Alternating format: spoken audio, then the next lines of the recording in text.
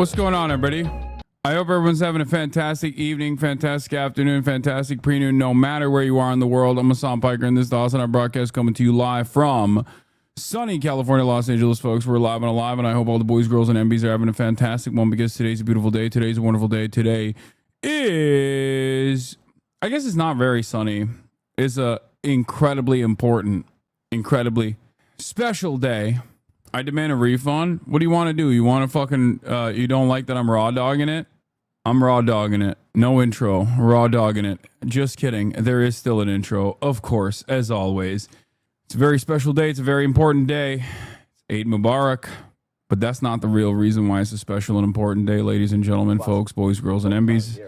It's freaking Friday. Friday then, it's Saturday, Sunday, what? It's Friday. Ladies and gentlemen, boys, girls, and MBs. It's fucked up Friday. Eid Mubarak. It's time for everyone to enjoy a sense of autonomy, a sense of purpose, and a sense of decency, humanity that was long fought for by our forefathers in the labor movement. It's time for everybody to do a little bit of less work on this beautiful day and basically start celebrating the freaking weekend. Baby, I'm about to have me some fun. That's right. Mufasa. Are you going to watch Summer Game Fest with Jeff Knightley? Sure. It's Tip Your Landlord Friday. It's Fuck a Fan's Mom Friday. It's Friday. I hope everyone's having a Fry Slay. I certainly am. All right. This is the part of the broadcast where I tell you about my personal news about what's going on in the world of Hassan Abi Piker in between the time period where I press the stop streaming button and press the start streaming button. So help me God, that's precisely what I'm gonna do.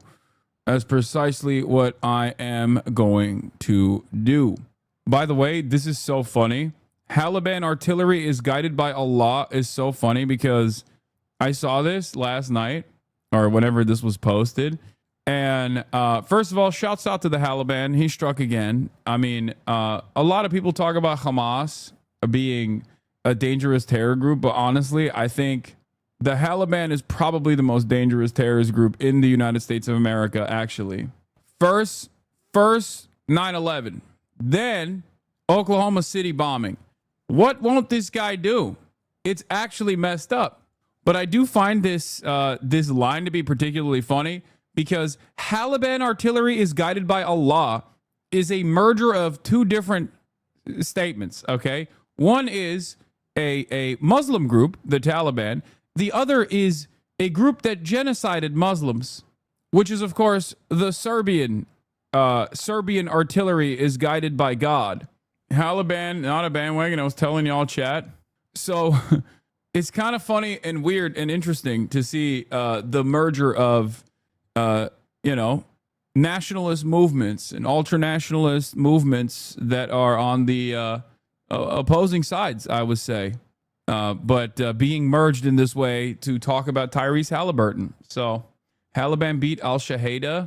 Anyway, yeah, Jesus was a Romanian and God is Serbian. Yeah. Girls in the comments are claiming the Hassan Abi energy. Just built like Hassan Piker. What is this? Your next soulmate is stunning. I can't believe this. Bink in Leo for my YouTube. What does this mean? What is happening here? I'm claiming the fuck out of this photo. Claiming the fuck out of this photo. Friend, I yelled with you. You did miss Mufasa. Their parody tarot card reader account. Okay. I don't know what's happening. I need to show some decorum. I am so incredibly sorry about that. I've been working on my decorum, as you guys have known, but when I'm doing a soulmate reading and the fucking built like Hassan Piker card shows up, I know for a fact that you guys have been seeing his stories lately, and if there's anybody out there who looks like him, you know what I mean? I need it. Okay, let's see what else. We didn't even need that. Like, it's, again, one and the same. We didn't really need to know this for some beekeeping age. Yeah, of course. Yeah, daddy. Decorum. By the way, big and loud if you want. It gets to a point. Let's see. Okay, there we go. Now we're starting to get a little bit interesting. Has a vampire kink. Okay, big and loud if you want to get your own deck. By the way, I've been really trying to sell them, and I have no idea what's happening here, but I like it. I'm on board. Yes, of course I'm going to talk about Jessica Ramos, man. I'm going to talk about it. I just started. We're doing personal news. Let me do my personal news. It's Friday.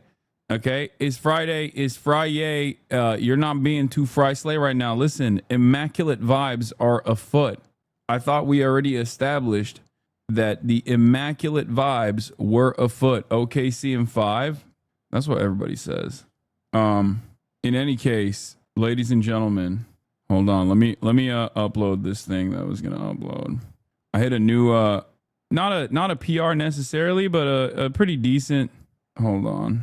I'm trying to do this thing on my. Okay. All right. I'm uploading a deadlifting video. I hit 420. Blaze it. Another Hassan TikTok. What is this? Bad Bunny or Romeo Santos? I like you.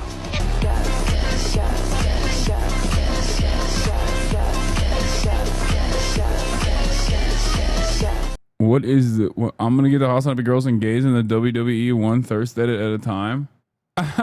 This is so stupid. How do you feel about Shai's version of Haram Ball? I mean, he is Shia, no? Shai, Shia. That's what it is, right? WWE's watch AEW. Okay, House Queen Kaya, she's tired. All right, she's sleepy. She's a sleepy baby, as you can see. All right, so what was I going to say? Yesterday, we had a banger sesh.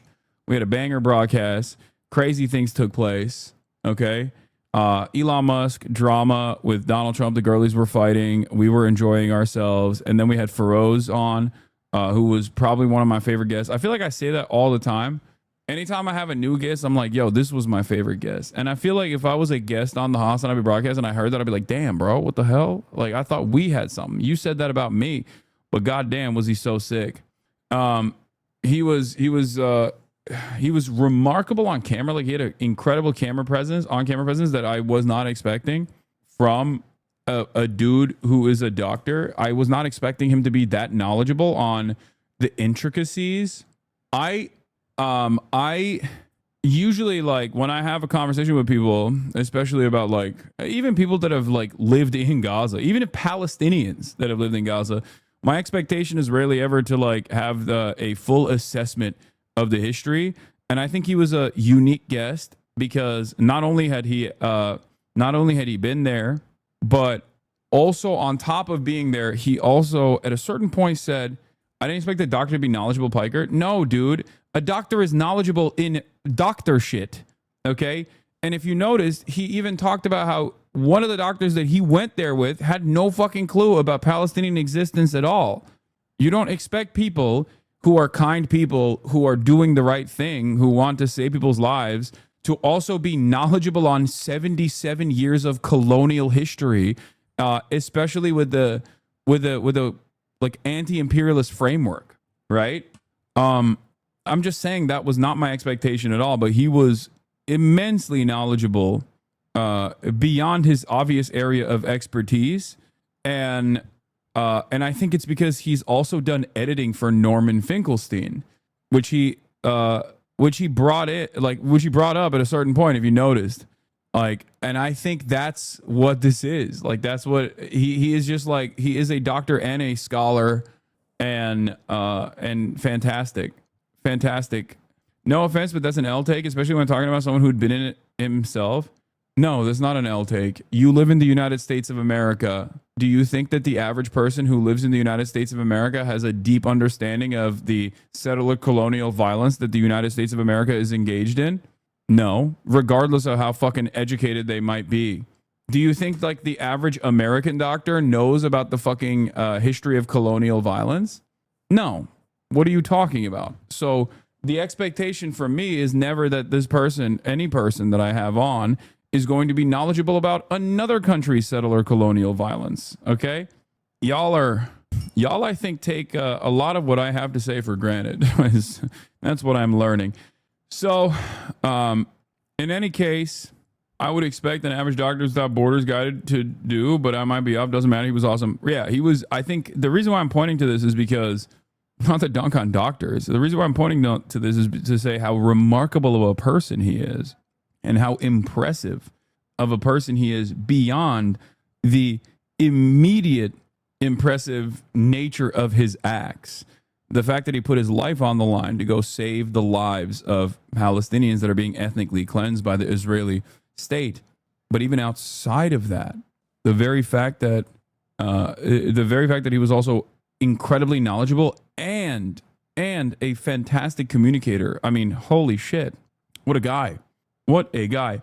So that was definitely a unique experience for me. Who are you talking about? The guest that I had yesterday. So that was cool. Sorry for no gaming. We obviously did the podcast last night. That's what I did after end of the broadcast. I went in and dove into the Fear and Podcast, another banger episode. Austin wasn't supposed to be on this week, but he actually canceled his DC Pride trip, so he was on this week. So that was pretty cool. In any case, who apologized? I haven't blasted off yet. I went to bed last night after the pod. I woke up early. It was deadlift day. Big day as always. Hit a decent weight. Okay. Deadlift days are always great. It just completely shreds my shins, unfortunately. And it also like causes some annoying prickles on my quads even. But yeah, obviously fit pick for all of you. But here it is. That's 420 pounds. Nothing to fucking write home about. And that's my second time doing the 420 pounds, as a matter of fact. Hitting the 420 twice. No biggie for 3. Putting it up like it's nothing, by the way. Look at that. Boom, boom, boom. And then on the 4th one, I bailed because I was like, I can't. Like, I wasn't stable. I didn't like my back positioning. You'll notice. Look. So I just dropped it without injury because it was getting wobbly. So I dropped it. You don't do rest days? Lol, you getting Mr. Surgeon to laugh like this is one of the highlights of that stream. Literally, accurately, and truthfully assessing the situation and covering it, as is my job. Do you feel like there's anything wrong with this statement, or at least maybe with the way that people are reacting to it? You know, I think probably everybody listening to you knows that the ADL is a good example. It's run by a guy named Jonathan Greenblatt, I think is his last name. I know him very well. Oh, really? Yeah, I am his white whale. He every time if someone sneezes in the direction of Jewish people, Jonathan Greenblatt will go on television and be like, Hassan Piker. So do you know how Jonathan Greenblatt got his start? He's one of the I think the founder. D.I. Harb, a whale edition. He keeps mentioning your name, as O'Reilly did with Tiller. Yeah. What'd you get for Cutie for her birthday today? Don't ask me that question. What should I get Cutie for her birthday is the real question. I should democratize this process. What do you guys think? No, I got something for her, but I don't know if it's good enough, which is why I need extra help. So don't worry about what I got. Tell me what you think I should get. Sonia Lang, thank you for the 25. Get the subs. Mormon themed Labubu's. Yeah. Fix the tariffs. Okay, I'm going to do that. I'm going to fix the tariffs. Get her a Gundam kit. I feel like that's something you want. I don't know if that's something that she would want. Give her a manly boyfriend like she deserves. That's insane. Ludwig is manly. How dare you? Write her a nice card thanking her for specific things she did for you this year and then give it with your gift. Okay, that's lame. That's lame as hell. How did this crossover happen? Oh, throwing fits? What do you mean? Throwing fits is I mean, they cross over with me too. How did that happen? Adams won by 7,000 votes, and now he runs a city of 8.5 million people. Mm-hmm. With that heavy thumb you mentioned. Very, very heavy thumb on the scale. He has supported hookah owners for sure, and private club owners. And I've had to be very honest with the big hookah that I will not be able to deliver the way that Eric Adams has. The era of Big Shisha is over. I am Big Shisha. Yeah. But Big Shisha itself. New rap name. Yeah, Big Shisha. You know what it is. All right, so vote. Sorry, let's get back to the point here. In the last election, only 26% of Democrats voted. 74% stayed home. And that's indicative of what... Know any celeb chef she likes you? Get cook with her. Write her an empty check for therapy or whatever she wants to buy. Just make sure it's an empty check. Yeah, we'll do the Cuomo stuff in a second. Hold up. Let me blast off real quick because I haven't yet. That's all I got for personal news. Not a lot of craziness taking place. Okay. Freaky Friday, New York City mayoral race heats up with drama. Elon X Trump breakup, Hogwatch divorce edition, big beautiful breakup. Are those the new Meta Ray-Bans? No. What? What the hell? What the hell? What the helly? Thank you, Themasius, for the playlist, by the way. Obviously, we'll do that as well. Okay, Freaky Friday, Elon Musk, Trump breakup, Hogwatch divorce edition, New York City mayoral race heats up with drama. I got hella stuff to talk about. Gaza Flotilla, obviously. Gaza Flotilla updates. Netanyahu admits to funding ISIS affiliate groups in Gaza to disrupt aid, and more. Get in now. Divorce dad breaking up. America's breaking up. Dude, it's been really funny watching Republicans have to prioritize over, Summer Games Fest as well. We'll do that too. Don't worry. Summer Games Fest. What was I gonna say? Maybe some gaming too. You should try to interview Rima Hassan after her trip to Gaza. If one more person asks me to interview Rima Hassan that doesn't direct the questions to Rima Hassan herself, okay, I'm gonna lose it. Because I have already told you guys, I'm trying, okay? I'm trying to get in contact with Greta. I'm trying to get in contact with Rima. There's nothing I can do. Do you think I don't want to get in contact with them? Do you think I don't want to interview them? That would be a great interview to do. I would love to do that. Okay? I'm trying. I'm trying. I promise I'm trying. You guys, I think, sometimes think, did you get the Switch too? No, I didn't. I think a lot of you have this false assertion that I can just like reach anyone I want at any point I want, and it's just simply a matter of me refusing to talk to them. You know what I mean? Like I'm just personally saying, I don't care. Like, I don't feel like I should. They don't fuck with you. No, that's not the case either. They probably have no idea. It's kind of interesting though, because like Cutie also has this opinion. I don't know where it comes from, but like she thinks I can just like have any celebrity, no matter what level of clout they're at. I can just like have any celebrity I want come on the fucking Fear and podcast, and I'm just refusing to do it. Right? First, like I could have Bad Bunny on tomorrow, and I'm just like, why would I do that? Type shit. Like that's not like I could have Taylor Swift on, but I'm just refusing to have Taylor Swift on for some weird reason. And that's not the case, my friends. That's not the case. She's a friend of Mélenchon. She must know you. Kojima? No, Kojima doesn't fuck with me, chat. He does not fuck with me, okay? He does not. It's a sad state of affairs. But remember, we were invited to the fucking Kojima Studios and then disinvited. So obviously, they are not exactly interested. The Japanese companies especially are very, very scared of politics in general, or any kind of politics at all, which is crazy because like Kojima is Mr. Politics. What is this? Soda Poppin' is me with Twitter and Tectone. What is this link that you just sent me? Stupid ass website. Exclamation mark gamer subs. This is just nothing. You sent me nothing.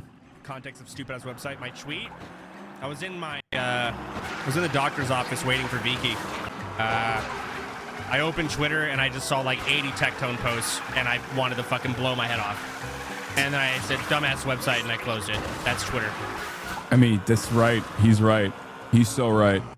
Japan is one of the most sympathetic countries to Palestine too. Statistically, it sucks. Yes, but Japanese companies are fucking insane. Japanese video game developers are literally like, bro, like Nintendo. Think about Nintendo. Think about all the Japanese video game developers. It doesn't even matter if they're like, if their output, like Kojima's output is the most anti-imperialist, okay? Is the most anti-imperialist video game, like one of the most anti-imperialist video games I've ever played. It played a formative role in my politics, I would say. But when it comes to like marketing or when it comes to brand associations, they literally will be like, they will have they will make a video game that like nukes the United States of America or something. But in terms of like marketing that video game, they will go and like exclusively work with people that have never even touched politics remotely. You know what I mean? Dude called out 9/11 before it ever happened, but in terms of like marketing or brand associations, they will be so straightforward. It's crazy. Like it's just what it is. I know this from my own personal experience with like Bandai Namco and like From Software. Like it's really funny where Western developers don't give a fuck. A lot of Western developers are like they don't care. They obviously share a lot of my political convictions as well, like the devs themselves, and they don't have any issue. Like they'll work with me, they'll work with Asmongold, you know what I mean? They don't give a fuck. Japanese developers, on the other hand, they're like, oh, if I even smell a little bit of controversy, like I feel like even Ludwig would be considered controversial for Japanese devs. You know what I mean? Like someone or like Moist Critical would be considered controversial for Japanese devs. Like that's squeaks.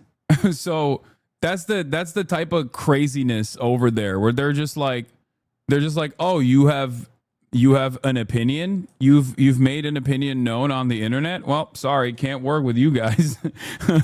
It's similar to like Disney almost, but even Disney would be more open-minded. Moist had a PlayStation deal fall through because he released a saucy music video. Yeah, this is some inside baseball for you guys. For those of you who don't know, it is what it is. Charlie Moist lost the Sony sponsorship, was blacklisted. Yeah, there you go. I didn't even know that happened, but like this is pure speculation. But that is quite literally the reason why it happens. It's insane.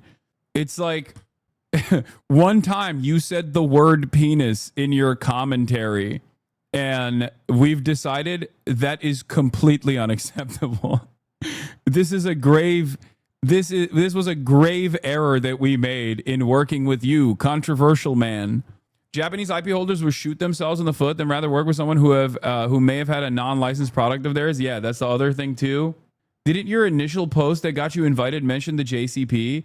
I think the reason why I got disinvited, if I were to speculate, I think the mention of JCP was the reason why I'm now persona non grata. Because in Japan, you're not supposed to talk about your political affiliations. In Japanese culture, you're never supposed to talk about like who you vote for, from what I understand. And like even like mentioning even if you literally are like a JCP voter, even if you are personally like a Japanese Communist Party voter, okay, and someone brings that up, it's like, whoa, you're done. You're cut. You're never again. Unless you teach the art of the sword. But even then, that guy didn't fucking say his politics. He just showed his politics. You know what I mean? Like, yeah, Japan is gamer's paradise for that reason, because everyone is apolitical. But yeah, wish you had been in BB No Money's music video. I didn't have time to do it. I didn't have to like. Did you see that base Japanese in that makes you sound a clause that you didn't do genocide? Yeah, I have seen that. All right, so where's your Switch 2? You're a gay icon. You must play Mario Kart so hot. I did not get a Switch 2 yet. I will at some point. I don't know if it's like exactly the same as Switch 1. I've heard from people who have gotten their Switch 2s and like done the rollout and stuff that it's actually better. It probably looks the same. It probably looks the same from afar, I suspect, if you're just like watching other people. But it seems like it's better. It's nicer, but maybe not like way nicer, right? There's a new smell function. Shut up. You're freaking lying. There is no way. But yeah, can you finally play the communism game Animal Crossing? No, I will not finally play the communism game Animal Crossing. Other than that, what else is going on in my life? I mean, we already blasted off. Let's get started. We're going to obviously dive really quickly into the feud between Trump and Musk before we get to the New York City mayoral race drama and all the other things that are happening. Let's take a look. Escalating public feud between President Trump and Elon Musk. Their alliance now in tatters, just days after Musk left his White House role. It started as a dispute over the president's budget bill. But now the two men trading personal attacks and threats. John Carl is standing by. He just got off the phone with the president moments ago. But first, let's go to our senior political correspondent, Rachel Scott, who is at the White House with the latest. Good morning, Rachel. Hey, Michael, good morning to you. And this relationship just went up in flames. A stunning turnaround and an also very public meltdown between the president and the man once considered his most powerful advisor. This morning, the explosive public feud between President Trump and Elon Musk turning vindictive and personal. The president breaking his silence after the billionaire called his signature spending bill a disgusting abomination. Elon and I had a great relationship. I don't know if we're well anymore. Musk warning about the level of spending in the bill, which the nonpartisan Congressional Budget Office says will add $3 trillion to the national debt. Sources tell ABC News Musk personally pushed Speaker Johnson not to get rid of a tax incentive. I love that everyone is crazy. Everyone is crazy now. Okay? It's not just the Republicans. The Republicans are also coping big time, right? Big news update. Kilmar Berger-Garcia was mistakenly deported to El Salvador, is on his way back to the U.S. to face criminal charges, sources tell ABC News. What are the criminal charges he's supposed to face? Like, that's not great news, if we're being honest. It kind of feels like it's the bad news. They're like, we're going to bring him back to do a sham trial so we can, like, prosecute him further. Okay, sick, weird. Sick and also sickening. What is happening in this goddamn country? We'll cover that. We'll cover that in a second. What I was going to say is, going back to the Elon Musk situation, the reason why, no hate, but could you cover the record high ICE arrests and raids and them camping out court appointments across the country? What do you mean no hate? I will, of course, and I have, and I will continue to do so. And we're going to do New York as well. Just calm down and listen. We're going to get to all of that. Okay. You're a clown, Hassan. Thank you. Thank you for saying I'm funny and entertaining. I hope I can continue to be entertaining. So the Republicans are obviously in a deep state of panic and sadness because on the one hand, you know, the two daddies are fighting, and that's always not great. That's always a sad state of affairs, right? But also, on top of that, the liberals are not in the best state of mind either, because they are looking at the situation and they have all collectively decided that this is a sham.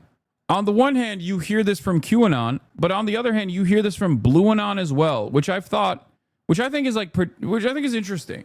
BlueAnon also thinks this back and forth is actually fake. It's crafted.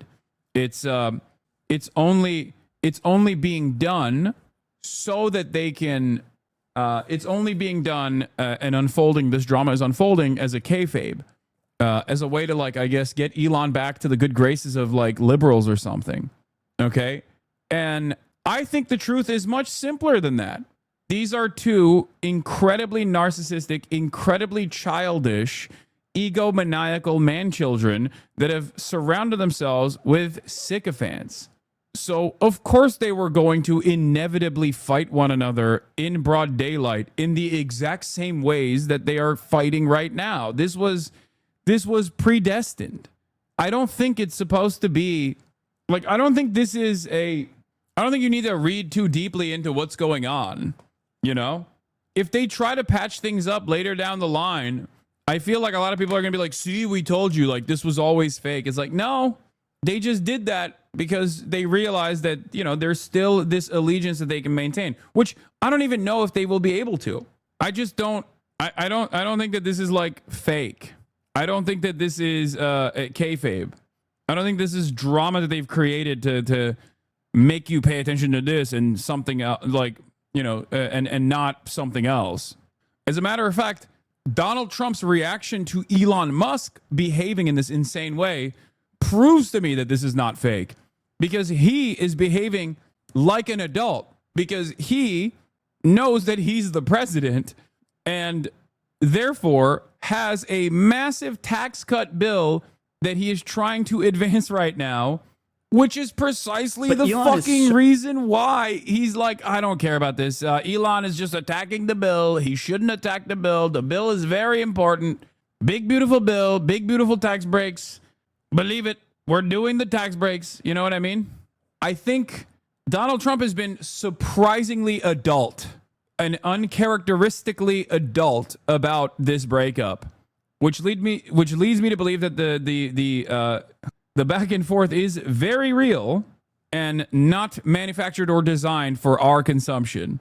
It was bound to happen at some point, and it's finally happening. And Trump is not excited that it's happening right now because he has a big, beautiful bill to push through. Incentive to buy electric vehicles like Tesla. I'm very disappointed because Elon knew the inner workings of this bill better than almost anybody sitting here, better than you people. He knew everything about it. He had no problem with it. All of a sudden he had a problem. And he only developed the problem when he found out that we're going to have to cut the EV mandate. Musk was once considered the president's most powerful advisor, leaving the administration just days ago with an old... It is also hilarious that this man promoted Teslas because Tesla stock prices were tanking in front of the White House and then turned around and cut EV credits, which further tanked the Tesla stock prices.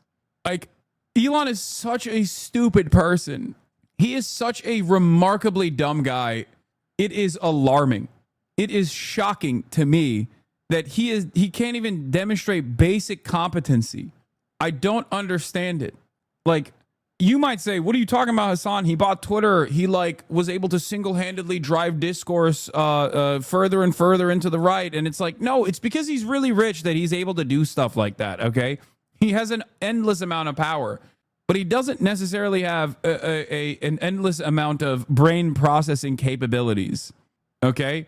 It's not like he is luck played a formative role in his career initially, but after a certain point of wealth, you're just basically failing upwards. It's impossible. You have all the safeguards, like with Tesla being a great example of this. When you have two-thirds of your shareholders are institutional investors, then the entire market relies on Tesla constantly growing, and Tesla stock price is constantly going up. So now you have the rest of the stock market that is supposed to create a false sense of confidence around your stock because they're all invested in it.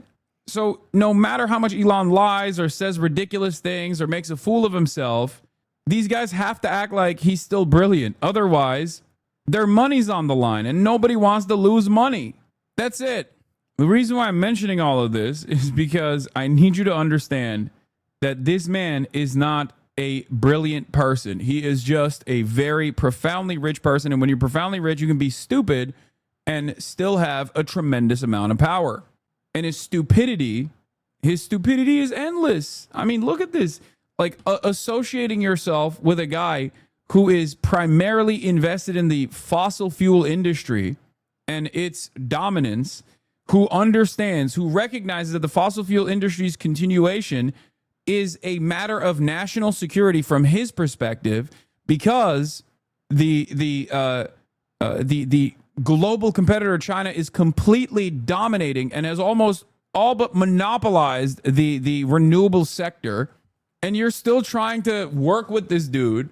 It's so stupid. You're inevitably going to tank your company. Republicans are never going to buy EVs because EVs are gay and woke. Come on, man. You know Elon means well. You're joking, right? 4 month subscriber. There is 0% chance that you think Elon Musk means well. He is the wealthiest billionaire. Oh, you're joking. Okay, thank God. Jesus Christ. Oval Office farewell and a gold key to the White House. Thank you, Elon. Thank you. Take care of yourself. He spent $200 million of his own money to help Trump and Republicans get elected, appearing at events with a chainsaw, promising to slash spending. This is the chainsaw for bureaucracy. The president tapping him to lead the Department of Government Efficiency, giving him the power to gut entire... Dude, I said this yesterday, but I got to repeat it again. If I'm Bill Gates, if I'm Bilbo Gates, okay, or if I'm Jeffrey Jebediah Bezos, I'm calling up every other billionaire to be like, we gotta do something about this guy. He is fucking up the bag for all of us, dude. Because, billionaires are supposed to move in silence, dumbass. You're not supposed to literally come out and be like, I own the elections. I am your God. Okay. That is going to calcify the resentment that people already feel. You're not supposed to be a visible person. You're not supposed to be a visible enemy. Okay. You are going to accidentally instill class consciousness in the working class when you do this. So I obviously personally love Elon Musk being a fucking baboon on the timeline and also in broad daylight. Okay? I think it's great. If I was a billionaire, and I am obviously, according to my haters, I'd be calling up every other billionaire being like, dude, we got to stop this right now. The people are going to grab the pitchforks and burn us at the fucking stake if Elon keeps this up.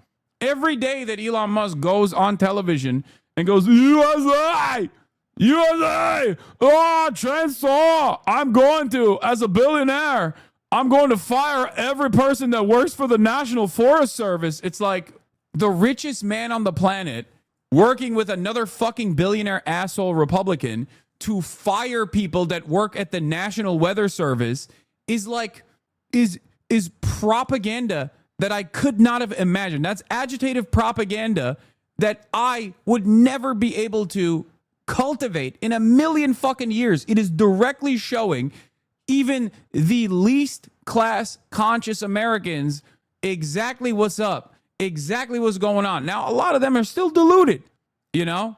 A lot of them are still primarily invested in making their own money, in being entrepreneurs, and maybe cutting a side deal here or there, and I don't know, doing drop shipping or whatever the fuck, okay? And plenty of them still are invested in the notion of meritocracy because then they can make it one day. And obviously, if they were to realize that meritocracy is a lie, then what the fuck is this all for? Like, they're never going to actually leave their position. They're never actually going to leave their position as a wage slave for the rest of their fucking lives.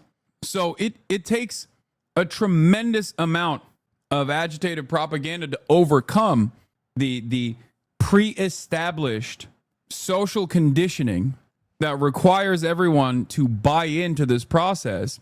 But as material conditions worsen, and as you directly see these visible tyrants behaving in the way that like old monopolists wouldn't even behave in, that you only saw in like political cartoons, you know, like the fat guy with a monocle and a top hat being like, I will take all of your food.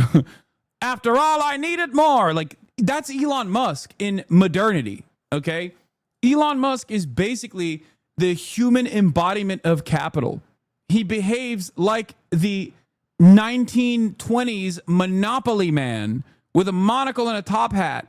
Like, that's what he's doing. And unlike the 1920s monopoly man, he's not even fucking building libraries. He's not even building like the next wing of the museum that you could go to. All he's doing with his spare time is constantly churning out the lowest bottom of the barrel memes so you like him. He ain't building railroads. He's building fucking tunnels to stop railroads from being built. We've devolved. Our billionaires and our oligarchs have devolved. All he wants to do is nut in his reply guys and reply gals and fucking tweet epic dank memes on the timeline. How can you look at the situation and go, nah, this guy's brilliant. He deserves it. He deserves his wealth. Meritocracy is real. You know? He's too busy sending nut by mail to Twitter reply gals. Okay? Bro, I'm eating. Okay, well, sorry. It's just the truth. So I love Elon being a buffoon. The real Gilded Age barons would eat this dude for breakfast. Yeah. So I don't know. I use every opportunity I have to basically try to show people the truth about how these billionaires are not these like brilliant shadowy figures that are controlling society. They're just immensely wealthy people that, by way of hard work for sure initially, and also a tremendous amount of luck, have generated endless amounts of wealth, and now use those endless amounts of wealth to continue to rob you blind. Agencies and fire federal workers. But now the president says he didn't need Musk or his money to win. I think I would have won. Susie would say I would have won Pennsylvania easily anyway. And dismissing him as a disgruntled former employee. They leave and they wake up in the morning and the glamour's gone. The whole world is different and they become hostile. Musk clearly listening outraged, Writing on social media, "Without me, Trump would have lost the election," adding such ingratitude and suggesting he'll start a new political party. Then pushing back on Trump's claim that he knew what was in the bill, calling that false. "This bill was never shown to me even once." The president turning up the heat, writing, "Elon was wearing thin. I asked him to leave." Trump then threatening to cancel his $20 billion in government contracts. Musk then threatening to pull NASA's only ride to the International Space Station, writing, "In light of the president's statement..." That, by the way, probably is one of the most like dangerous statements that Elon made. Dangerous for him, mind you. Like, calling Trump a pedophile is one thing, right? His cult is too strong. They're not going to care. They're not going to be like, "Oh my God, Trump was on the Epstein list." No, they're going to be like, "Oh, we know he was on the Epstein list." I've already said this before, and many others have as well, that like if Jeffrey Epstein didn't get assassinated, right? Most likely. That's my assessment. That's the position of the Hasanabi broadcast, obviously. If he was alive still and he was able to do like podcasts and shit, they would consider Jeffrey Epstein, if he did podcasts and was like, "I'm anti-woke actually, and they only are coming after me because I exposed the wokes," he would be a fucking hero. He would be considered a goddamn hero by Republicans. Okay, these guys do not care about pedophilia. They do not care. They like pedophilia. It's like they do it. They practice it themselves. That's why there is the pedocon theory, which is a theory such as the theory of gravity at this point. You know what I mean? It's just real. It's not just a theory. It is just reality. So to be fair, though, nobody really fucks with Matt Gaetz. Yeah, it's not because he was a pedophile. It's because he fucked up the bag for the Never. He was the leader of the Never Kever movement. That's it. That's the real reason why they hate him, because he disrupted and made a mockery of the Republican Party by causing instability. SpaceX will begin decommissioning its Dragon spacecraft immediately. But anyway, this is the more consequential thing that Elon Musk actually claimed he was going to do and then very quickly backed away from doing. Because this would actually have severe repercussions. It would destroy, first of all, this destroys Elon Musk's government contracts in perpetuity. Any serious government would look at this and go, "Okay, it's over. We are, one, using the Defense Production Act to instantly nationalize SpaceX and bring it under the banner of NASA. And two, you will never get a government contract ever again." The mere threat of not playing ball with the American government, or any government really, after you got endless billions from said government because you had a petty spat, is psychotic. I mean, it's the truth. That's how much power these fuckers have. And any serious government should look at that and go, "Okay, we're going to Chinese style Jack Ma you. We're going to hit the Jack Ma button. You're going to the countryside, you know? You're going to be picking up a pickaxe real soon." That's what any serious government would do. Any serious government that cares about preserving its national interests, its national security, for example, they would turn around and go, "What do you mean? Oh, you had a ketamine fueled bender and decided to destroy the public private partnership that we've designed? Well, seems like that's a problem for the future." Yeah, I saw the Peter Schiff shit. I'm going to talk about it. I call him Peter Shit. Later backing off, saying he won't do that after all. Musk also saying Trump's tariffs will cause a recession and calling for the president to be impeached. As the attacks turn more vicious and personal, Tesla stock. Like, can you imagine? Can you imagine being like I mean, this in and of itself is yet another unique radicalizing opportunity for a lot of people to understand that this private-public partnership is on tenuous ground. It's dangerous. It's dangerous to have a public-private partnership on all of this stuff, because the private sector could just like pull out if they chose to do so. That's surreal. Can you imagine? Like, that's insane. And because there's so much power consolidation in the private sector, it's directly in the hands of one madman, one egomaniacal madman. As long as it is motivated by profit, the government thinks this creates stability. And the private sector can always say, "Well, our profit margins are down. Give us more subsidies. Give us more money," right? And as long as the government keeps the free flow of subsidies to the private sector, to the private partner, then it's fine, right? That's the way that they see it. That's the trade-off. Having said that, however, because of the way that the private sector works, where like one maniacal madman can just like break this contract apart in the way that Elon threatened, this should be a uniquely radicalizing moment for every serious person in DC that is even remotely interested in good governance. Okay? It's crazy. How would they nationalize SpaceX? I already told you, Defense Production Act and national, like Defense Production Act invoked for national security interests. Immediately fucking every single SpaceX employee turns into a public sector employee. And they fold SpaceX back under the banner of NASA. SpaceX already is SpaceX would not exist without NASA. SpaceX scientists have worked in NASA. They've worked in JPL. SpaceX is basically NASA but privatized. So it would not require much effort to fold it back under NASA. A lot of these private sector, a lot of these like private enterprise, a lot of these private companies are basically things that governments do all around the world, but privatized in the United States of America, or even things that the government used to do in the United States of America, like NASA, but now privatized because it's more efficient.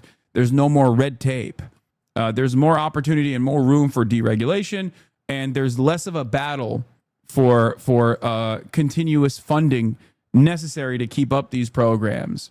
I would love for a NASA SpaceX merger, for the record. It would be fantastic. I wish that it would happen. I wish for it to happen. Stocks started to plunge, the company losing more than $150 billion in market value. But the billionaire not letting up, writing, "Time to drop the really big bomb. Trump is in the Epstein files. That is the real reason they have not been made public. Have a nice day, DJT."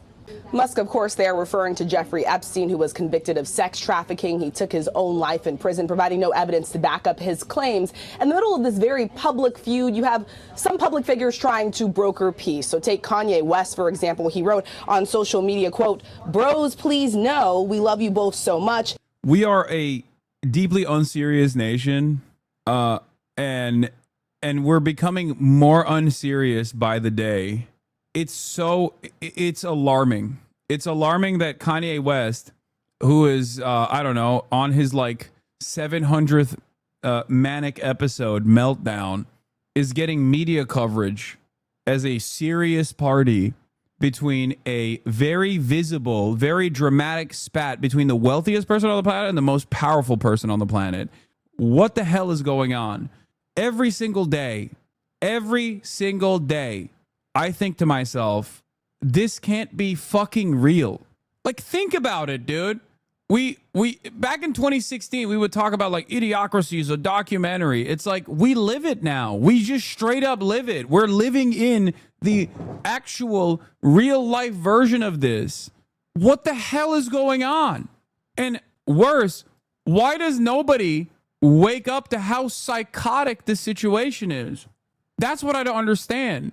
Like, things are falling apart all around us at an alarming rate. Commentary has devolved. Every aspect of our existence has gotten worse year over year. And nobody seems to go, what the fuck is this? I guess we're just run by clowns. Everybody just goes, ha, that's funny. Ha, that's just funny. I guess we're run by delusional idiots. Who cares? I got to go back to work. You know what I mean? Oh, well, what am I to do? Don't give people what they need, a social safety net. Give them what they want, delusional content. Yeah, I do feel like we're in the end times for American empire. And when things like this happen, I am reminded of that theory. Again, theory like gravity is a theory. It's so crazy, partially because I think back in the day, like the Roman Empire didn't fall overnight. It took hundreds of years. Okay. But nowadays, with the way that technology works, with the limited attention spans that we have, and with how information travels at an incredible pace, I think the decline of empire has also, like, because empires always fall, right?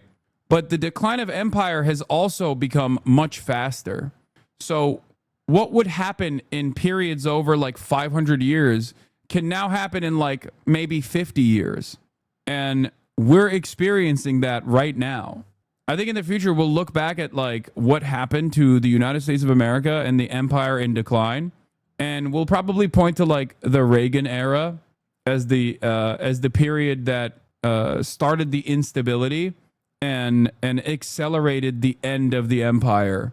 And given how things are working out with someone like Donald Trump, it almost feels like Donald Trump might be the guy who sees it happen. Not getting fries with burgers anymore is a sure sign that we are close. Yeah, this will be in the history books. Cat turd breaking. Elon Musk has unsubscribed and unfollowed me. Alex Jones says he's not in my Trump cult. Many large influencer accounts desperately tried to stay neutral today. I've never changed in years. If you want to criticize Trump's bill, non-problem. If you don't like Trump's policies, no problem. I'm okay with that. If you don't like Trump's tariffs, I'll listen to your side. But when you come out and call Trump a pedophile, that's when you've crossed a red line. Don't care about anything you have to say after that. Oh, I wish that this was real. I wish that there was like a real fissure. I wish that there was a real fissure in the Republican ranks and these guys weren't so desperate to genuflect to wealthy capital owners while simultaneously maintaining their allegiance to the Trump cult, and that this would genuinely cause a collapse of the pre-established Republican allegiances that were always on shaky grounds to begin with. It's shocking to me that the singular unifier of Republicans broadly is deregulation and the eradication of taxes. And yet right now there is There is a lowering the tax bill. Okay. There is a lowering of the tax bill right now in front of us. And these guys are still fighting one another. This is a poop sock video, and thank you for trying to poop sock me. Let's continue. And hedge fund manager Bill Ackman writing Musk and Trump should make peace for the benefit of our great country. Musk responding to that post saying, "You're not wrong," could be a sign that things are cooling off, but such tense and visceral words have been exchanged over the last 24 hours, George. Social media had a field day. Okay, Rachel, thanks very much. Chief Washington analyst Robert Costa. Bob, good morning. Good to see you. So what are your sources telling you behind closed doors about how this is playing out in the White House? And you've covered Trump for years. Is this any of a surprise to you? Great to be with you. Talking to people inside and around this White House, they say this is actually quite serious. You have the richest man in the world battling the president of the United States. They also say it's theatrical, that if Musk ever changes his tune, he could find himself back in the inner circle. He has a lot of money. He could contribute to President Trump's causes. And Yeah, these guys don't care, too. That's the other thing. Like, I think Trump just wants Elon to shut the fuck up and just keep funding his initiatives. You know what I mean? He's just like, dude, shut up. Just stop talking and just keep giving me money. And if you do that, every now and then I'll throw you a bone. You know what I mean? But Elon is like, I need the clout. I need the love. I need the admiration of your cult. And he was never even able to secure that admiration when he was firmly in the bosom of Donald Trump to begin with, partially because he was a magnet for all of the most negative, most consequential policies of Trump, firing federal employees and the like, and also because he is a repulsive, grotesque monster that even Trump's cult is not going to be on board with. He looks too gross. He behaves in a way where even the most like primal-minded, lizard-brained Americans look at that and go, it's like this is too foreign of a concept for me to be on board with.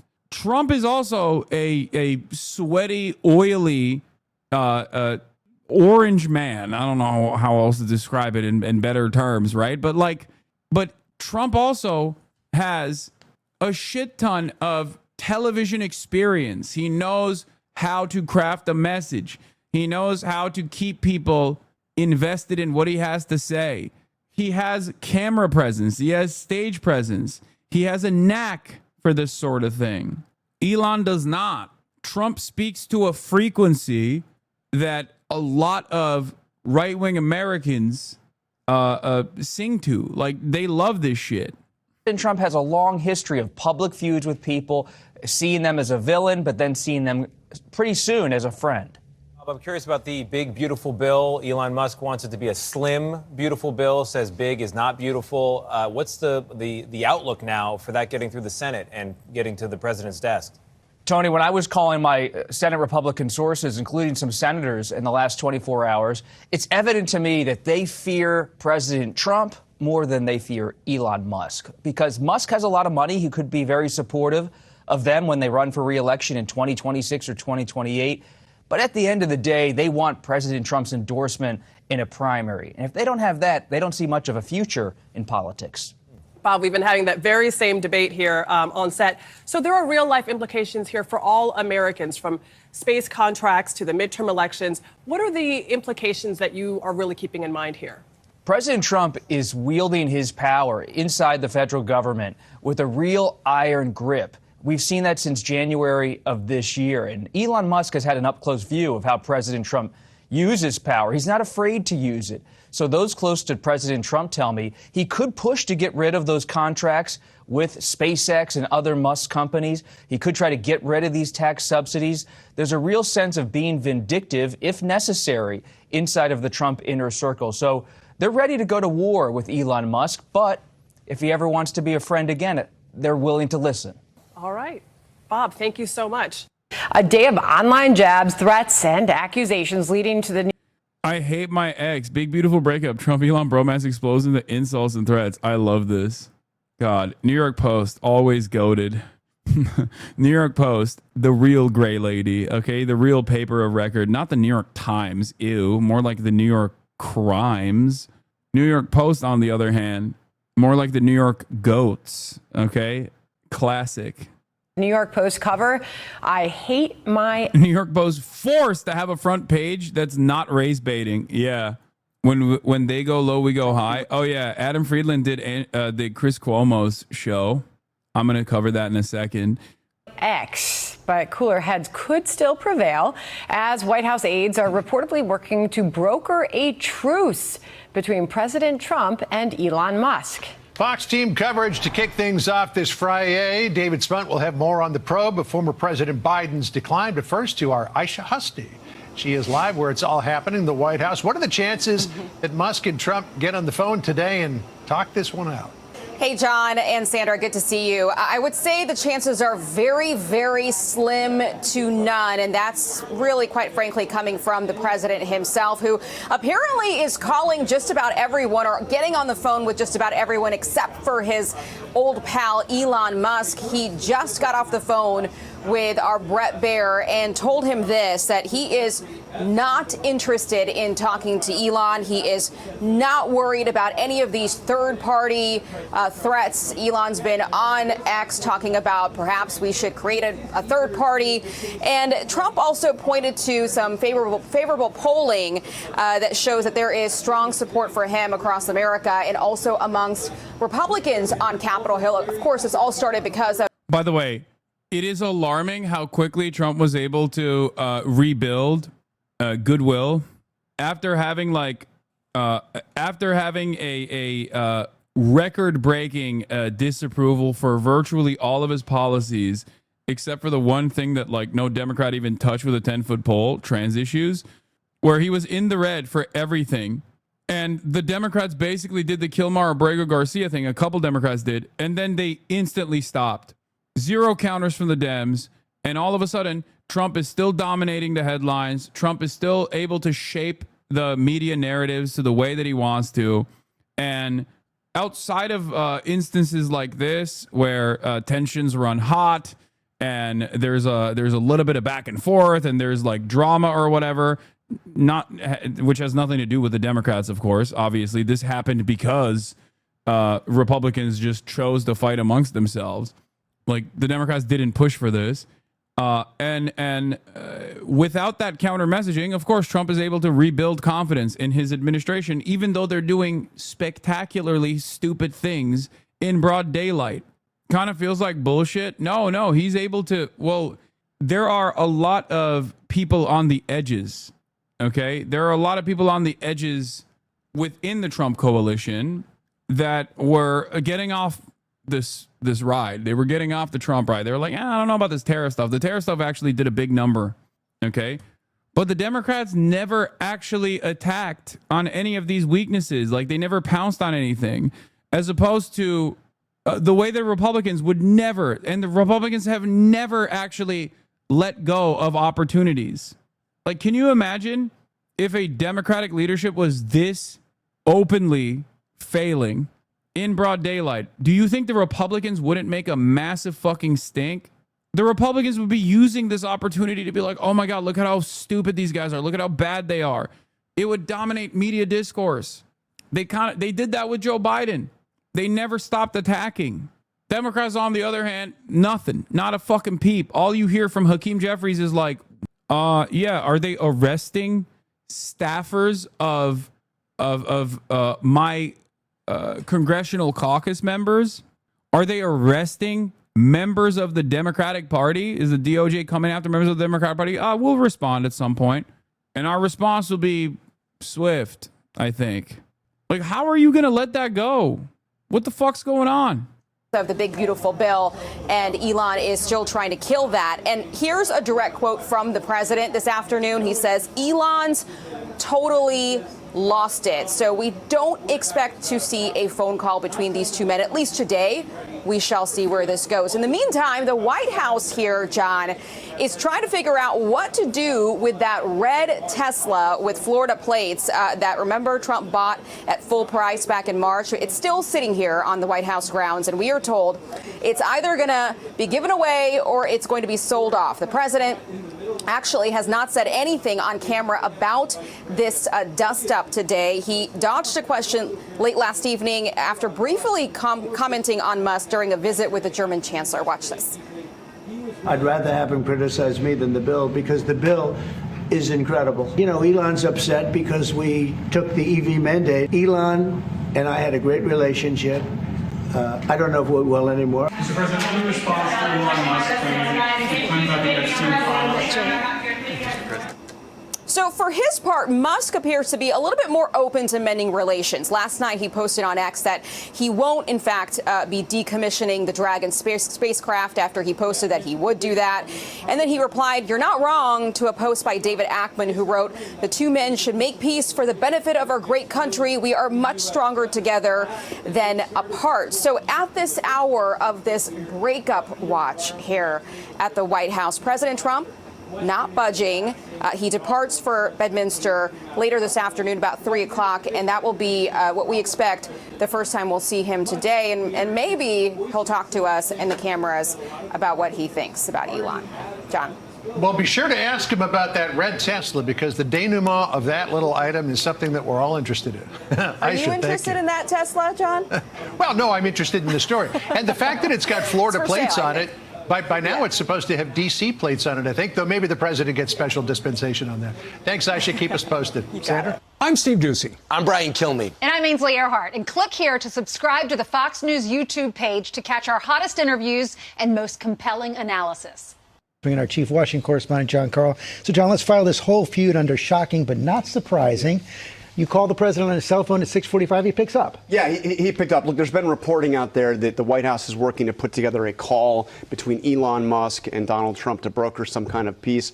I asked Donald Trump about that. He said he's not particularly interested in talking to Elon Musk. He said Elon wants to talk to him. He's not ready to talk to Musk, who he called a man who has lost his mind. They have a lot of leverage over each other. Why are you so certain that the big, beautiful bill won't pass the Senate? I thought that the actual spoilers on the Republican side would stay firm, but I don't know anymore. The Democrats could try and actively dominate Senate sessions with the endless amount of time that they can get. Like, they could literally do the Cory Booker style, like, filibuster. There's only so many days remaining in the legislative session, but I don't think that they're going to do that. I don't think the Dems are going to do anything, really. Why doesn't Elon want to cut spending? What's in it for him? No, it's bullshit. It's bullshit. The reason why he doesn't like the bill is because it takes away his EV credits. That's what he doesn't like about it. Not the, like, it hurts Tesla's stock prices, which is directly associated with his net worth. Why do you doubt the Democrats? Bernie and Elizabeth Warren will stop this bill for sure and also get good media hits from it. Okay. Debated. Happy Friday, chat. Thank a union worker. Good one. Oh, there's no question about that. Look, Elon Musk, obviously the richest man on the planet, the biggest Republican donor in the history of Republican donors. But this is, in many ways, contracts with the government. Yeah, but this is asymmetric. I mean, Donald Trump, to use his phrase, really holds the cards here. Donald Trump could do severe damage to Elon Musk if he were to go vindictive. And he's been remarkably restrained.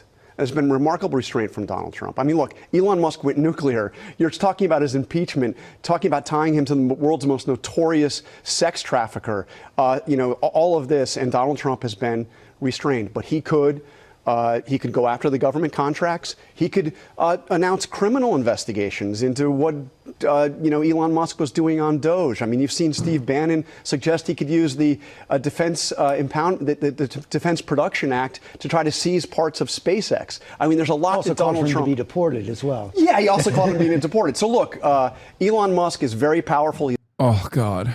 Oh my God. I mean, it's never gonna happen. It's never gonna happen. But like, can you imagine? God.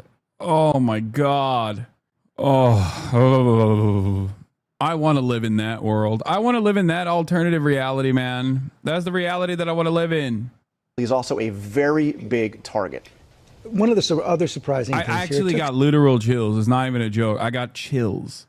Several hours for the vice president, J.D. Vance, to weigh in here. He's usually on social media all the time. He's on social media. He's got a hair trigger on this stuff. He was silent for 8 hours while Elon Musk, somebody who has been very close to J.D. Vance, even went before after Trump. Yes, they were allies before he was his running mate. And then when J.D. Vance finally came out, what did he do? He didn't hit back at Elon Musk. He didn't really defend specifically, none of it, Donald Trump against those charges. He said, I stand beside Donald Trump. I mean, where else is he going to stand? He's the vice president. So a lot of people in the MAGA movement are wondering where J.D. Vance's loyalties are after that yesterday. I assume we'll hear more from him, but it was a very quiet period. Fascinating. I assume the president's probably watching since he took your call. Let's see if he calls you back in a few minutes. Thanks, John. Rebecca. Quite the breakup, and you have to wonder what the rest of the world is thinking as they watch all of this unfold as well. All right, we do have breaking news this morning. What is President Trump's latest thinking about his explosive feud with Elon Musk? I'm not going to lie. I kind of like that this is dominating the media headlines because this at least, like, once again, creates organic discontent surrounding the big, beautiful bill, even if it's from the wrong side, even if it's from the side where people are like, oh, yeah, well, I'm not gonna go to the DOJ Attorney General Pam Bondi announcing major criminal arrest for Kilmar Brega Garcia.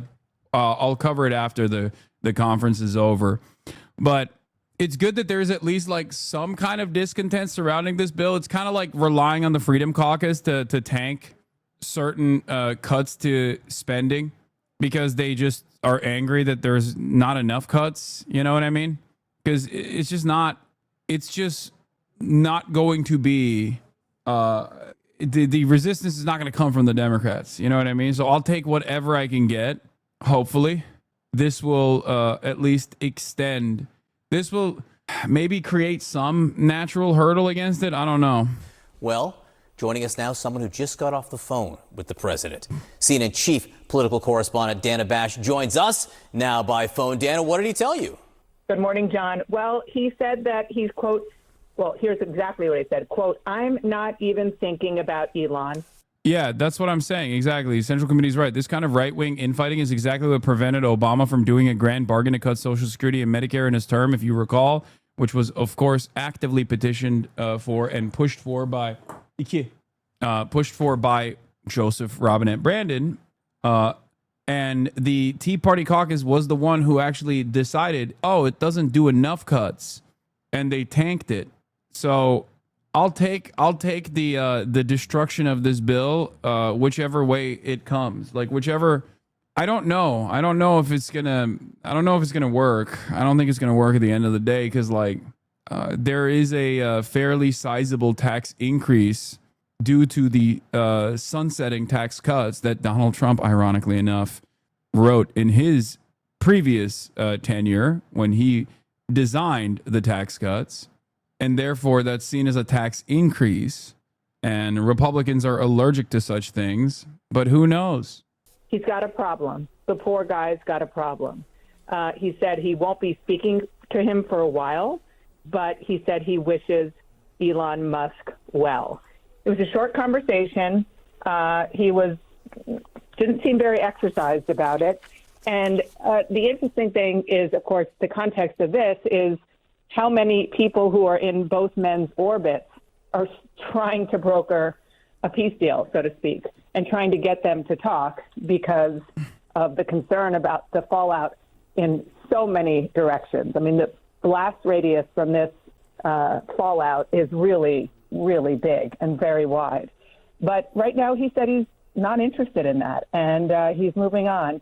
And in typical Donald Trump fashion, John, he, before I even asked the question, wanted to talk about what he wanted the storyline. He had to sunset them because it would have been unable to use reconciliation because the tax code would be too expensive. They love lying with sunsets to get better scores with the CBO. Yeah.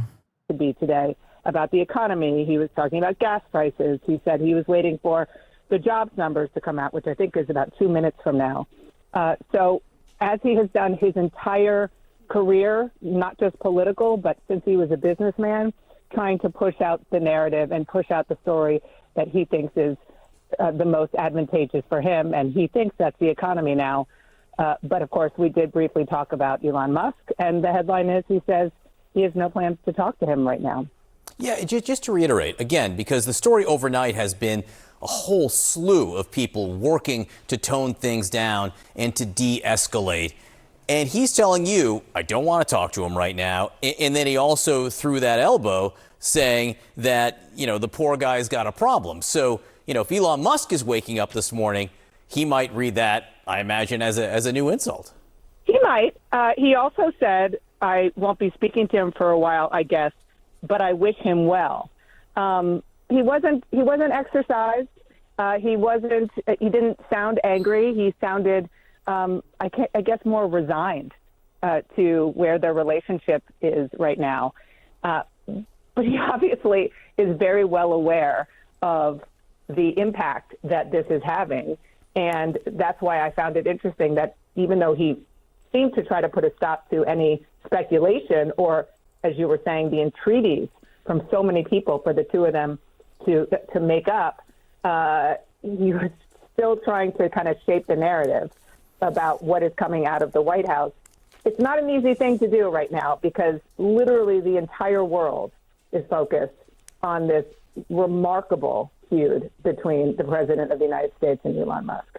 I will say that's 100% true. People were talking about it on the subway, on the sidewalks, everywhere I turned yesterday afternoon and evening. This has 100% focus. Dana Bash sharing her interesting morning conversation with the President of the United States. Thank you very much. We'll let you get ready for Inside Politics, which airs at 12 p.m.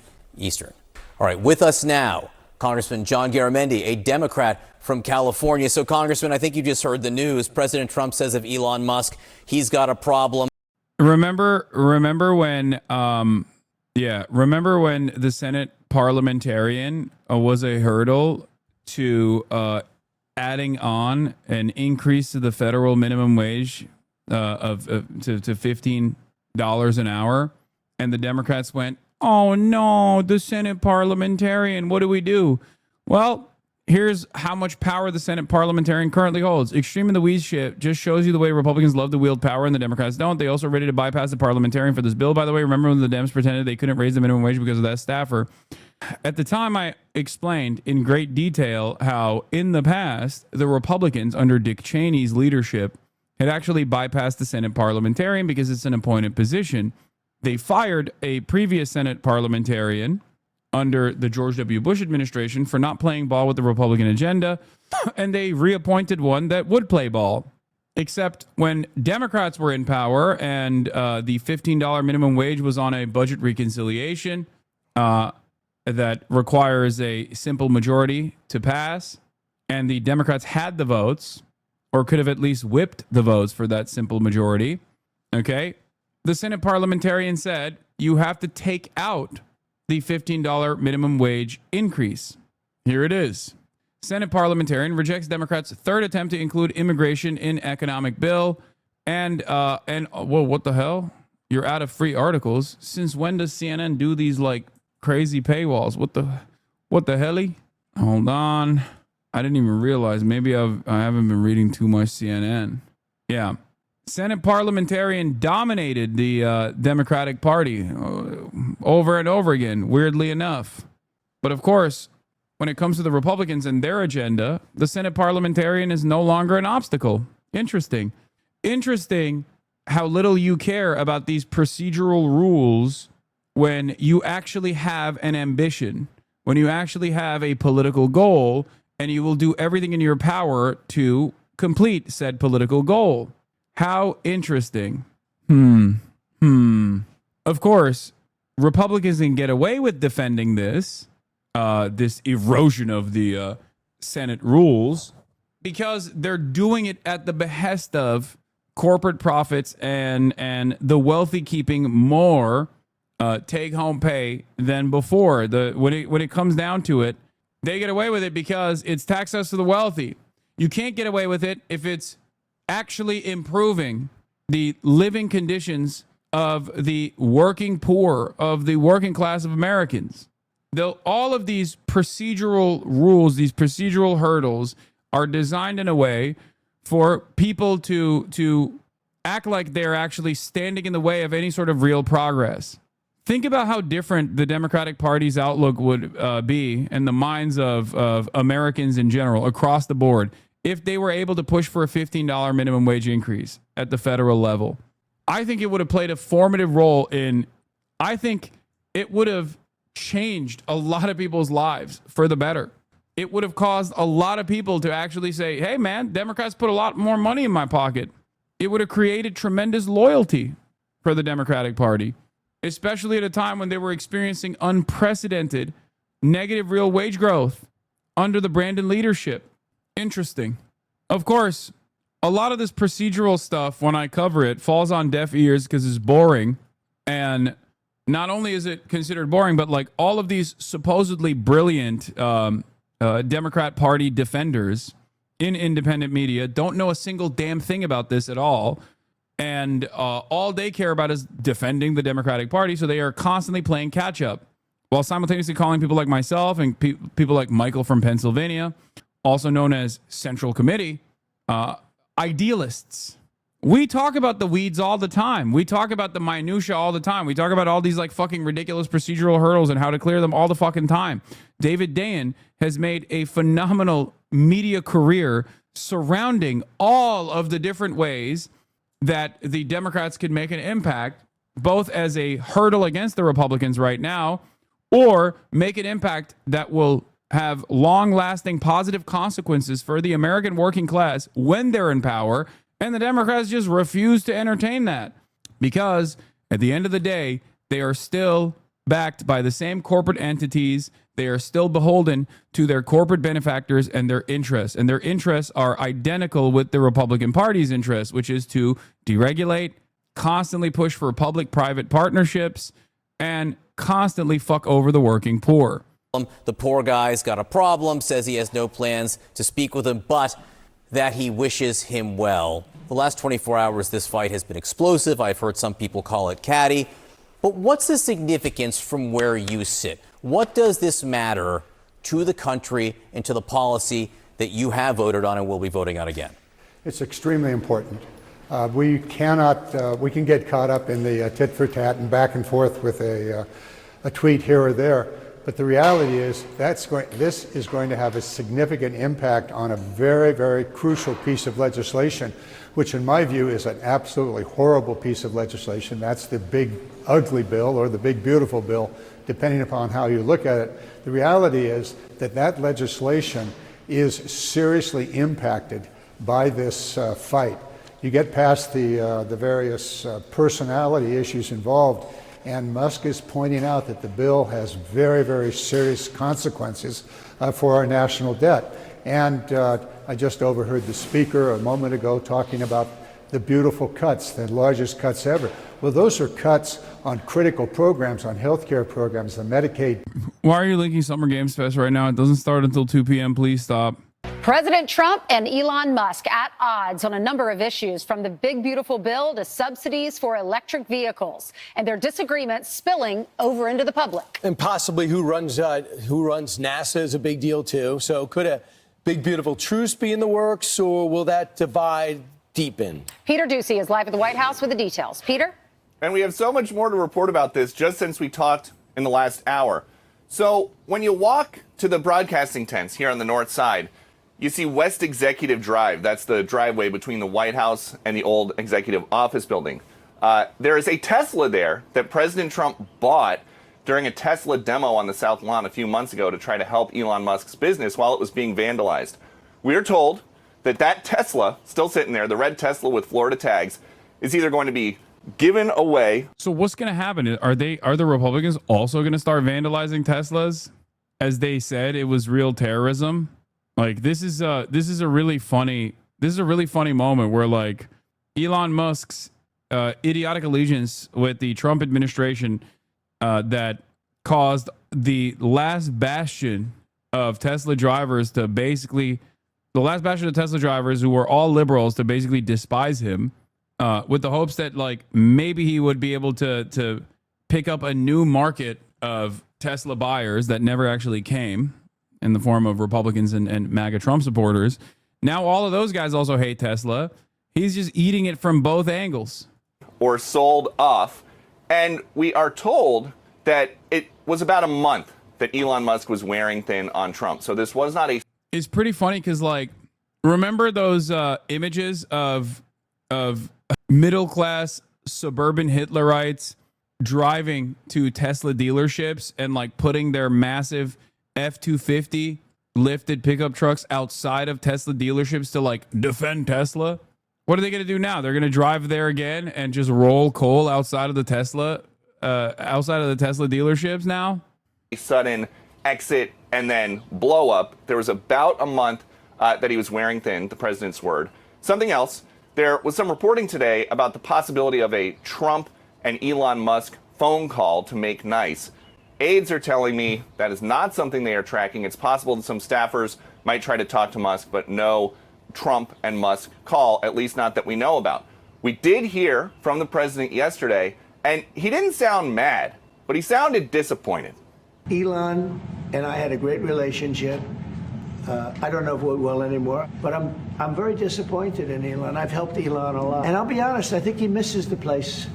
I think he got out there and all of a sudden he wasn't in this beautiful Oval Office. The lowest blows yesterday came from Elon. He said, without me, Trump would have lost the election. Dems would control the House and the Republicans would be 51-49 in the Senate. And then he wrote, time to drop the really big bomb. Donald Trump is in the Epstein files. That is the reason they have not been made public. Have a nice day, DJT. The president, of course, said that Musk had been wearing thin and he was asked to leave. And the president offered up the idea that the fastest way to save money would be to cancel Musk's government contracts. Musk then wrote, in light of the president's statement about cancellation of my government contracts, SpaceX will begin decommissioning its Dragon spacecraft immediately. But he later said, okay, we won't decommission. I love this. Zero people in the media talk about the Epstein part of this. Like, nobody's saying, wow, this means we should investigate Trump here. It's all about this fight between the two of them.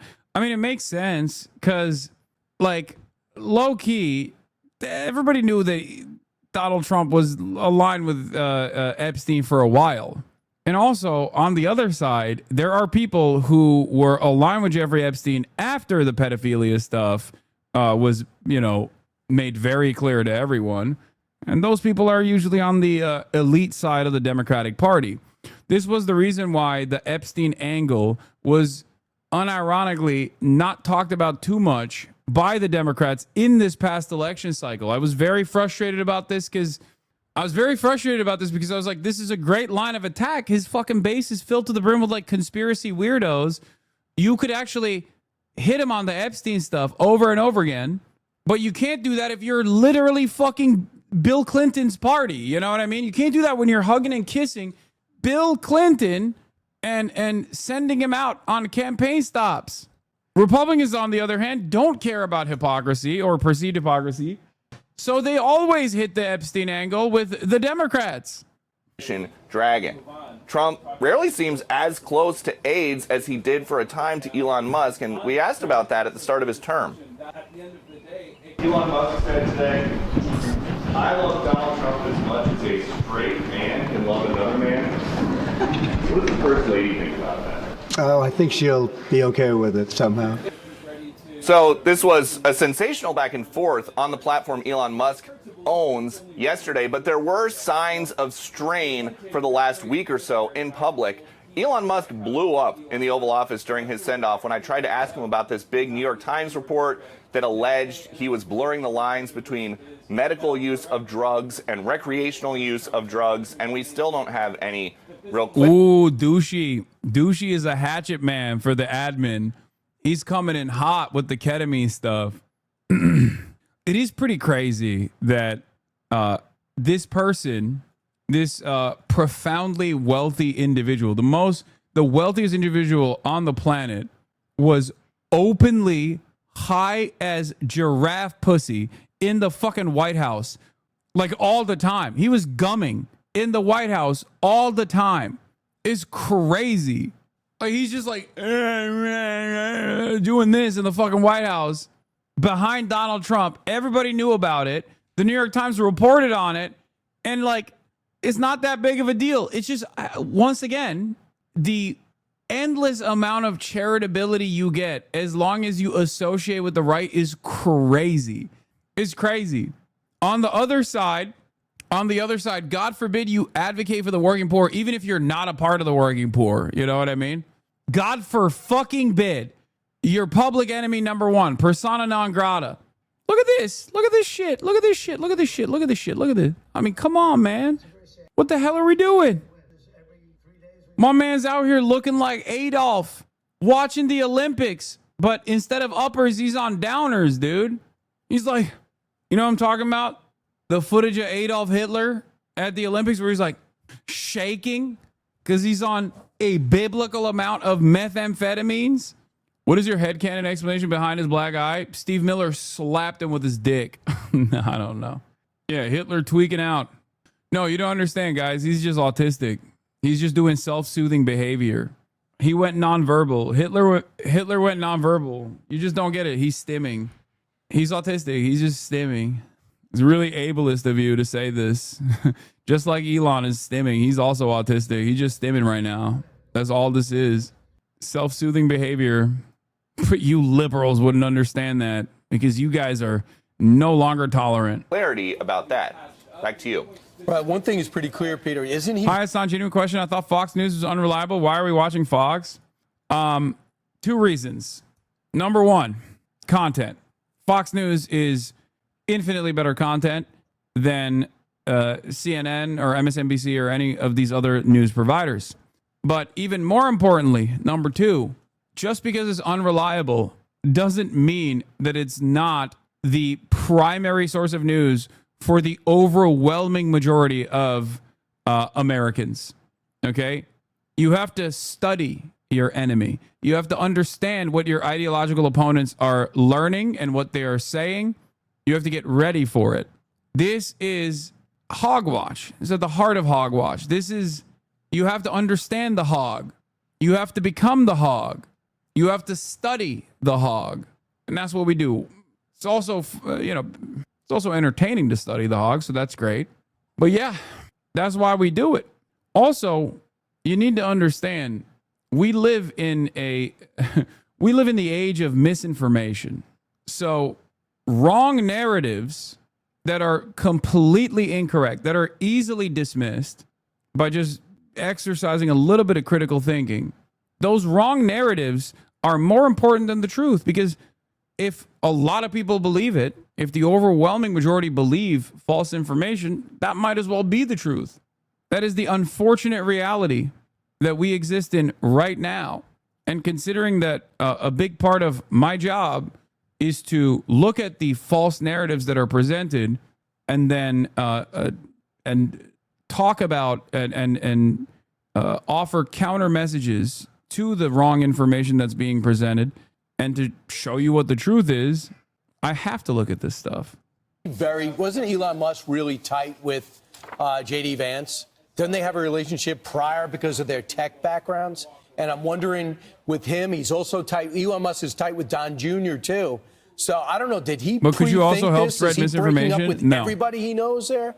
It's unclear how much thought went into this ahead of time, but we are not hearing any Republicans come out to say we are with Elon Musk. Even the Republicans who were with him at a couple days ago when he started saying we need the big, beautiful bill to be smaller. And if anything, some of the top folks around here that you talk to, it seems like this actually helps the big, beautiful bill, because if lawmakers, elected Republicans, have to pick a side between Elon Musk, who wants the bill smaller and killed in its current form, or Donald Trump, who wants it through, most of the people in elected Washington are going to go with Donald Trump. Yeah, everybody not named Rand Paul and Tom Massey. Right. Yep. Thanks so much, Peter. Thank you, Peter. Elon, this is what Caroline Levitt said. Elon can speak for his companies as a businessman, but President Trump has the responsibility to fight for our country. Ted Cruz was on last night. He said it's unfortunate. They're both extraordinary men. He said Elon's an incredible business leader and businessman, and Trump's phenomenal. Works daily, pulling this country back from the abyss. He said they're both great leaders.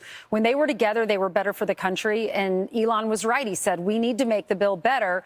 We need to make more cuts. And he said in the Senate, they will definitely be doing that. They're still together. This is just a fight. Grown men fight. We don't get to see it publicly sometimes. Yeah, they should have handled this behind closed doors, but there's just no alternative. What is Elon going to do? Go become a Democrat? Going to start a third party? That's not going to happen. He is our George Soros, and Donald Trump is the right Barack Obama. And the president. Wait, what? Hey, yo, what? Wait, what? He's not wrong. Wait, I'm sorry. I just got whiplash. What? That's me. I say that. That's my job. Why is he saying that? Oh my God.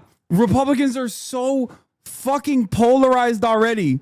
They're so partisan that it doesn't matter. You can just invoke the name of George Soros, but as a positive, and invoke the name of Obama, but as a positive. That's crazy. That's my take. I say Donald Trump is the white man's Barack Obama. I'm the one who says, look at these guys who constantly complain about George Soros. Meanwhile, Elon Musk is doing George Soros shit. And now they're saying it, but as a positive, what the hell? And has a role. He has to get things passed. He has to bring the coalition together. He has to worry about the Senate as well as Congress, and has to keep the tent together, whereas Elon can put pressure from his standpoint of saying, I want this in the bill, but he doesn't have the responsibility of making sure it gets passed. He's used to having his company where he has the final say. The government doesn't work that way. He spent $288 million for Republican causes. Tesla stock is down 14%. And the problem he has is Elon Musk is brilliant, but he's not popular. So every Democrat is against him now. And now Republicans are asked to make a choice between the most popular Republican and Elon Musk. He's not going to come out on top there. All he has is money, and he is brilliant. But Bill Ackman gave a lot of people hope when he put this out, and he got a response. He is a self-made billionaire and a friend of both men. He said, I support Donald Trump and Elon Musk, and they should make peace for the benefit of the great country. We are much stronger together than apart. And then Musk came right back with this. You're not wrong. Mm-hmm. That beats you're on Epstein's list. They'll definitely make peace. Donald Trump has had feuds with a lot of other people, a lot of Republicans. Marco Rubio, J.D. Vance. I mean, pretty much his whole cabinet. Ted Cruz, remember? Exactly.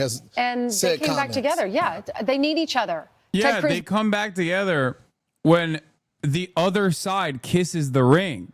The problem here is Elon also has a God complex, just like Donald Trump does. And because of that, he doesn't want to kiss the ring. He truly thinks he is like directly responsible for Trump's victory. And to a certain degree, Elon Musk did play a role, not because he was like a uniquely charismatic person, but because he bought Twitter and pumped an endless amount of money and an endless amount of right-wing misinformation to flood the market. For sure, that played a role. But I think the problem here is Elon Musk thinks his charisma, his individual charisma, allowed Donald Trump to win because he's crazy. He's out of his fucking mind. Elon Musk, I think, legitimately believes the bullshit. Like, he tweaked the algo so that everyone has to see his dick riders. And then he started believing that he actually was a uniquely charismatic individual. I think he's always thought that he was a uniquely charismatic individual, if we're being honest. But, like, that's what's going on right now. He miscalculated, which is a routine occurrence for Elon. Here's some spectacular Republican cope, by the way. We're doing Hogwatch, obviously. Exactly. Friends disagree. Friends fight. Friends need a break from each other. Friends let each other blow smoke. Friends remain friends. It is called adulthood. Please call him. You two are adults. This should not be a public argument. This is not okay. Work this out privately. Bring him back into the fold. You two are friends. Don't throw that away. And then Jack Posobiec with the greatest hit. Some of y'all can't handle two high agency males going at it, and it really shows. This is direct communication, phallocentric versus indirect communication, gynocentric. I understand you aren't used to it. And wokeness, also Jack Posobiec. X is not real life, did not age well. Elon Musk and Donald Trump are trolling 100. I wouldn't be surprised if they were sitting side by side, posting. Dinesh D'Souza. Is this some sort of perverse scheme to force the release of the Epstein files? How great it would be to have a horde of bad guys publicly exposed. Then Trump and Elon break out the champagne. Elon says, told you I could get the Democrats to scream for that list. Laughter. I don't even want to call this nuclear grade copium, okay? Because I think this is a different thing. Copium is wishful thinking. This is fan fiction. This is parasocial activity. This is delusion. This is schizophrenia. Like, there needs to be a different word for what is unfolding here. This is a demonstration of mental illness, okay? Like, this is the type of shit you do when you're a teenager and you write a Wattpad fanfic, okay? Except Dinesh D'Souza is like a full-grown adult. What the fuck is going on?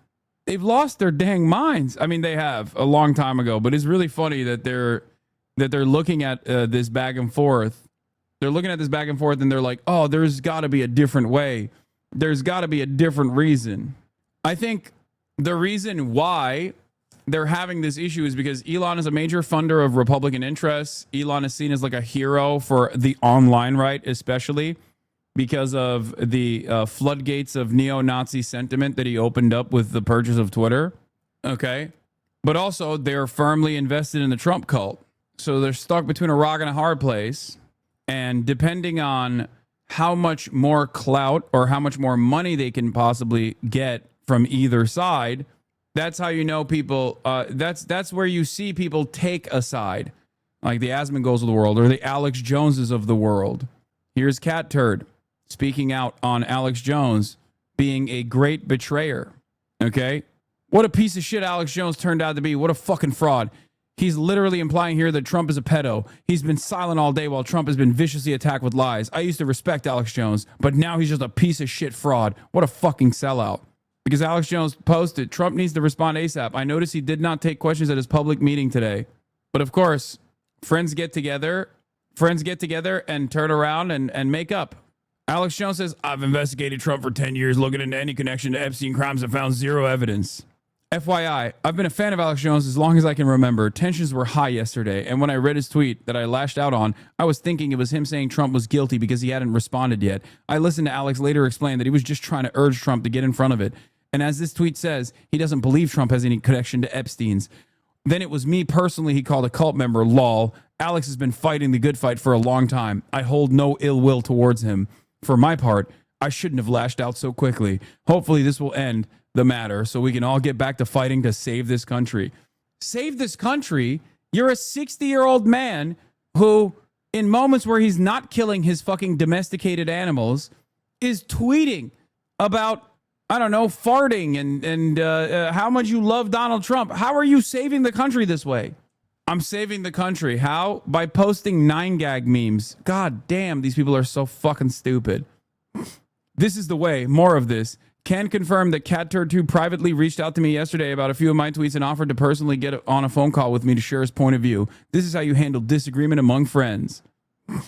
And then, of course, like they're fantasizing about like AOC being upset that Elon won't become a major donor to the fucking Dems or something. It's all made up. They would rather live in fantasy land than to, even for a fucking moment, recognize the truth that's in front of them. I guess it's more fun to live that way. What the fuck, man? Hog talk. Can we pretend that airplanes in the night sky like shooting stars? I could really use a wish right now, wish right now, wish right now. Can we pretend that airplanes in the night sky like shooting stars? I could really use. That's true. That is what's going on. Everyone is so sad. Tensions are high. Needed Trump. Trump, helped Ted Cruz get over the finish line for his Senate race, and then Ted Cruz. What is this? I gave you everything, yet your heart still belongs to another. Okay, this is a TikToker making fun of the way Republicans are reacting to this. But can you tell me if there is anything different than the average Republican reacting to this breakup? Like, this is literally old man Yowie. They unironically, like, 65-year-old HVAC business owners are unironically behaving as though they are like K-pop stans or like anime stans that are like 15 years old that ship their favorite characters in Toxic Yowie, and now the breakup is imminent, you know? Loss. Oh no. Classic. Surprisingly diplomatic approach. Oh yeah, I saw this. I love you, but please turn off your phone or give me a call. I cannot support hate. Please stop this. I know this isn't your heart. Elon. Grok, is this real? Oh my God. Every fucking blue check mark. No, this is Grimes posting. You're just jealous because the Dems got zero interest in drama. We got Cuck Schumer. This image in and of itself, I think, shows the relationship between the two, if we're being real. Vivian responded. Oh yeah. She said, I love being proven right. That's it. Trump's been through 2 big breakups in the polycule this month. Lay off. Oh. Cruz honored him in return by supporting him during his campaigns. So we've seen this before. I think they will make truce. I'm Steve Doocy. I'm Brian Kilmeade. Here's really the This is Drake and Kendrick. Bakari Sellers on the Trump versus Musk battle. Oh, no. This is Drake versus Drake. No Kendrick involved. God damn. Mike Lee. Okay, one last thing I have to talk about before we get to Kilmar Berger Garcia and all this other stuff that's popping off. Here's Kash Patel sweating on Joe Rogan. We're obviously going to talk about that as well. Is Peter Schiff. Okay. He had a banger response here where you ask yourself, like, why did chief economist and global strategist of Europac.com, chairman of SchiffGold.com, founder of SchiffSovereign.com, host of SchiffRadio.com, and best-selling author Peter Schiff revealed this incredible information that no one asked for? Let's take a look. Mike Lee, okay, says, leave NATO, reunite Trump and Musk. This is the way. Cather says, I love you, Mike. The Elon called Trump a pedophile. There's literally no coming back from that ever. To which Peter Schiff responded with, FYI, pedophiles are attracted to prepubescent girls and boys. I'm not defending Epstein, but he had sex with teenage girls, 14 to 17, that had physically developed sexually. They were underage, so criminal and immoral, but that does not make him a pedophile. To which a Republican responded, Diligent Denizen responded with, that's literally the definition. They were children, physically, mentally, and legally. Might want to rethink this post. Horrible look.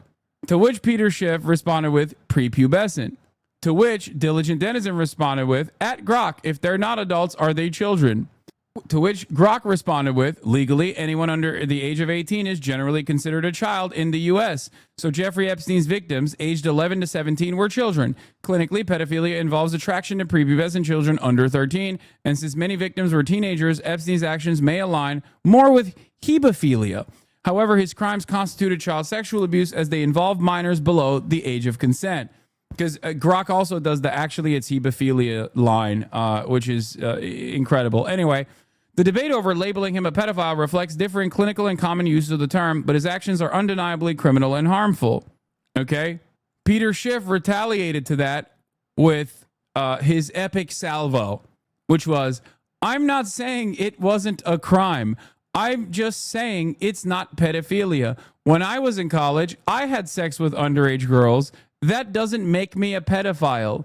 But by your own admission, it makes you a criminal. What the fuck are you saying?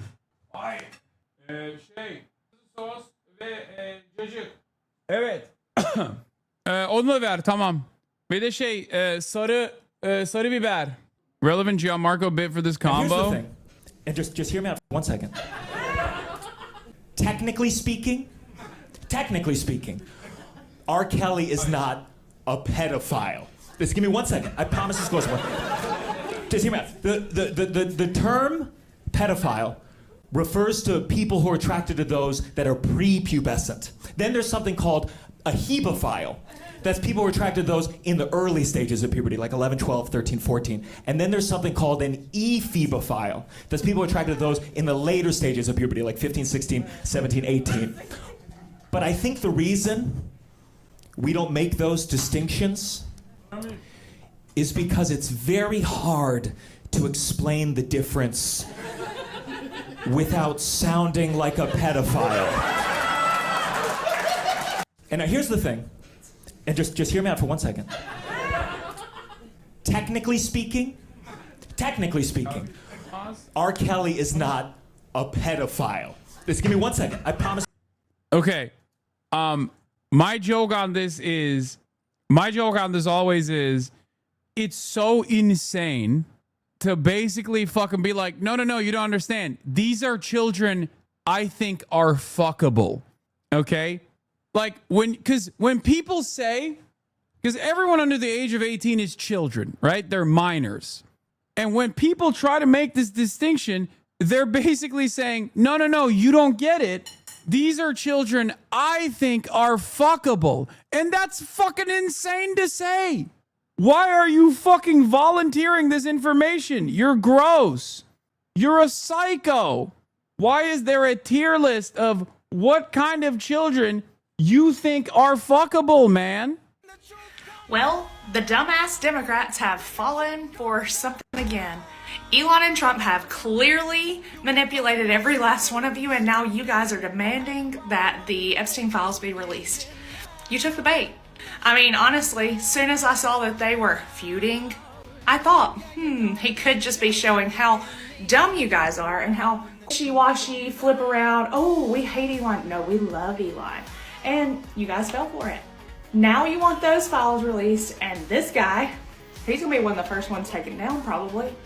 His partner, she won't be far behind. I wonder if their daughter will be there.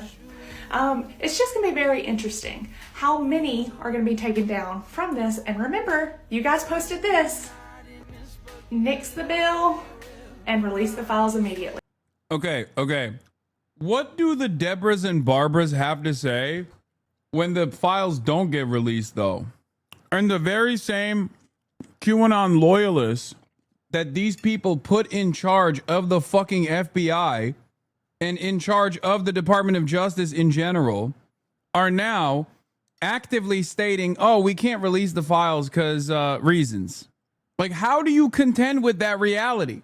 Now, as an outsider, okay, as an actual outsider and not a fucking partisan hack, I personally don't give a fuck if Bill Clinton was exposed for his deep, close, and personal association with Jeffrey Epstein. I want Bill Clinton to be exposed.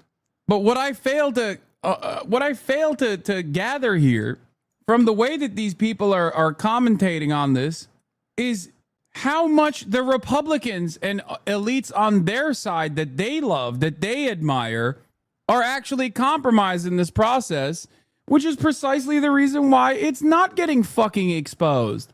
What the hell?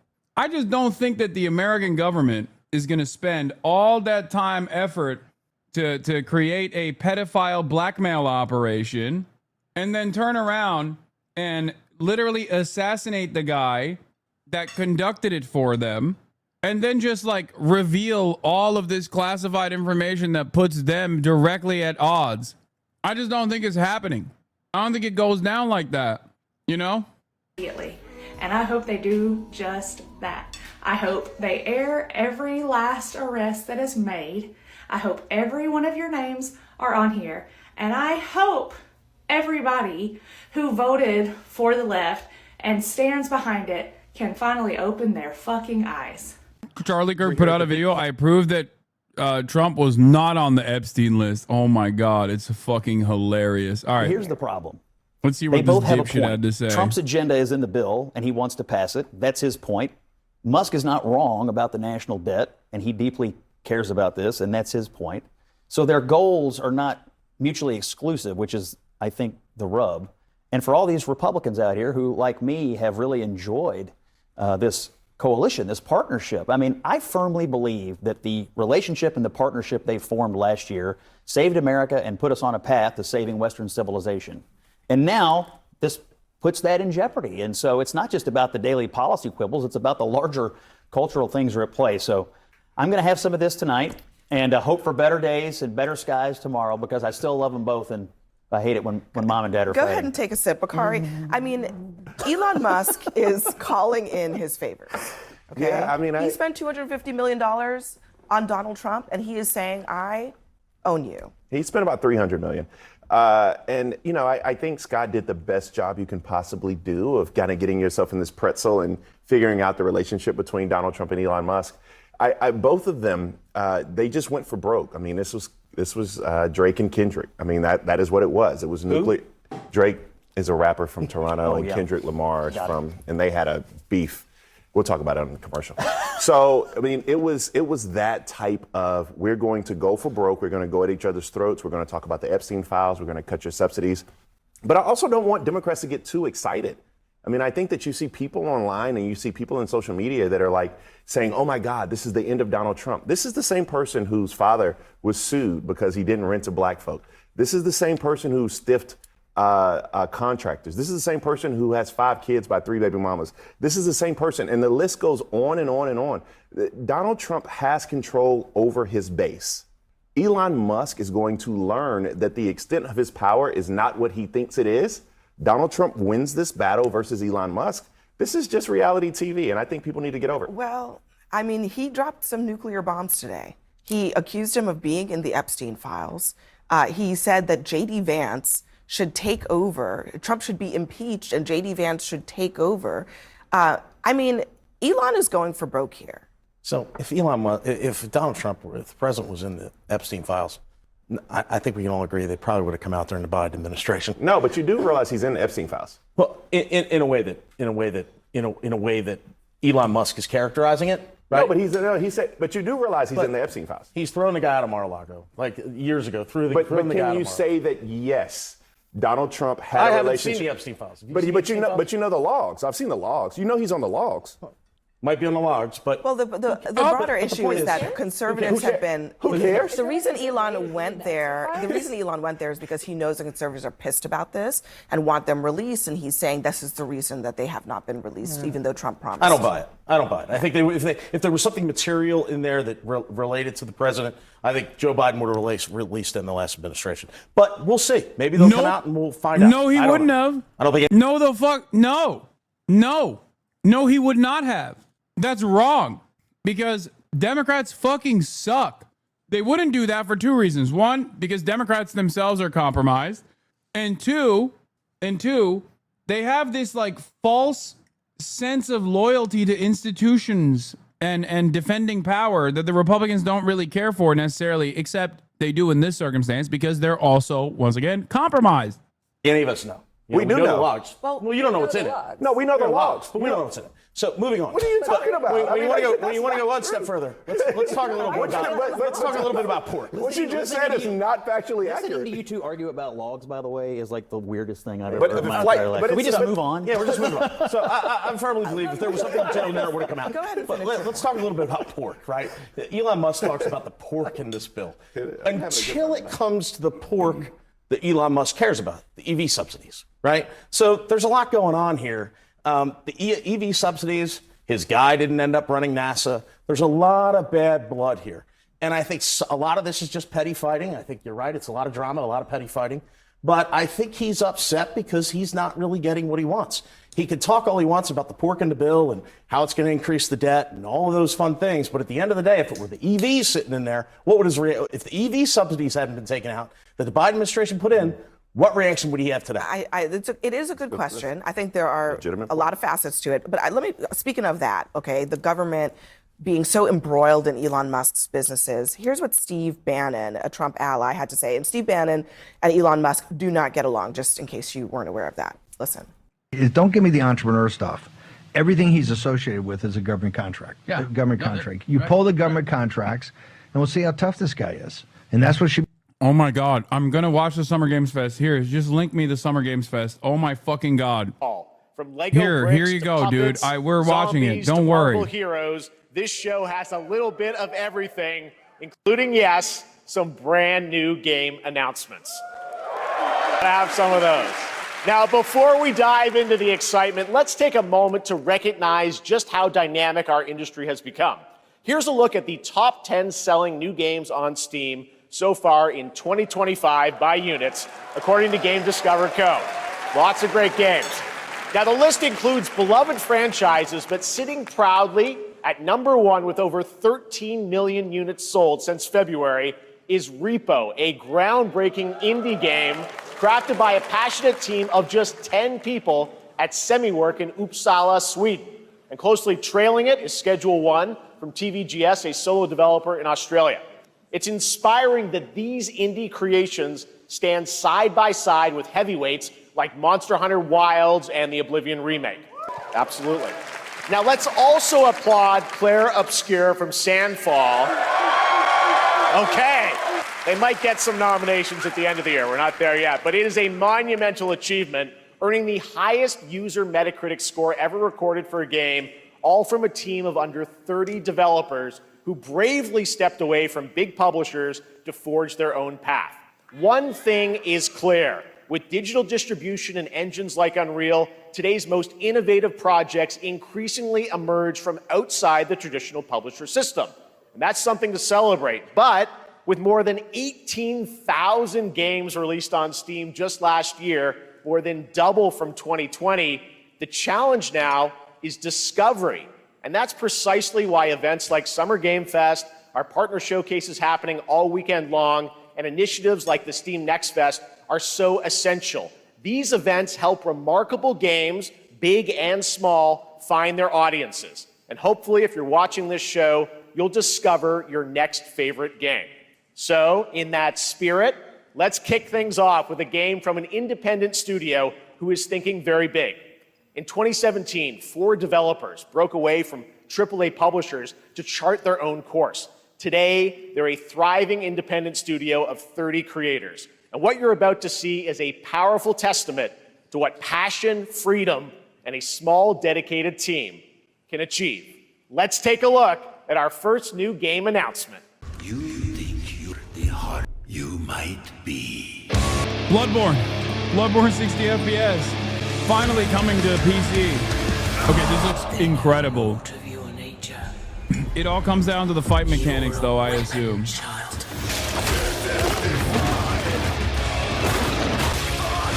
No more woke. Wait, guns? I don't know about that. They'll worship you till you fail. Then what? You're no god, but neither have they. Mortal Shell 2? I didn't even know that there was a Mortal Shell 1. All right, didn't that look great? Well, we got lots more to come. But right now, the end, the Nexus War, Galactus Fight, or even live at Risky Reels. Over the years, Fortnite has innovated with mass-scale live in-game events. And tomorrow, Fortnite is set to do it again across console, PC, and phones. The Death Star's super laser is charged and ready to decimate the Battle Royale island. But there's still hope. You and your friends can join the fight. Here's the first exclusive look at what you'll be part of tomorrow in the brand new live event, Death Star Sabotage. Bad One of the funniest things that I encounter, I don't really care about this necessarily, but one of the funniest things I encounter in the chat is all the people that are demanding that I fucking watch the Summer Games Fest, only to then turn around and be like, you don't even care about games. Why are you watching Summer Games Fest even though I demanded you watch it? You never finished Elden Ring DLC. It's like, dude, what do you want? Jonesy, all right. Right now, it Is an that the honor reason to why you welcome wanted me to Summer fucking Game turn Fest, this a on so you legendary could tell me game I don't creator fucking who game is set to enough? release his latest Shut the project fuck in just up, a few gamers. short weeks. You are With each of his disgusting to games, me, he pushes okay? the gaming medium in bold new directions, and we are honored to have him with us for the first time at Summer Game Fest in person. Please, everyone, join me in welcoming the great Mr. Hideo Kojima. Know your fucking plays, gamers. Aki, great to see you. Mr. Kojima, here we are. The world tour begins at Summer Game Fest. It's great to have you here. We are so excited for DS2. So let me ask you, Mr. Kojima, you've worked for many years on this project. What do you hope players take away from DS2 when they play it later this month? DS1 が出た後にコロナになったので、 Well, we hit the pandemic after we released 僕ら皆さ DS1. ん、コロナを体験したと思うので、 Everyone experienced コロ the ナを pandemic. 体験した中での So, 新しいつながりというか、 I wanted to それをも show う一度ゲー something ムをプレイし new ながら、 connection 考えていただきたいと after 思い we ます。 faced the pandemic. So I want everyone you to think about that when you play this game.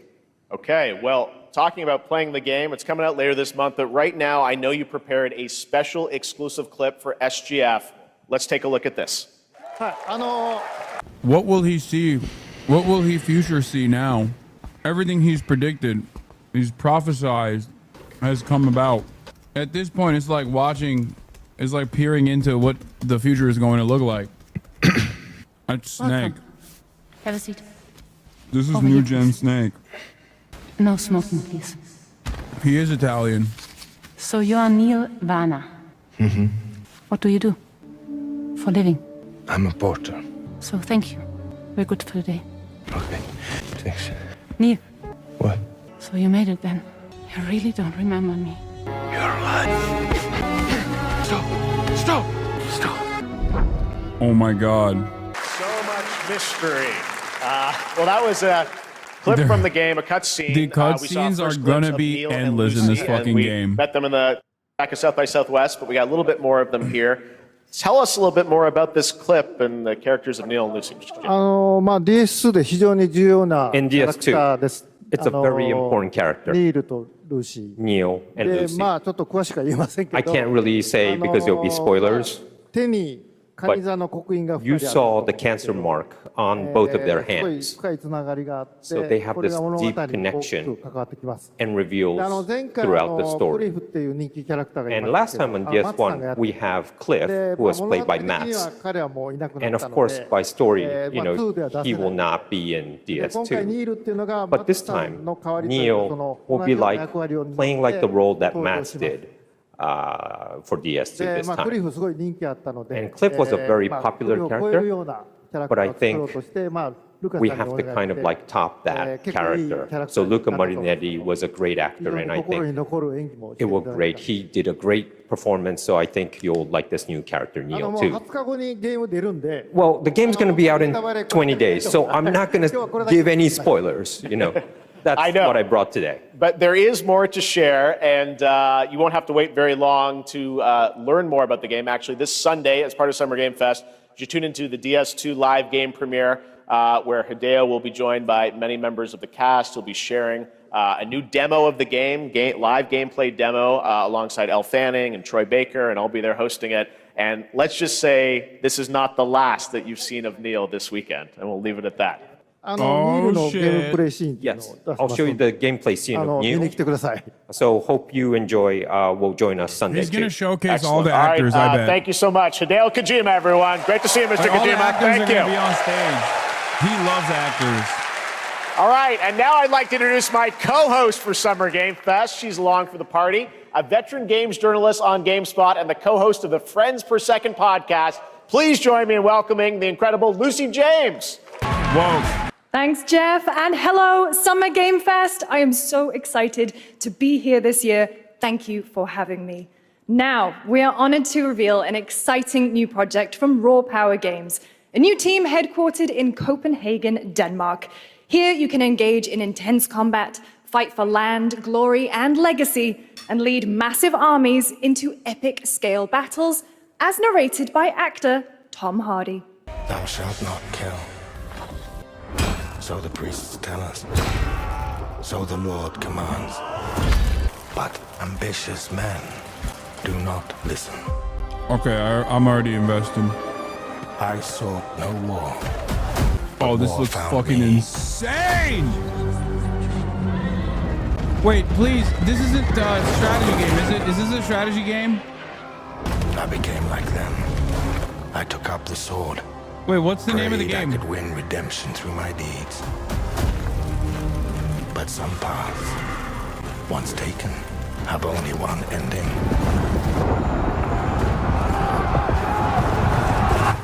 I shall find no peace. Please, please, please, please tell me it's not strategy. Please tell me it's like Kingdom Come Deliverance. Death.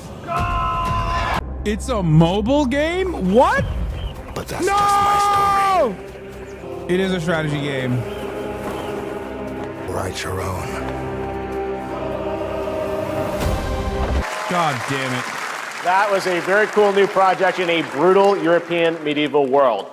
Now it's time to hang on to the edge of tomorrow. Sonic Racing Crossworlds is a thrilling new entry in the legacy of racing action games within the Sonic franchise. Crossworlds brings other worlds and familiar faces to Sonic Racing, including surprise guest characters being revealed here at SGF for the first time. I'm sorry, I will never agree with Sonic racing in a fucking cart as opposed to running, okay?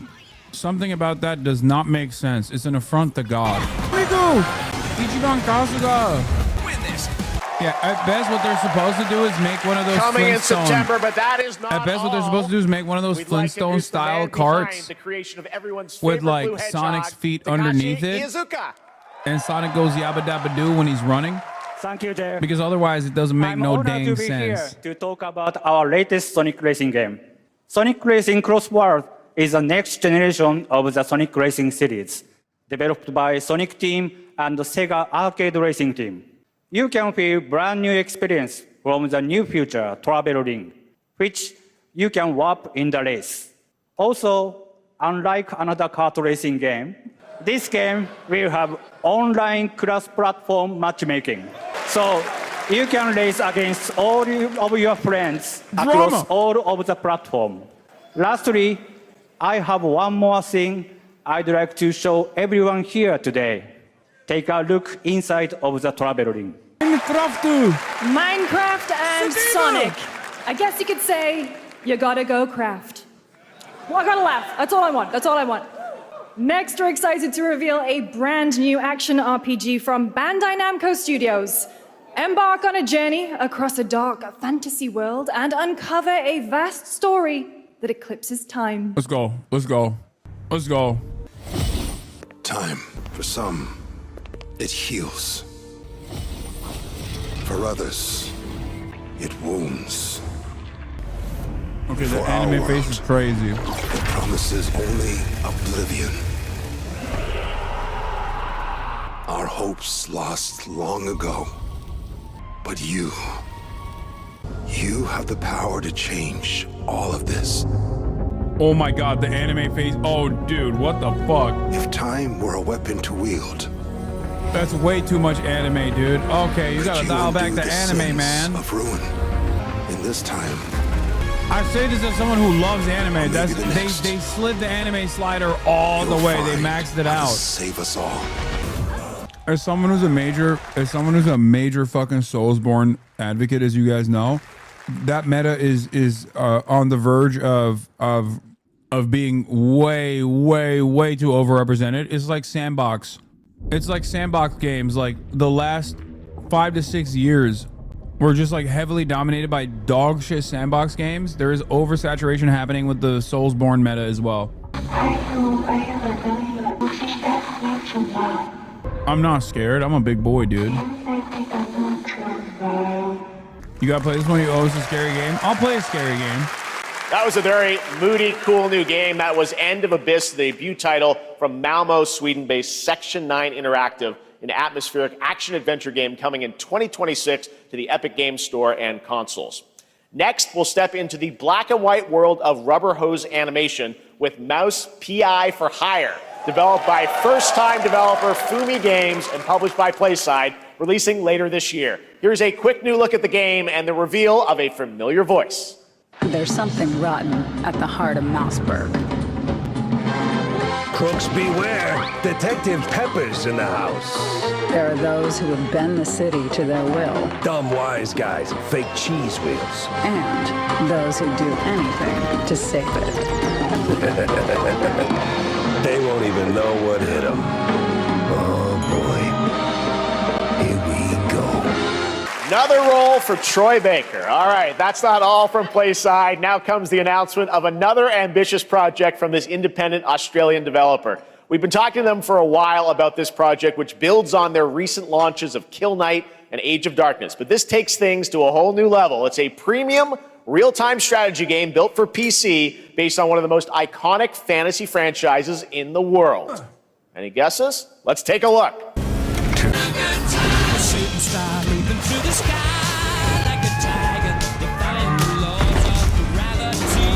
I thought that there would be a deeper exploration of a world where the USSR won.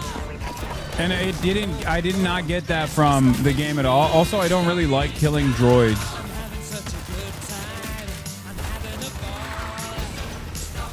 So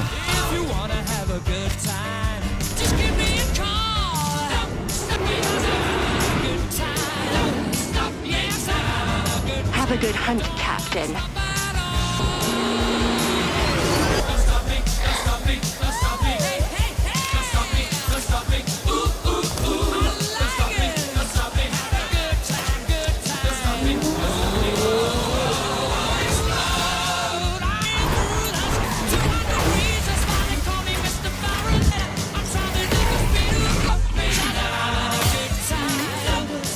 this is a good ass trailer. Yeah, I mean, it's like Russian BioShock. I played a little bit of the first game on stream. I played a little bit of the first game on stream.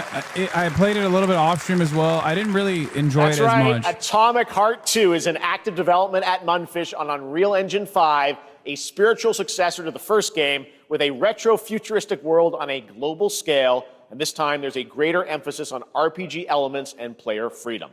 But that, believe it or not, is not all from Munfish today. Is it recording?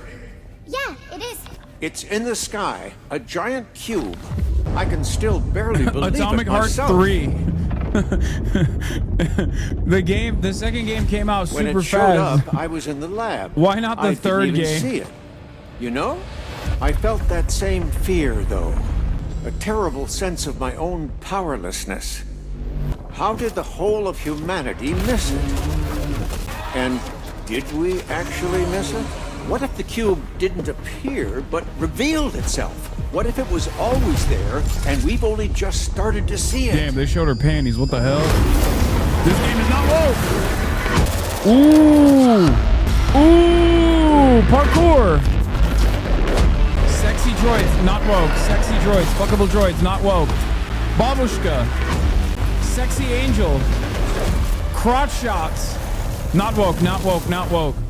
Wait, what? The Cube Atomic Universe, what is this, a DLC for Atomic Heart? Cute little guy. The Cube is yet another new project from Munfish, an MMORPG shooter set in the Atomic Universe on a massive levitating cube you can see there. What kind of funding does this fucking these devs have? Did the first game pop off so hard that they were able to make a second one and a DLC? What is happening? Retro beat 'em up coming to PC and consoles this holiday with multiplayer fun for up to 4 players. You can pick between 15 Marvel characters to play, but so far only 7 have been revealed. Well, now it's time to meet the next 2. Wait, was the controversy that Monkfish is like a Russian studio or something? Is that what it was? Because I can't remember. They're funding the war initiative with their games, with their non-woke video games. Atomic Heart sold a lot in Asia, especially China. Huh. Interesting. Okay. This isn't hell or my world. What is this place? What? For a second, I know it's Onimusha, but for a second I was like, Sekiro? Wolf? Not enough. I need more. Pick your battle, piggy.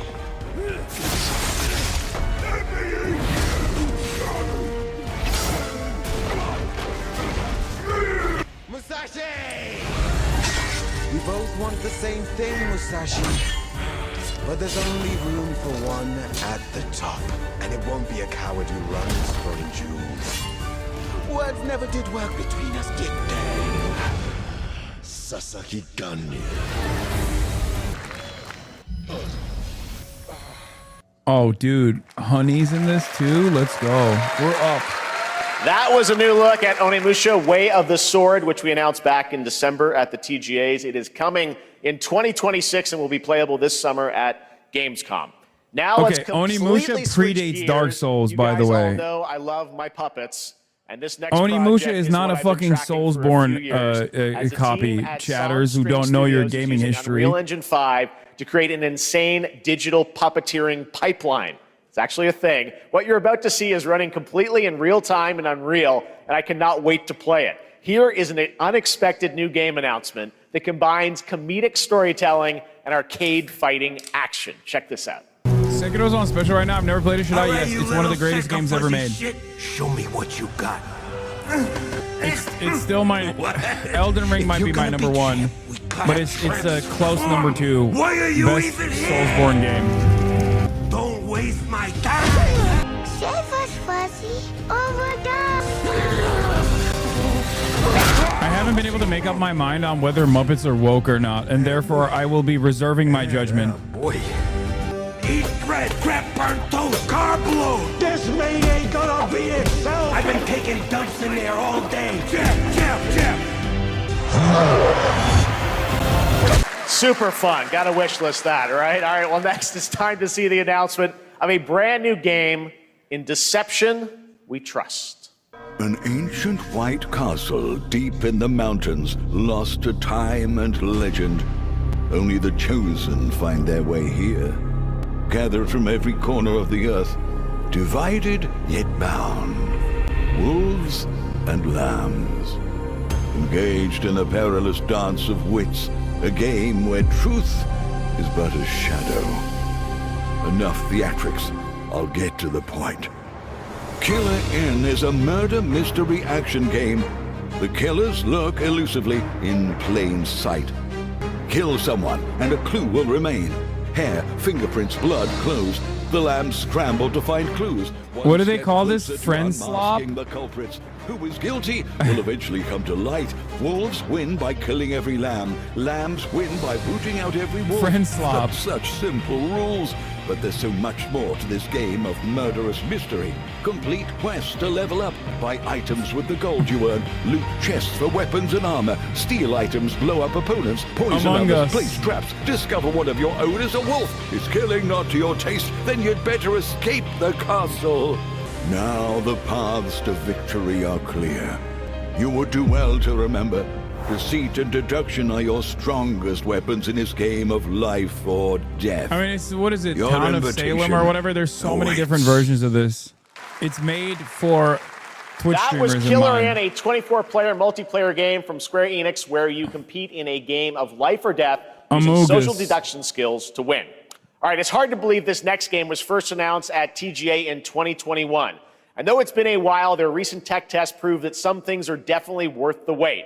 I'm, of course, talking about Arc Raiders. This is one of the most anticipated games of the year, and we're excited to share a new trailer which will tell you more about the mysteries surrounding the world of Speranza and the long-awaited launch date. Isn't it supposed to later shadow this drop year. today? From Embark Studios, here's the world premiere of the release date trailer for Arc Raiders. Yeah, it is. Will I like Arc Raid? No, because it's woke, dude. It's because it's woke, dude. It's woke. Breathe. Let your body settle into a slower rhythm. It's woke raid traders. Clear your But mind traders of all like distractions. You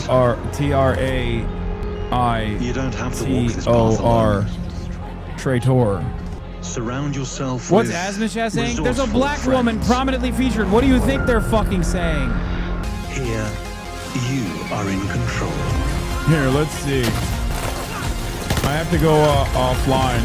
Or not offline. Fucking... I'm banned in his chat. Yeah, DEI, slop, DEI. That's right, everyone. Arc Raiders is coming October 30th, 2025 for PC and console. Congrats to Embark Studios. All right, Dune fans, now you can finally step onto the world of Arrakis yourself.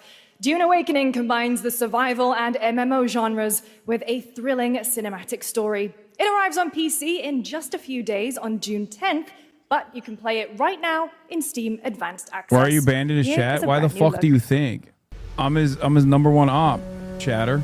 I'm the number one enemy of gamers, dude. Gamers, capital G, hard R gamers. They fucking hate my ass. Is he banned here? No, I don't give a shit. People were saying Dune is a little bit underwhelming. Is that true? Like it's like Rust almost. It's too focused on survival elements. No, I love the Dune movie. DEI shit. Slop game. DEI game of the year?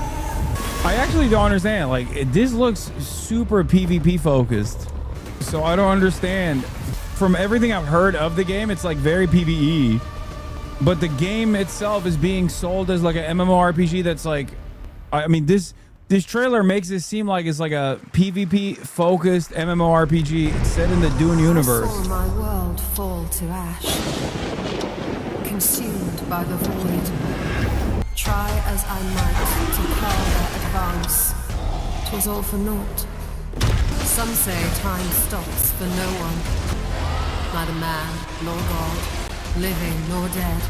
Okay, those sequences, a lot of these sequences look very Souls-like. I'm not going to say this is a Souls copy. Turn back the hands of fate to save what remains of our broken world. Gamers now call Souls games roll slop. Roll slop. From friend slop to roll slop. Where your journey awaits. Every hero's tale begins with a trial, but the true lead of the story has yet to emerge. Whatever's coming next cannot be easy. I will never forget my cause. What is more compelling? Oh my god, fucking weebs, dude. Get over yourself. Weebs! Look, everyone is freaking out based. Good. Boobs, bingo. Are you happy with yourselves? Weebs, this is the one thing that aligns you with that Asmund Gold slop. People here despise weakness, worship strength, and crave glory. You see gotcha, and you go awooga. I'm really curious. Bunch of you lucked into good politics, otherwise you would have been fucking Tectone, you know what I mean? Looking holy, looking holy. Such a tiny nuisance. Weeb slop, roll slop, and what was the other one? Friend slop. Don't come back. That's Mio, Memories in Orbit, a stunning new Metroidvania platformer that has a demo on Steam you can play right now as part of Next Fest. What you're about to see next is a stop-motion co-op platformer where everything has been crafted by hand. It's called Out of Words, and I'm honored to show it to you today. What the hell? No shot. They made a video game with stop motion? Ain't no way. Oh, they're gonna call this woke. Interesting DEI, I'm sure. Interesting game. I would probably like it, but it seems like everyone around me is going to be fucking reactionary about it. So I'll preface it by saying it's probably DEI. You see, we can't. Come on, follow me. What a really unique and different game. This August signals the release of Mafia: The Old Country, the next entry in the acclaimed Mafia franchise from the team at Hangar 13. It's a gritty mob story set in the brutal underworld of 1900 Sicily. Here is the Summer Game Fest trailer. Betrayal burns because it can only come from someone close. Finally. Sicilians, DEI. I'll play this. I'll definitely play this. Sono Enzo. I work here. Oh, I love Italiophobia so much. My family. My beautiful daughter, Isabella. Don Torrisi looks out for people around here. Sometimes the client is feeling less than cooperative and we need to teach them a Oh, lesson. Maron. Oh, I'm gonna do an accent the entire time. Remind them of their obligations. Oh my God. Between us and Oh, Mamma Mia. Spadaro, You know. where I come from, commitment You know means everything. it is gonna be an accent This is how we slop. want it. This is how it will be. The Dons noticed your Italiano. answer. This is an opportunity. Do you wish to commit to this family? It's a me. Hands off! We can't let them get away. And look at that When hat. Isabel became involved, What are you, an Ottoman? it became our business. Yo, this looks It's sick. family. Loyalty is everything. We do not always get to choose what we do. We can choose who we are. This looks fucking sick. Dude, almost like a Red And who Dead are you? style game, And- but placed in a setting like this. Fucking amazing. Placed in Sicily. I love And that. if you thought that guy was a stud, just wait till you see this next game.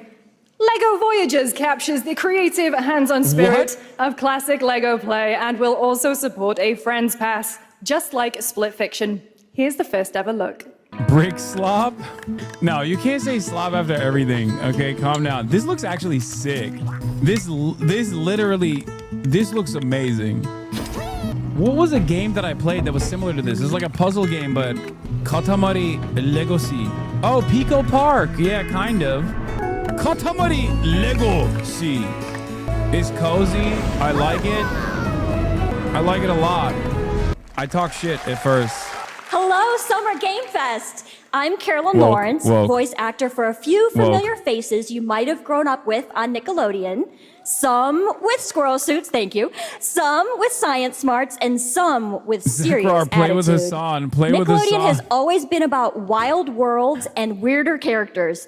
And while I mostly swore to secrecy today, DI. Oh my God. I am thrilled to have a hand in revealing something that brings a lot of those characters together like never before. Hope you enjoy the first look at Nicktoons and the Dice of Destiny. Yeah! Bro, that's crazy. Like, she's the voice actor for Sandy. What's wild is like these people just like hate women.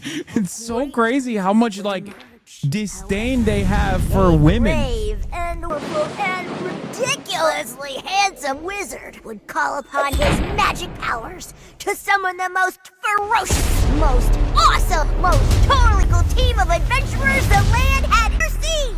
They alone would be able to. He's doing the Donald Trump dance! SpongeBob is doing the Donald Trump dance! Oh my God, SpongeBob is no longer woke! Oh my God, SpongeBob is pro-Trump! Oh my God. Oh my God. It's been almost 2 years since players first stepped into the role of Geppetto's puppet to save the city of Krat from disease and puppet frenzy in Lies of P. Overture is a DLC expansion to Lies of P that transports players back in time with new characters, environments, and of course, imposing enemies and bosses. Here's the exclusive new look. That was Nostalgia Slob. Whoa. Everyone said Liza P I can't even talk. Everyone said Liza P looked really good and played really well. And I never ended up playing it after the demo. Yes, that's right. Overture is available today across all platforms to play, so enjoy it this weekend. Oh, all right. shit. Next up, the small video game publisher Serenity Forge, based in Boulder, What the Colorado, fuck? shared this game with me a few months back with a DM that said, Doki Doki Literature Club meets Silent Hill. That piqued my interest. I think you might get a kick out of this announcement. too. Doki Doki Literature Club. I sit at the front of the dinner table. Horror Slob. My plate's full. I don't like this. I'm scared. Plates of tomatoes. Plates of hay. Plates of angels. Plates of her legs. Beautiful. Broken. Plates of flowers. Plates and plates. I don't like the multiple voices. It's already making me feel some type of way. Is lush and green. And everything's like dinner's ready. There's a hunger that feeds and blooms, and I will feed, and I will bloom. Spooks. Okay, we gotta stop calling everything slob. I wouldn't recommend eating those tomatoes. All right, NCSoft is expanding its Blade and Soul universe. Let's take a look at the rich lore and dynamic action in Blade and Soul Neo, just out on Steam, and Blade and Soul Heroes coming soon. Let him have it, Chad. Let the weebs have their things. I don't know. This hasn't been super fucking weeb heavy this time around. Normally, these kinds of rollouts are so entirely weeb infested that I just can't stand it, but it's been a couple weeb things. Let the gooners have their gotcha. Let the gooners goon a little bit. You know what I mean?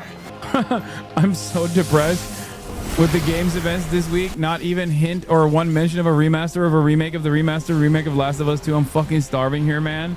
Yeah, we need more RTX, dude. What the fuck? What? Nani? Saitama Senpai! Look how quickly you turn. Okay, good thing I started out by saying there's not that many weeb fucking games. Holy shit. Holy shit, dude. 7 Deadly Mids. 7 Deadly Sins might be one of the most openly pedo anime ever made. I've never watched it. Is it actually? I don't know. Pedo game, by the way. I mean, it's unsurprising. 7 Deadly Sins. One of the sins is pedophilia, except it's not a sin. 5.6 is available today. This is a technological showcase set in the world of The Witcher 4. Human Creator is now fully integrated into Unreal Engine. You're seeing me live in real time. Squid Game will be coming to UEFN. It started with an epic mega grant, and it's now a serious contender for Game of the Year. That Mongilsta Dive will be exclusively on the Epic Game Store. Unreal Slob. Find a way. Okay, calm down. I didn't watch I watched pieces of the Witcher 4 demo, and it looked insane. We altered the course of nature. It looked spectacular. Unleashed I'm so fucking genetic stoked power for it. Across continents. Now it is up to us to nurture what we have set free. Wait, to find Roller Coaster Tycoon Jurassic Park Edition? Chaos. Well, to help life find a way. Isn't the entire point of Jurassic Park to warn that we must not create a Jurassic Park? Oh my god, it literally is. It's Roller Coaster Tycoon Jurassic Park Edition. Yeah, Zoo Tycoon, not Roller Coaster Tycoon, whatever. I played those games. Hi, I'm Celia from Yacht Club Games. 10 years ago, we broke new ground with our first game, Shovel Knight. Today, I'm thrilled to share a world premiere look at our next IP, Mina the Hollower. They say looking if they Mina find continues the our female character traditions attractive. of refining retro gameplay for a new generation. It's a bone-chilling adventure that it blends intense combat, free roaming exploration, and precise platforming. As Mina, a whip-wielding hollower, you'll burrow through danger and unravel the mysteries of a cursed island. A decade ago, we unearthed a groundbreaking legend. This year, we're bringing our next bona fide classic. That's crazy. Pixel games. I'm not saying nothing. To each their own, to each their own. I just don't fuck with pixelated games at this point in 2025. It doesn't do it for me. All right, this is a special one. Our next game comes from a well-known developer that has done... Yeah, Kyle Bossman, everyone. Final Bossman. All right, well, let me see what this says. Hey, Jeffy. If you're reading this, it means 3 things. Number 1, you're killing it at the fest with your oodles of totally natural charisma. Debatable. B, I'm at your house playing long darts with the fam. And 3, you're going to do me a solid and skip that Silk Song trailer so you can pimp my revolutionary VR gaming venture that will shock the industry probably. A wet one on the lips, comma, Wade. All right, let's take a look. Ooh, Red Band trailer. Hell yeah. Handcrafted with cuddles by the Merc with a MetaQuest. Kick back and bask in the glory of gaming's first quintuple A tropical farming sim experience. What? Oh, hi, new friend. Yeah. Escape the turd burger of late-stage capitalism and enter a world of VR magic and wonder. You'll care for exotic pets, the elderly, and this fucking thing with hip-hop Satan. Oh, hi, don't worry, he's a fascist. He deserves this big time. This guy's a total dick. What the hell? Dude, I can't stand this like self-referential anti-capitalist messaging coming from a fucking MetaQuest game. Like, who got the lobotomy with fries? All your dreams of being inside me come true in VR. Everything is commodified. Spider-Man gets Insomniac, and I get this shit? I'm craving Korean barbecue now. Is that weird? Whoa! With Neil Patrick Harris as Deadpool. All right. Last year at Gamescom, we announced Dying Light: The Beast, the culmination of a decade of Techland's experience building survival horror games. Kyle Crane is back as the player character in this title that blends open world and action survival horror. Let's take a look at the latest trailer with some big news, the release date. They couldn't even get Ryan. Okay, they got Neil Patrick Harris, though. Neil Patrick Harris is also the GOAT. What can you tell me about the Baron? He's a narcissistic sociopath. He's experimenting on humans like they're lab rats. God only knows what the Baron's planning to do with those monsters.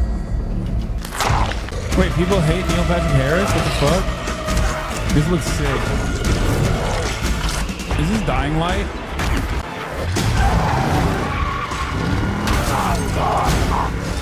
If it's not, why is it not in Turkey how high again? his walls are, or how big his army is.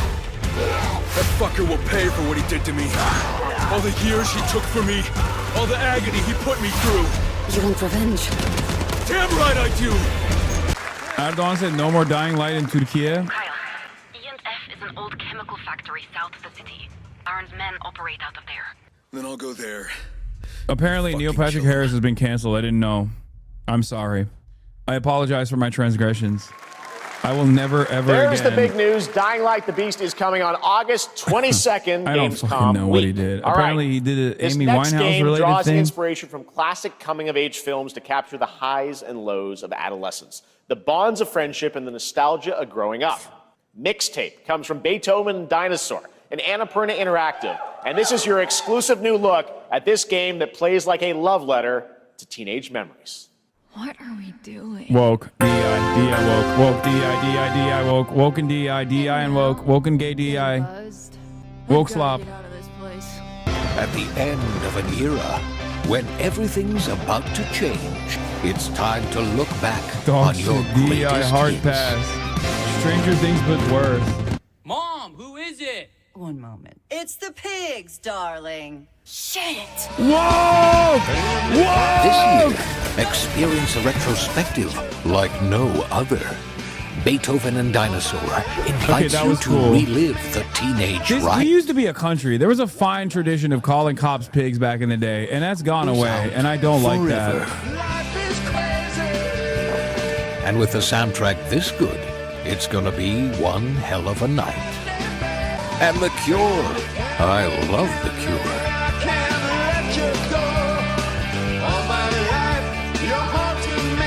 Experience it for yourself. Mixtape. Nothing but the hits. I trust you have seen it. A beautiful world where harmony reigns. Will you struggle until your last fleeting moment? Your destinies are sealed.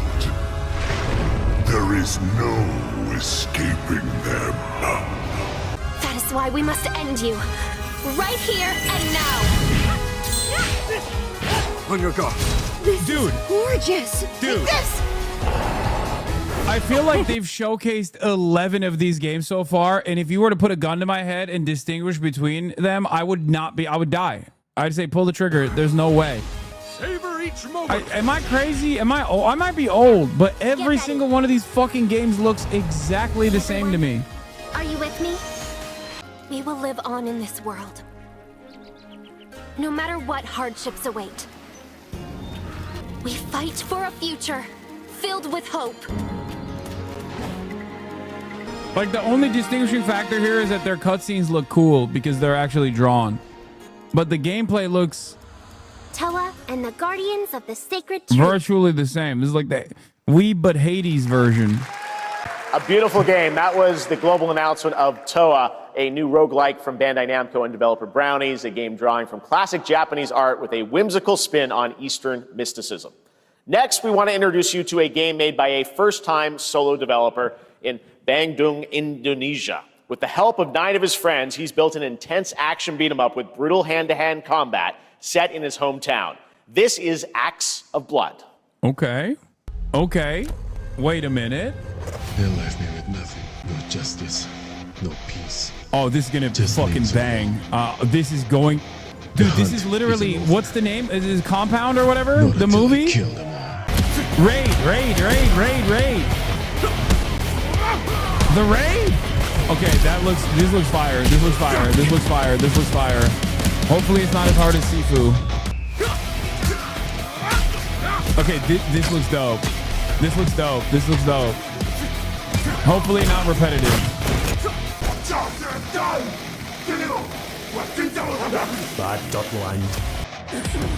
Interesting. Amazing what these solo devs can do today. Now it is time for the reveal of the next game from Montreal-based Tribute Games, the makers of TMNT Shredder's Revenge and Marvel Cosmic Invasion, which you saw a little bit earlier. If you're like me, you've been waiting for more than a decade for this reveal. Indonesia on top. The vegans, the robots, the demons. Wow, it's Half-Life 3. Chat, it's Half-Life 3. They're announcing it. This is it. Everyone's losing their minds. Ew, Toronto DEI.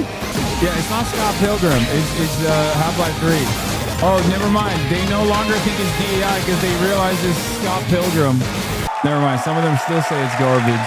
Scott Pilgrim is back with his fists flying in a brand new brawling adventure in EX. You'll battle through space-time and the streets of my hometown of Toronto with Scott, Ramona, and 5 of their former rivals in this online 4-player co-op adventure with a story written by Scott Pilgrim creator Brian Lee O'Malley.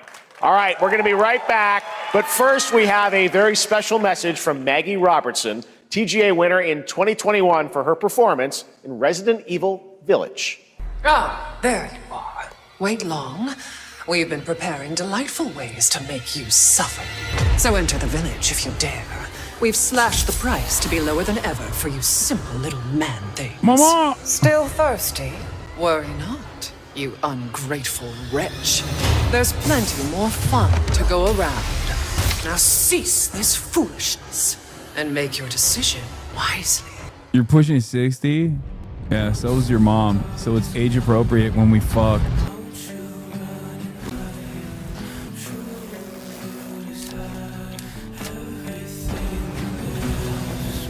Check the other chat, not DEI chat. There's ass. Bro, if the dudes look brolic and sexy in the armor and the women look scantily clad with the armor, then it's not DEI. If a 40-year-old man living in his mother's basement can masturbate to this ferociously, then it's not DEI. Someone also brought up something good. There's a grandfathered clause for DEI. If it's a DEI and woke game, but it's nostalgic. Hard. Team Fortress 3. Now, a glorious morning has dawned on something that's simply harder. Scum. Is this Comical Rust with zombies?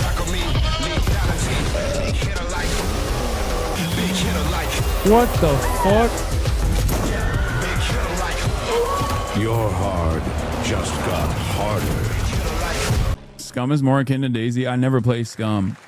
The first game was mega garbage. James Bond again. Boned. What are you doing here? Come with me. Yeah. At first, I thought it was just broken synapses on my head. Keep your lens feed on. Yeah, no, this is the new GTA, but Cyberpunk GTA, right? Mind's Eye or whatever. I've been seeing things. Like a part of me that's been buried down deep feels like it's just knocking to get out. Dude, if this game is actually good, I will be shocked. Everything I've seen about this game looks like hot garbanzo. Diaz. There's just something so like... There's something so generic about it. Like, it screams PlayStation 2 release. I hope it's not, and I hope it'll be good. but for some reason it reminds me of a type of game that they don't make anymore, like a PlayStation 2 era game that they would churn out and you would play and forget about it.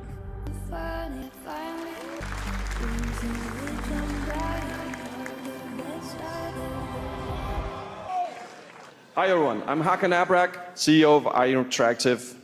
We can't wait for you to discover Mindside when it launches on June the 10th from Build a Rocket Boy and IO Partners. And yes, you may have noticed Agent 47 will be contracted for a very special assignment in Red Rock City.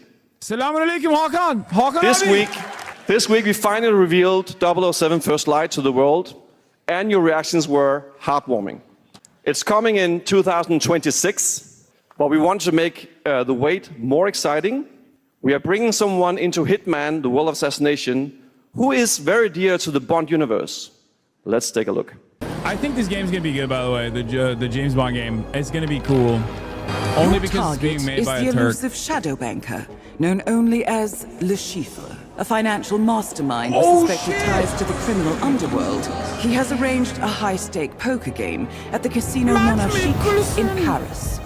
Our clients have deemed this unacceptable. I've invited these people for a reason. I know their weaknesses. He's Hannibal Lecter of the television show Hannibal Lecter. She likes a drink.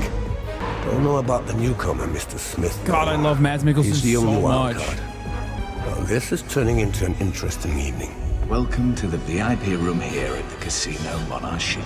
Reaper. Using the James Bond's license to put bomb villains into Hitman is such a good idea. Yeah. Wouldn't you agree, Mr. Le Chiffre? There you have it. Hitman and 007 are coming together in a very unexpected way. We know our players waited a long time for 007 First Light. It's just around the corner, coming out next year. However, Hitman is live right now. So I thought, why wait? And I asked a fellow Danish friend to join me here. As a matter of fact, he is here with us today. That's right, everyone at Summer Game Fest, please welcome the great Mads Mikkelsen. You can't hide what you are, Hakan. You're a Turk first and foremost. God, Mads is so fucking cool. Oh my God, he's so hot. Good to see you, Mads. Thank you for Look joining how hot us. he Thanks is. for coming to Summer Game Fest. Mads, you are Cliff, but you're also Agent 47's next target as Le Chiffre, the villain we know from Casino Royale. Yep, that's it. And you know, this is, I've always had a deep love for this character. It's a role that means a lot to me because of a lot of reasons. So when Haggard gave me the chance to step into the shoes of Le Chiffre once again, I did not hesitate for 1 second. But this time is a little different. He's more confident. He's dangerous. He's not just a brilliant mind hiding behind a desk. He is visceral, unpredictable, and ruthless. And let's just say this time he doesn't outsource the violence anymore. So this mission is set in a casino in Paris. We want to make an homage to the movie Casino Royale while keeping surprises for our players. James Bond and Agent 47 have very different set of skills, and the mission will be handled in very different creative ways. Yeah, he's not going to beat me in poker. He's going to figure something else out. So I guess it is not just about the shot, it's about the bluffing around the table this time? Yeah, sure, exactly. It's the Chiffre is always like 2 steps ahead of you. He reads you before you read him, so it's a little like bringing a chess player to a poker game. We built the mission to allow several parts, unexpected characters, appearances, and even custom poker mechanics. Wow, all right, well, when do we get to play this? That's the best part. We wanted to surprise you, so the team is updating the game as we speak. Le Chiffre, Elusive Target mission starts today in a few hours. For only 30 days, and if you play it, you will unlock a unique reward in 007 First Light. Amazing. All right. Well, Hakan, Mads, thanks for joining us for Summer Game Fest. Appreciate it, guys. Thanks for having me. So much. Thank All you. right, great to see you. Great stuff. All right, now here's the announcement of a new party game coming later this year that will delight LEGO fans, made with over 1 million LEGO bricks, 300 minifigures, and over 700 trillion minifigure combinations. It's Saturday night somewhere, so make some noise Bricks for up. LEGO Party! Get ready! For a nail-biting competition. We're minifigures, Dad. We don't have nails. It's an action-packed contest to collect the most golden bricks. But will you be helped by friendly krakens? Or hindered by evil monsters. Or lightly toasted by a flying lizard with wings? That's a dragon, Ted. And what about our amazing mini-games, Ted? We've got more of them than you can count. More than 10? It's actually more like 60. Whoa, that's a lot! With surprises around every corner, anything can happen. Anything? Anything. Anything? Yes, anything. Okay, but certainly not a giant crab, a mythical king cobra, or Master Wu smashing a crate. Those were literally just on screen, Ted. Wow! We've got all that and more in LEGO Party! Baby game, let's go. I mean, they didn't even hide that it's like Mario Party, but Legos. And also, oh, that is looking mighty tasty. Also, this looks good. Are people playing this crap? All right, next, a new look at a new team shooter from Dreamhaven and Moonshot Games. 20 players across 5 ships venture into the most treacherous region of space, hoping to get their hands on the artifact. The game is called Wildgate, and the open beta starts next week during Steam Next Fest. And we're also very happy to announce the game will launch on July 24th for PC, PlayStation 5, and Xbox. Let's see what it means to get into some serious space shenanigans. I gotta pee. Danger. Reactor overload.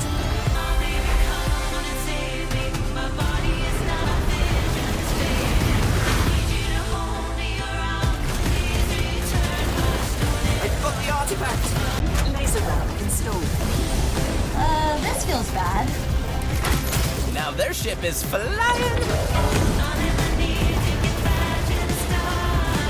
Is that the artifact? Safe with me. This'll be good. Good thing that wasn't our ship. I'm proud to reveal to you the next game from Toronto-based Drinkbox Studios, the team behind the Guacamelee series and Nobody Saves the World. They're making a full 3D game that can be played alone or with a friend in co-op. You can find out more during Day of the Devs right after the show, but for now, here is the global reveal of Blighted. Looking over this decaying world, one can only wonder, did it all come to this?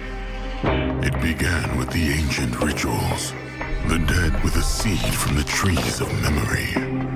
Those who ate of the fruit saw the lives they lived and passed their knowledge to future generations until Sorcisto, in his lust for power, consumed the brains of the living, spreading this blight. You harbor it too, I see. Who was kissing? Were Chowders kissing? No kissing! Scatter. Scatter. Fall.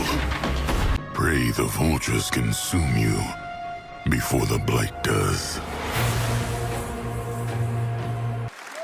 There is more Blighted coming up right after the show in Day of the Devs. All right, next is a first-person survival action horror game from Team Clout. It's a new team of 50 with founders in Canada and Armenia. They partnered with the new Munfish Powerhouse label to bring this insane Unreal Engine 5 game to life with unpredictable monsters and visceral dismemberment. Here, Armenia mentioned Pog. This is exactly what Armenia looks like, is what I would say if I wasn't a Turkish man and was capable of making jokes. Was allowed to make jokes about Armenia. But as a Californian, I can say this is exactly what Glendale looks like. This is the sunniest day in Glendale with a little bit of Canada in it too. Bro, how did they get Asmongold's house in the fucking video game? That's crazy.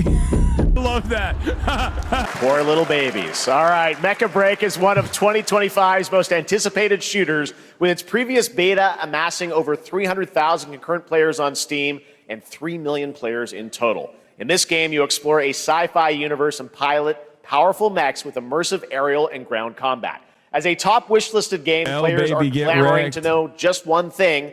When is the release date? Well, here's Mecha Break's latest trailer with the answer you've all been waiting for. Growing Martian zones force the Thalassic Federation to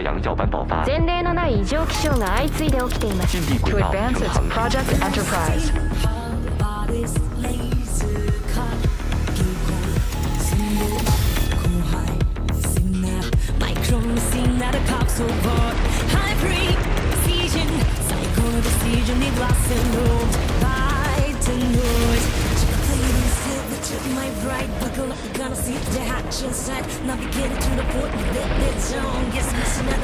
Mecha franchise is all woke, by the way.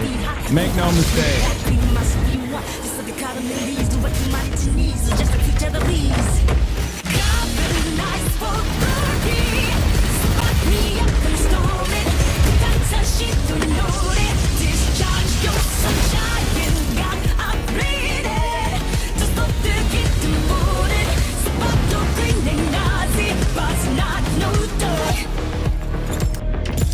Didn't know military industrial complex was woke. Literally every Gundam is originally made by a communist, chatter. What are you talking about? It's like anti-imperialist.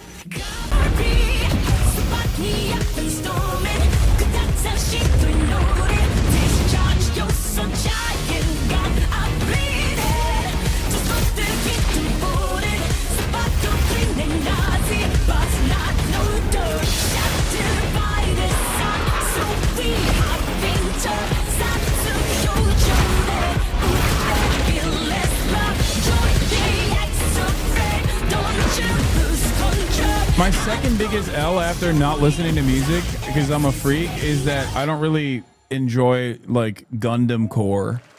That's like, I've never been able to get into In this next title, small-scale players traverse the oversized world around them, filled with local wildlife and hostile machines. I know, Built by a it's an small L, I know, and I don't 8-person eat studio. seafood either. This is Infinitesimals. Attack on Titan is the only mecha anime I've enjoyed. Mechanical is approaching.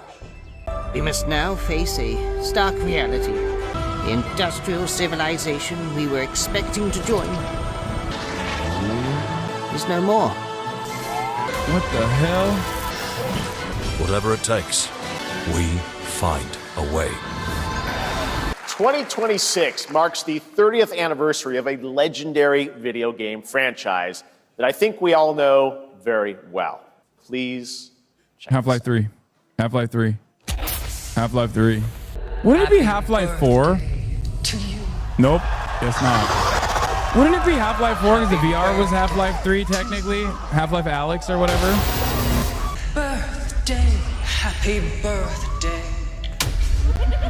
Happy birthday to you. And to celebrate early, a special message from Takeuchi-san. マギーさんありがとうございます。カプコン竹内です。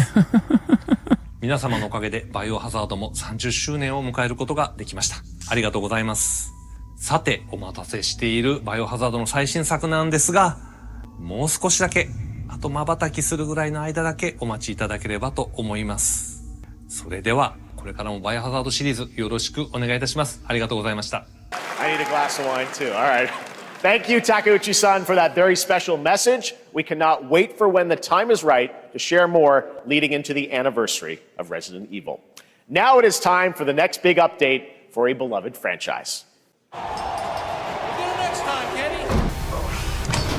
This is Half-Life 3. They're finally doing it. Let's rumble.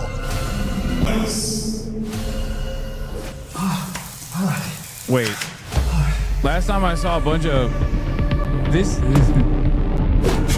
reminds me of the oldest Twitch memes, the gay one. What was it called? The two dudes in the locker room? Gotchi. Ingrid.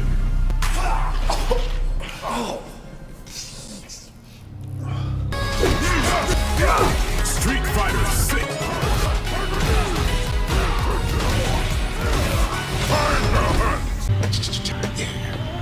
Flag time, baby.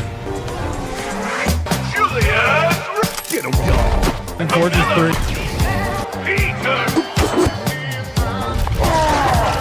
Every arena shooter has to have an Asian character that uses archery. Every single one. Countdown begins.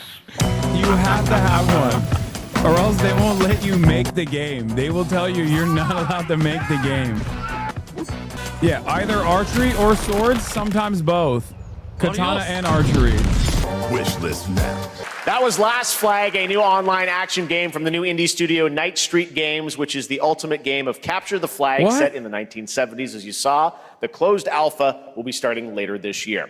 Next, we have a beautiful new trailer for a Souls-like action RPG game developed in China by Lenzi, Wuchang Fallen Feathers, which is launching on July 24th. Here's a look.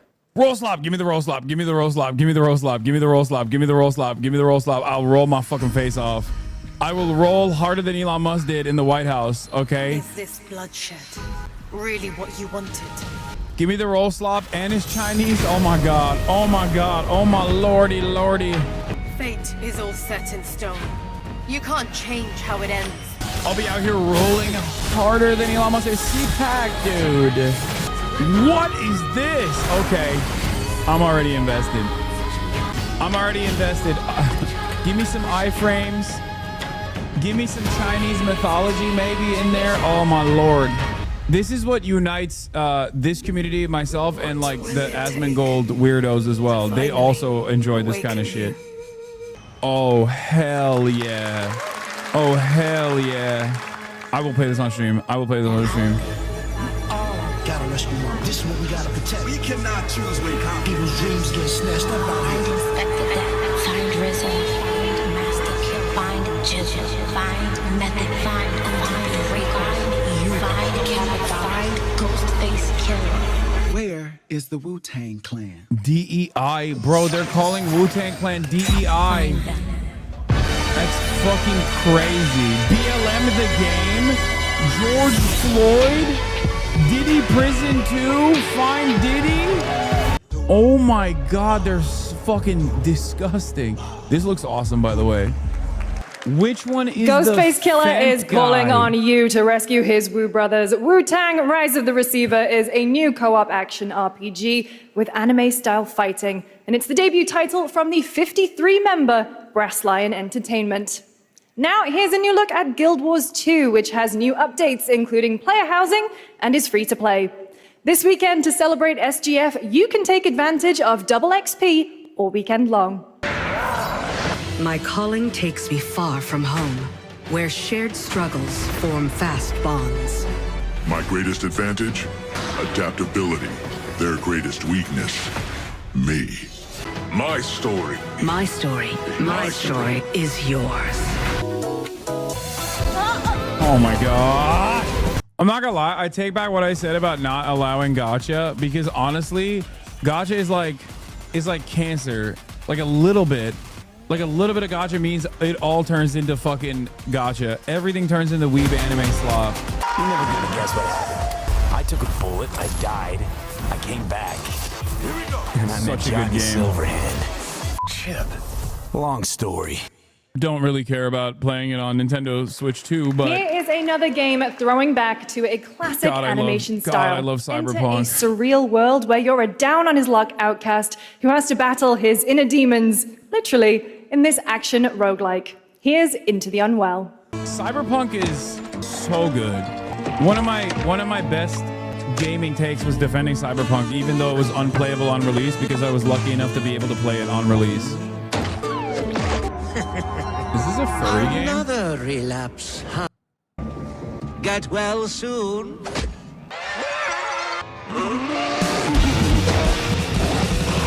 Maybe Yo, it's this too looks much cool. for someone like you.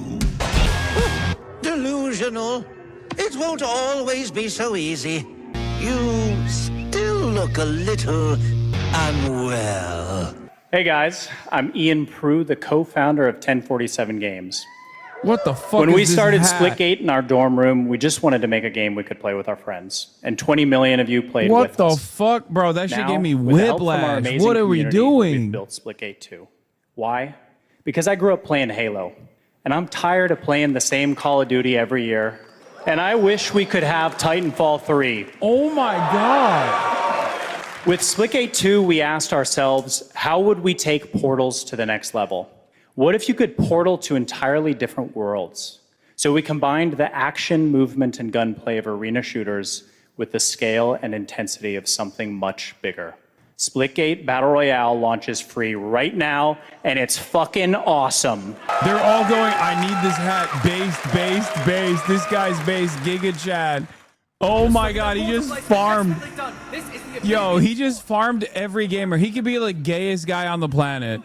and wear that hat and be like, yeah, I'm sick and tired of these woke ass fucking games. Comeback, he's going to try. And Splitgate, that basically looks like every other fucking game that these guys have canceled because they think it's too purple and too bisexual, is now all of a sudden the most Giga Chad based game of all time. Will they play it? Of course not. These guys hate fucking playing video games. They only like complaining about it. Ruined by song, trash music. This is Splitgate. It's a pretty good game. This actually don't look too bad. This is a peak fail-ennial game. Now we are honored to showcase the latest project from the talented minds at RGG Studio in Japan.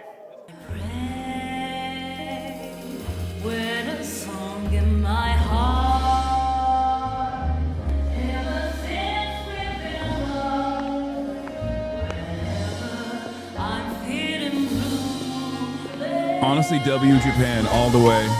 Japan carry, carry Japan, carry me. Game in Japan, Pog. I'm unironically like that, and I'm shameless about it, and I don't care. Oh my god, look at how sick that is. Ryuga Gotoku!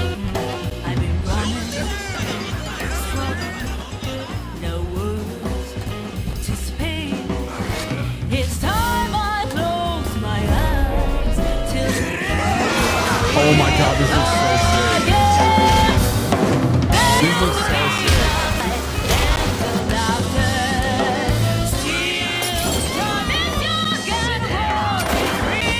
Bro, it's retro Yakuza. Are you kidding me?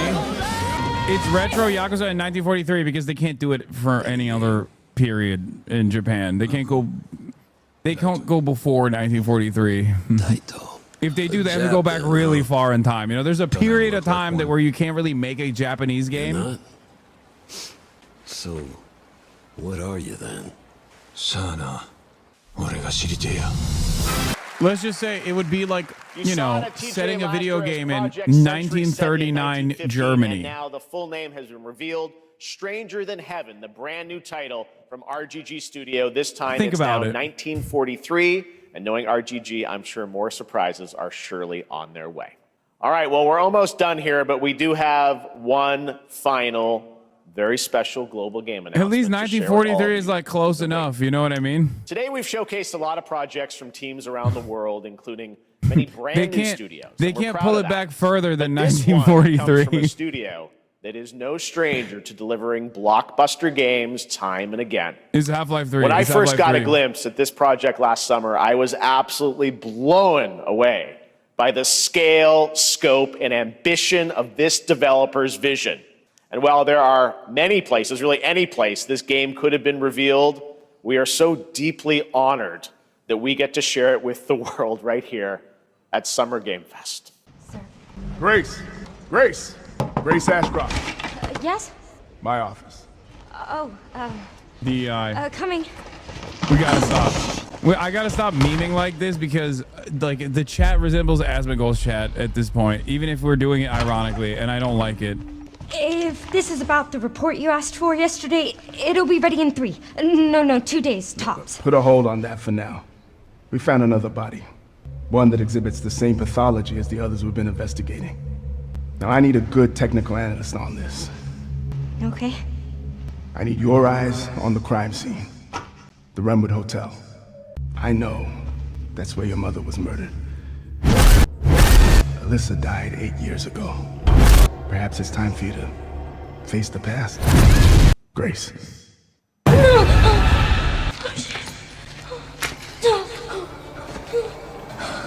Stay close. They're coming. I know now that you're the one that I've been searching for. The special one. The chosen one. Miss Ashcroft. Investigating all these strange deaths, huh? We need to keep our voices down. Have you seen the same shit I've seen? Please know that you are my hope. Everyone's gone. Another game that you guys are gonna demand I play, and it's gonna make me poop my pants. There you have it, Resident Evil Requiem. And it will be playable to fans this August at Gamescom, where we'll also be hosting Opening Night Live on Tuesday, August 19th. Resident Evil Requiem marks a bold shift for the franchise, both in tone and gameplay, and today's reveal isn't just about survival horror. Expect high-stakes cinematic action too, with much more to share soon leading up to its launch on February 27th, 2026. Amazing. Okay, I have enough time. Thank you, Capcom. That was an amazing announcement. Glad we kept it a surprise. All right, that's going to do it for our live Summer Game Fest show. Let's thank our co-host, Lucy James. Didn't she do a great job, everyone? Good job. Lucy got to see the trailer for the first time. I know. Too. I can't believe it. You kept that so secret. Very top secret. All good. All right, well, there's much more Summer Game Fest to come. Make sure to visit summergamefest.com to see a listing of all the digital events this weekend you can watch and to highlight even more games, including the Xbox Games Showcase on Sunday. And stay tuned online to see coverage of many of the playable games at Summer Game Fest Play Days that's taking place this weekend in LA. And make sure to stay tuned for Day of the Devs, which is coming up next with additional new reveals from incredible independent studios around the world. And what is this? Joey Keyboard with a new beat. Stupid Sexy Hassan. That was a decent show, I think. Half-Life 3 on Sunday. Yeah, that's gonna happen. Every day, every night, I can't sleep. Always running through my mind. Please just let me be. There he is in my sight, lying next to me. Gotta try and set my mind right, so I turn on the TV and see Stupid Sexy Hassan. Stupid sexy Hassan. Stupid sexy Hassan. Stupid sexy Hassan. Stupid sexy Hassan. This is great. Stupid sexy Hassan. Stupid sexy Hassan. This is a banger. All right, we got to put this on the intro playlist. Okay, maybe not. I didn't realize until the end what was going on. Still great though, still a banger. You bit his hand and he got the head shrinking disease. Yeah. Head was too big in the video. Okay, calm down. Calm down, everybody. All right, let's get back to the news. Okay. White boys are waking up. If you're an American who hates Islam, I can prove to you that America would be better if it operated under Sharia law. This would mean we would have no interest-based banking system, which would mean no student debt, no credit card debt, no housing collapses. Crime would start to immediately plummet because Sharia law. What the fuck is going on? Bro, oh my God. Oh my God. Hold on. This is the Islamic banking guy, right? Is this the guy that actually, this guy's a Muslim. Yeah, halal money. Bro, this is a real guy. Oh my God. I've sent this guy to Felix before. This guy showed up on my fucking Instagram. Bro, this dude showed up on my Instagram scrolling sessions. Okay. He showed up on my fucking Instagram reels. White boy goes to London one time, instantly hit with a Sharia ray. This guy is crazy. He sells like a course on what he has, like a thing called like halal Fortune 500 or something. Hold on one second. I got to find his like other banger. Well, it's not even a banger. It's like, this guy's sincere, by the way. Canyon Mims, the money Muslim on Instagram. How to be a millionaire as a Muslim. How to make $500,000 as a Muslim. His Instagram is called The Money Muslim. And he literally sells like Muslims a halal way to engage in usury. Yeah, he's basically Halal Ludwig. Sharia law has real punishments for real crimes instead of just throwing someone in a jail cell. We would no longer have alcohol, which would mean no drunk driving, closer families, and 95,000 less people would die each year. Our poverty issue would completely vanish because the rich would be required to take care of the poor. So people like Elon, people like Jeff Bezos would be required to take care of everybody who's homeless right now. Gambling would be outlawed, prostitution would be outlawed, both things that tear apart families and tear apart our current generation. Women would finally be protected and not used as these objects that we use for advertising, disrespecting them. And before you get emotional, take a second to look at real prospering Islamic nations. They have the lowest crime, they have the happiest population, and they have the best economic system. The data doesn't lie. I'm not making any of this up. If America was operating under Sharia law, it would be a safer place, it would be a better nation, and everybody living there would have. Yeah, all Muslim countries famous for having zero poverty and zero depravity. Yeah, if you go to the Gulf nation states, they're famously so good at treating their citizens very well, and also simultaneously never engaging in like slavery, for example. Yeah, no depravity here. Welcome to Dubai. Have a better life. I'm an American. I'm saying this not to bash on America. I would love if my country operated under Sharia law. And if you disagree with me, it's only because you're uneducated. Sharia law is not violent. It stops violence. Yeah, no, this is great. No notes. What do I say about this? No notes. Anyway, LA's about to start getting lit on fire soon. Yeah, I've been hearing a lot of people talking about this. LAPD is collaborating with ICE. This is outside of Ambience Factory. Another clear example, the LAPD and the city of Los Angeles collaborating with ICE, proving that the sanctuary city was always bullshit. Mayor of LA Silence supports this. Apparently, Homeland Security and ICE is raiding a downtown Los Angeles warehouse right now. They've locked the doors and holding the employees inside. What is this? Your boy Albrego turns out to be a real great guy. What happened? Did the federal government decide to slap him with some fucking charges so they bring him back so they can say he's a real criminal just so they can fucking deport him again? Is that what's going on? This is straight up Gestapo shit. Breaking, the president of California's largest union has been detained during an ICE raid. The SEIU California president David Huerta injured, detained at ICE raid in Los Angeles. What the fuck? Mayor Karen Bass says we will not stand for this. This morning, we received reports of federal immigration enforcement actions in multiple locations in Los Angeles. The mayor of a proud city of immigrants who always contributes to the city in so many ways. I am deeply angered by what has taken place. Okay, why the fuck did the LAPD also do a perimeter outside of the ICE enforcement action? Like, you're the mayor, Mayor Karen Bass. You have control over your fucking goons. That's crazy. Let's be clear. ICE injured and detained the president of the SEIU California for peacefully observing. ICE picked the wrong side, the wrong state, the wrong person, and the wrong union. David Huerta stood up, and 750,000 SEIU workers are standing with him. LA emergency protests from the Community Self-Defense Coalition stop deportations now. ICE has hundreds of members of our community kidnapped and is holding them at this location. What the fuck is happening, bro? What the fuck? This is my backyard. Jesus, Lord mercy. FBI riot team is out in the streets of Los Angeles and getting pushed out by community on the ground. I can't even go down there today because my live stream backpack got canceled.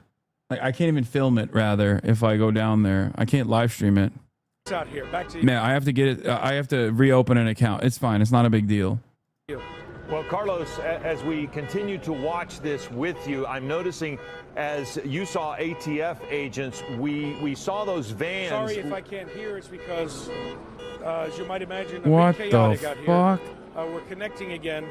I think I can hear you now. Okay, so Carlos, you mentioned ATF agents, but you also said go down with your phone. Man, shut the fuck up. You guys don't know anything. God damn, go down with your phone. You think I'd be able to fucking film this with a phone? Are you stupid?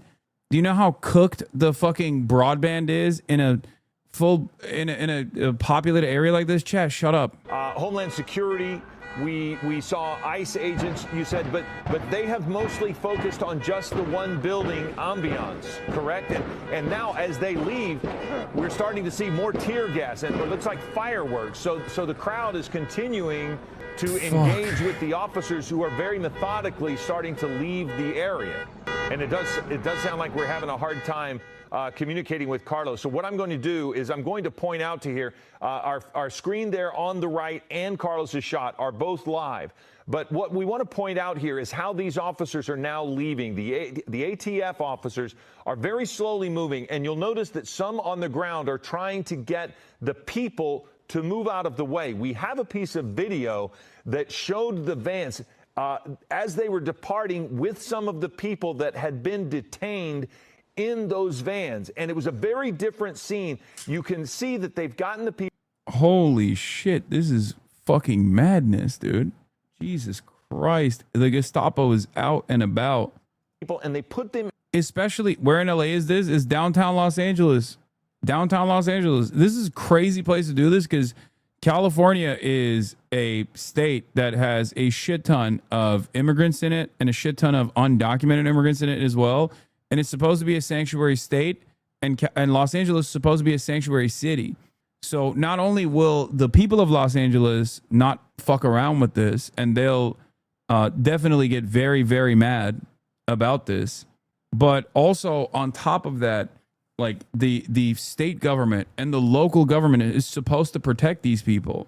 In these vans, and as these officers, these authorities started to leave, it was a very strange sight to see, because they started to leave and there were people who were protesting, trying to keep these vans from getting out. And the video seen here is deeply troubling, because these officers, look, there's that person in front, and the officers did.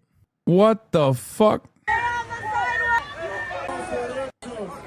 Stay on the sidewalk, please. Stay on the sidewalk. Earlier today, Stephen Miller let out a notice to ICE and Homeland Security and Customs and Border Patrol to 5x their apprehension numbers, by the way. This is the result of that. They want to 5x the number of apprehensions. And obviously, because all of the actual fucking criminal migrants were already being prosecuted by the previous administration, as I told you, the only people that they can actually get are non-criminal migrants that are waiting for asylum.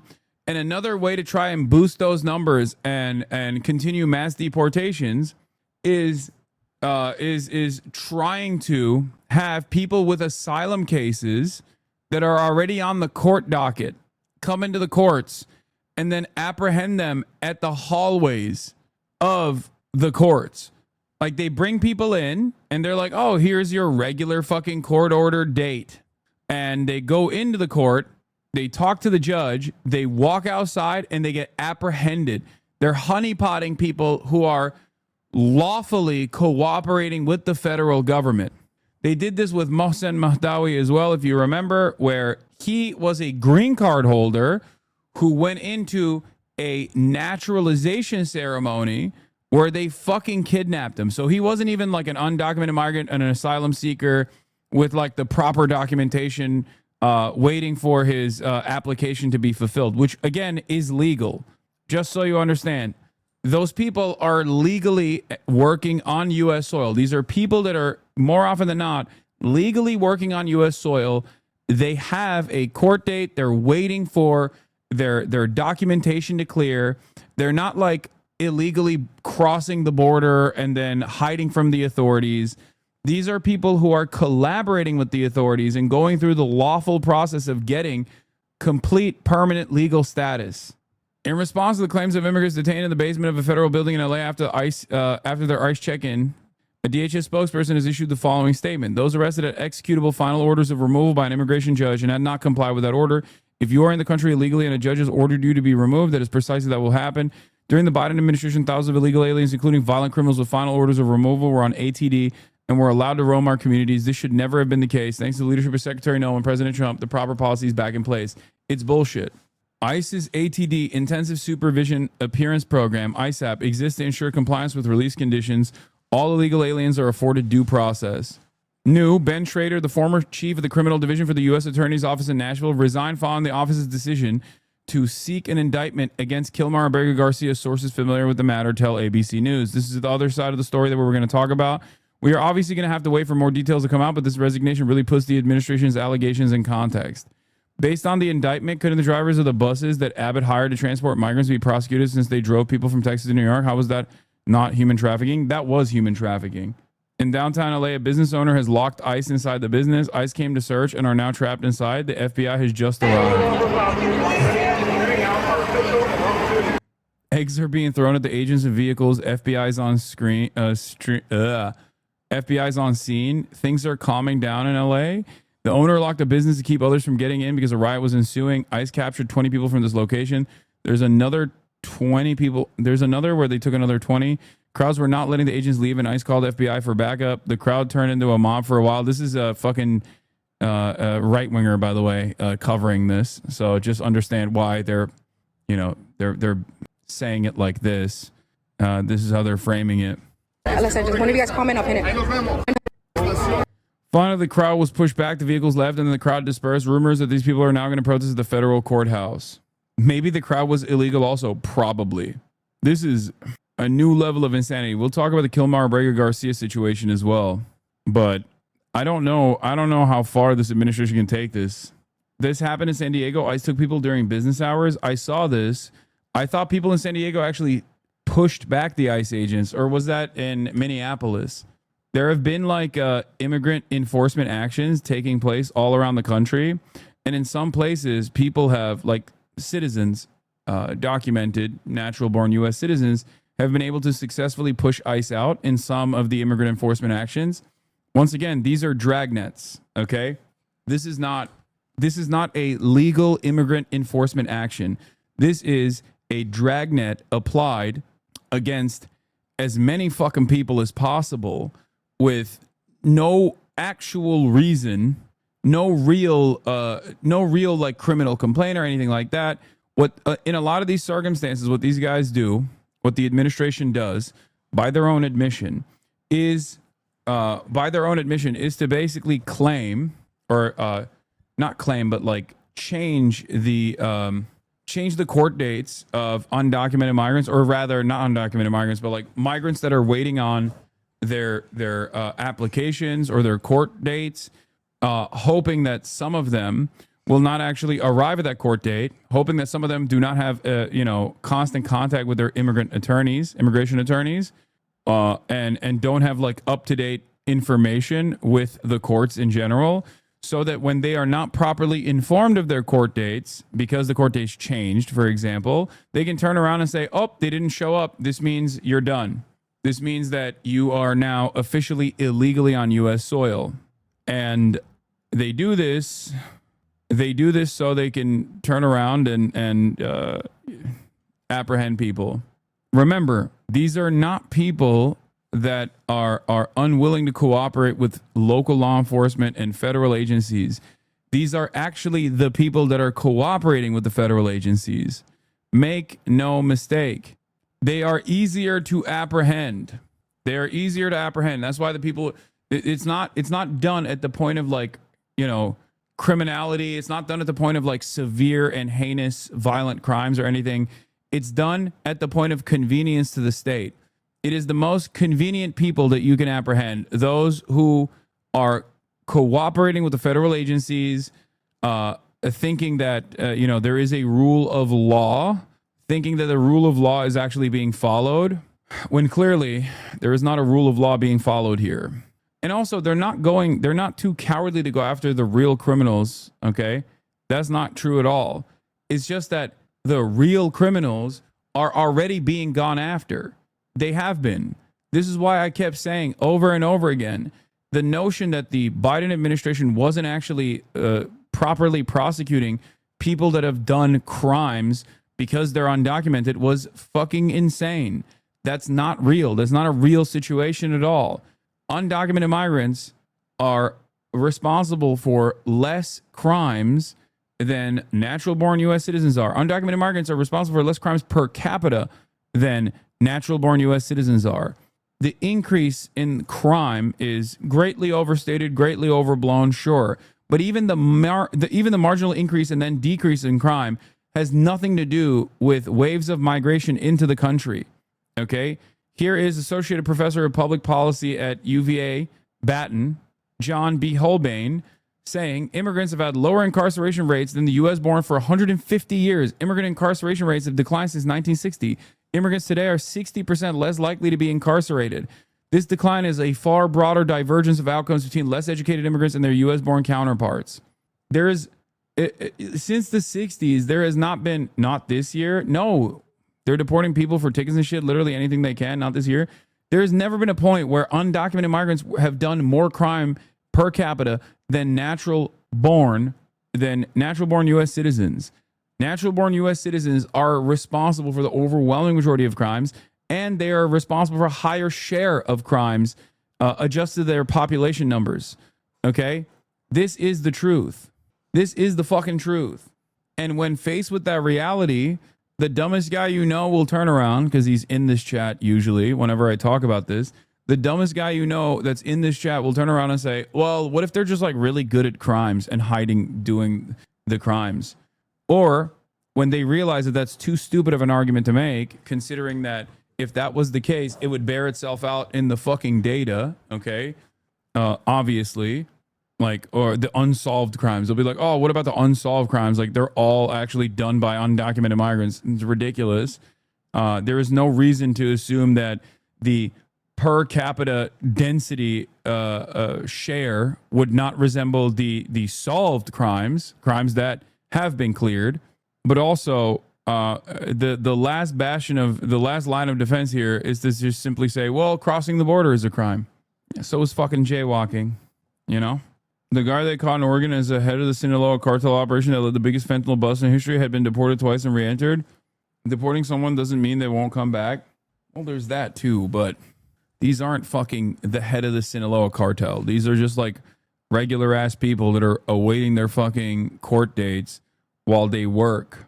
What's the argument for mass migration? Hissan. Who commits the most crimes per capita? Natural born U.S. citizens do. American citizens do. Are you trying to say black people? Is that what your argument is going to be? Do you think the likelihood of someone committing crimes is born out of their material circumstances or some other reason, like their culture or their racial got them? No, you didn't. You didn't get me at all. You're not listening to my words. Undocumented migrants, despite the fact that they actually comprise of a much poorer group of people from all around the world, by the way, many different demographics, many different ethnic backgrounds, still actually underperform on criminality as opposed to natural born U.S. citizens who obviously have a higher likelihood to commit crime depending on their financial status. Also, this is still an idiotic fucking argument. The per capita argument on the other side is not an indication of criminality for this group. You don't say every man is a criminal when, 90+% of all violent crimes are committed by men, okay? You don't say every white man is a pedophile rapist when the overwhelming majority of pedophile rapists are white men. So why is it that you turn around and you go, black people surely are committing more crime per capita? Yeah, perhaps the reality there is not necessarily that they commit the most crimes per capita, but they are over-policed, get longer sentences, and on top of that have the highest false arrest records per capita, which is actually the number that you're using. You're not looking at clearance rates. You're not looking at conviction rates. You're actually looking at arrest rates. Of course, a community that is over-policed will have more fucking arrests, partially because policing is very racist in this country. Oh, I can't believe we're just like relitigating the dumbest fucking arguments over and over again. It's like every single fucking day as we devolve. I mean, isn't it better to go through the justice system if someone's committing these heinous crimes they're saying, not just deport them? Obviously, the overwhelming majority of these people being targeted are not criminals and it's just racism, but by even their own logic, deportation doesn't solve the problem. Yeah, of course not. But it's not even... This kind of enforcement is not done to stop crime, is my argument, is my point. This kind of enforcement is done specifically to engage in a white nativist, anti-immigrant propaganda operation. If that was the case, if they were actually apprehending fucking violent criminals that were previously left unapprehended as a consequence of their undocumented status in the previous woke administration, then there would be a shit ton more people that they would be apprehending and showcasing the criminality of. But they can't. That's why 90% of the fucking people that they sent to CCOT in the first batch of mass deportations had no criminal record whatsoever, or at most had like unpaid parking tickets. Okay? There were people that have been on U.S. soil for 15 plus years that literally had one trespass violation. That's the reason why they got fucking deported to CCOT. They got kidnapped and deported to CCOT, a slave labor colony. Think about how psychotic that is. That's how little we care about the humanity of brown people in this country, undocumented migrants in this country, that we will use their mass deportation as a not like a real fucking reason, but instead just to do propaganda. It's that crazy. It's that little. There's that little value to the lives of all these fucking people. It's incredible, dude. Anyway, speaking of people that the government, the administration clearly doesn't care about the livelihood of. Kilmar Abrego Garcia appears in court charges on helping traffic thousands of migrants. That's what they're claiming, okay? They are bringing back Kilmar Abrego Garcia into the United States from, first he was sent to CCOT, if you recall, and then a big fuss was made about this by even some Democrats, luckily. And then, what? But you devalue them when you sympathize with Trump supporters, Hassan? What? Huh? Trump voters? What? What are you saying? What the fuck is wrong with you? Understanding why people are duped into voting for Trump is an important part of my job as a political commentator. Trying to stop them from making this mistake again is also an important part of my job as a political commentator. Okay? I'm not going to treat random Uber drivers as my enemy when I'm having a normal conversation, as I'm applying materialist analysis, as I'm trying to understand how they arrived at the conclusions that they arrived at, while also putting a lot of the blame in the hands of the Democratic Party for not actually creating a decent counter messaging campaign against this kind of idiotic fucking fascist policy. At no point do I approve. The United States to face justice. On May 21st, a grand jury in the Middle District of Tennessee returned a sealed indictment charging Abrego Garcia with alien smuggling and conspiracy to commit alien smuggling in violation of Title 8 U.S.C. 1324. We want to thank President Bukele for agreeing to return Abrego Garcia to the United States. Our government presented El Salvador with an arrest warrant, and they agreed to return him to our country. We're grateful to President Bukele for agreeing to return him to our country to face these very serious charges. This is what American justice looks like. Upon completion of his sentence, we anticipate he will be returned to his home country of El Salvador. The grand jury found that over the past 9 years, Abrego Garcia has played a significant... He had no charges before this. They just fucking whipped up a mock charge so they can fucking charge him with something, anything, so they can then turn around and say, haha, we told you so. This guy's actually a real fucking criminal.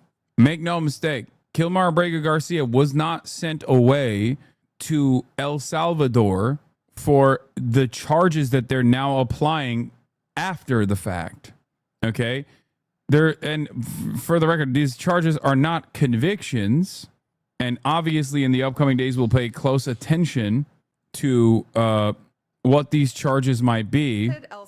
But it is fucking crazy. It is crazy that they're trying to post hoc rationalize this unjustifiable and illegal deportation campaign after admitting that they made a mistake in deporting him to El Salvador to begin with. The only issue here is this is the first time that the government lawyers, the immigration lawyers, actually admitted that they mistakenly deported him, okay? That was the issue here. They admitted that they mistakenly deported him.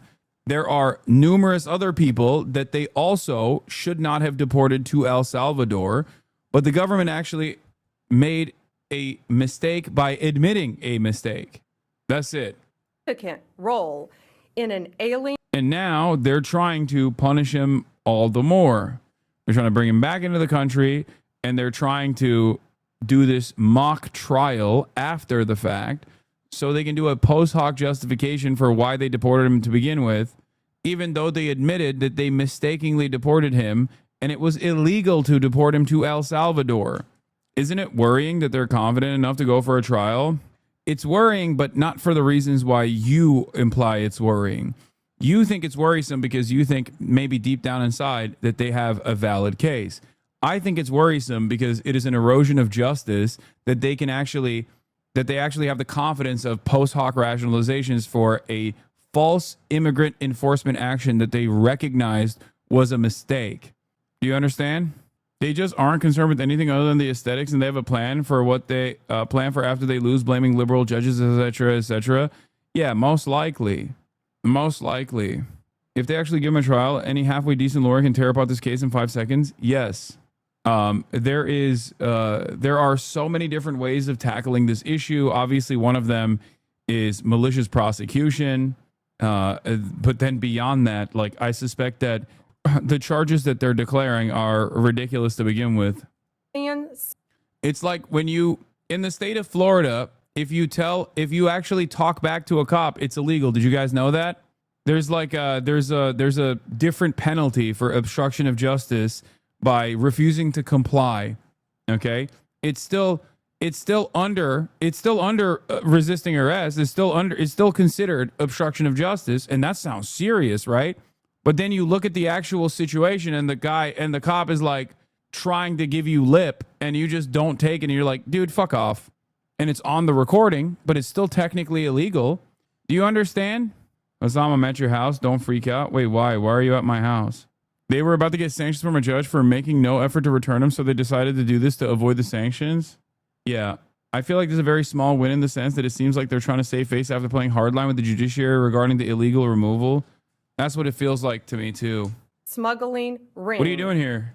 They found What are you doing? This was his full-time job, not a contractor. He was a smuggler of humans and children and women. He made over 100 trips, the grand jury found, smuggling people throughout our country. MS-13 members, violent gang terrorist organization members throughout our country.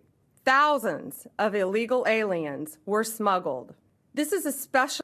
The reason why I brought up the obstruction of justice charge that's like completely stupid in the state of Florida is because what these guys are considering like smuggling thousands of illegal aliens or whatever could just as easily have been carpool with Kilmar Abrego Garcia and his fucking coworkers.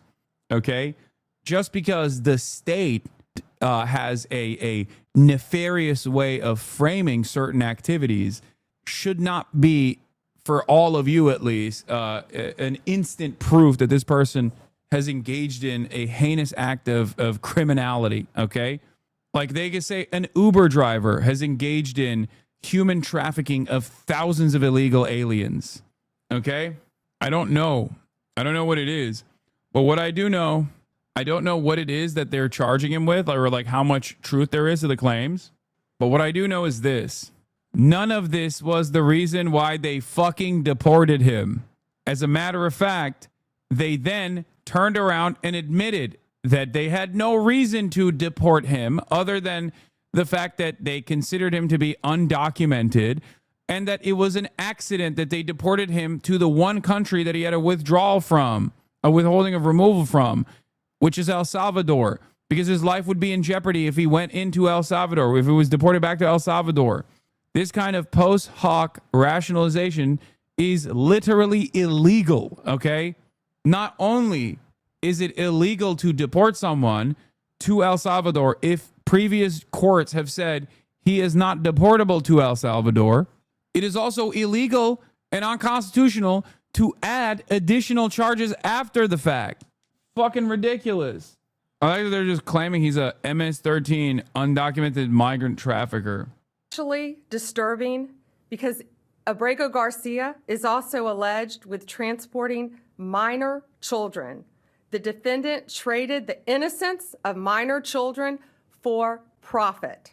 There are even more disturbing facts that the grand jury uncovered.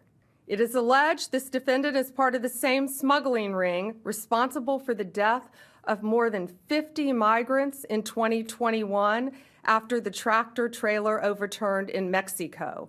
This is part of that same ring. The defendant abused undocumented alien females, according to co-conspirators, who were under his control while transporting them throughout our country. This defendant trafficked firearms and narcotics throughout our country on multiple occasions. What? They were using vehicles, SUVs, with added seats in the back, floors that had been ripped out, guns, narcotics, children, women. What is insane about this story, once again, is if that at his point of deportation, by the way, it still would have been illegal to deport him to El Salvador. But if all of this evidence supposedly was used in a court of law to engage in a lawful removal action, okay, then there would be no back and forth, no media controversy surrounding Kilmar Abrego Garcia's detention and unlawful deportation to El Salvador. Well, not to El Salvador. If all of this information was valid enough to present to a judge, okay, they could probably even remove his previous his previous immigrant court enforcement that made it illegal to send him to El Salvador, and that they could have legally deported him to El Salvador. Okay? MS-13 members. That is what the grand jury found. A co-conspirator alleged that the defendant solicited nude photographs and videos of a minor. A co-conspirator also alleges the defendant played a role in the murder of a rival gang member's mother. These facts demonstrate Abrego Garcia. Okay, this language gives the game away. They're offering deals to people to name Abrego Garcia as an accomplice in the cases they're being prosecuted on. She's naming the sources as those currently being prosecuted as the sources. Yeah, which is ironic because his initial brush with ICE also happened to be some random fucking guy that alleged that he was actually MS-13 to get a lower charge. And the MS-13 gang that he was supposedly a part of was operating out of a state that he had never actually been inside of, which immediately made it so stupid that even an immigration court did not find it reasonable enough. Think about that. Immigration courts are not exactly your fucking friends. They're not exactly friends to the undocumented migrants. Okay? So if an immigration court doesn't find it to be serious enough, an accusation to be like valid enough, is not gonna, it's not real. Yeah. For some context, a grand jury can issue an indictment with probable cause that the person committed the offense. That burden of proof is insanely low, about 10 to 15% certainty that something is true. Only the prosecution can offer evidence, and there's no other narrative shown besides what the government than the government wants to prove. Yes. Not true. About grand jury indictments? What do you think the fucking a grand jury can indict a ham sandwich cliche is about? No, that doesn't mean anything. A grand jury indictment doesn't fucking mean anything. What's more meaningful is the actual court proceedings where the prosecution will make prosecution, which will be the state, right, will bring up as many trumped up charges as possible with a fucking faucet of ridiculous, erroneous claims, at least claims that they have enough evidence to tie to Kilmar Abrego Garcia. And then the defense will fight back against those charges. And if they're competent enough, will disprove a bunch of them, or at least cast doubt on a lot of them enough that a jury of his peers will not fucking convict him or find him guilty beyond reasonable doubt. A grand jury is different than this process. Is a danger to our community. We want to thank the Department of Homeland Security, the FBI, our state and local partners, our acting U.S. Attorney Robert McGuire, and prosecutors from the Joint Task Force Vulcan. Criminal charges for alleged human trafficking. Oh, mistakenly deported Salvadoran native Kilmar Abrego Garcia appeared in a Tennessee courtroom Friday, hours after he was brought back into the United States to face criminal charges for allegedly transporting undocumented migrants within the U.S. More than 2 months after the Trump administration admitted it mistakenly deported Abrego Garcia from Maryland to his native El Salvador, a federal grand jury indicted him for allegedly transporting undocumented migrants within the United States. A 2-count indictment, which was filed under seal in federal court in Tennessee last month and unsealed Friday, alleges Abrego Garcia, 29, participated in a year-long conspiracy to haul undocumented migrants from Texas to the interior of this country. The return of Abrego Garcia from his native El Salvador follows a series of court battles in which the Trump administration repeatedly said it was unable to bring him back, drawing the country to... That was the other side. They were like, oh, we can't bring him back. Oh, turns out they can, expeditiously, as a matter of fact. And they did. He made his initial court appearance Friday evening in the Middle District of Tennessee, answering, yes, I understand in Spanish, when the U.S. Magistrate Judge Barbara Holmes asked him if he understood the charges against him.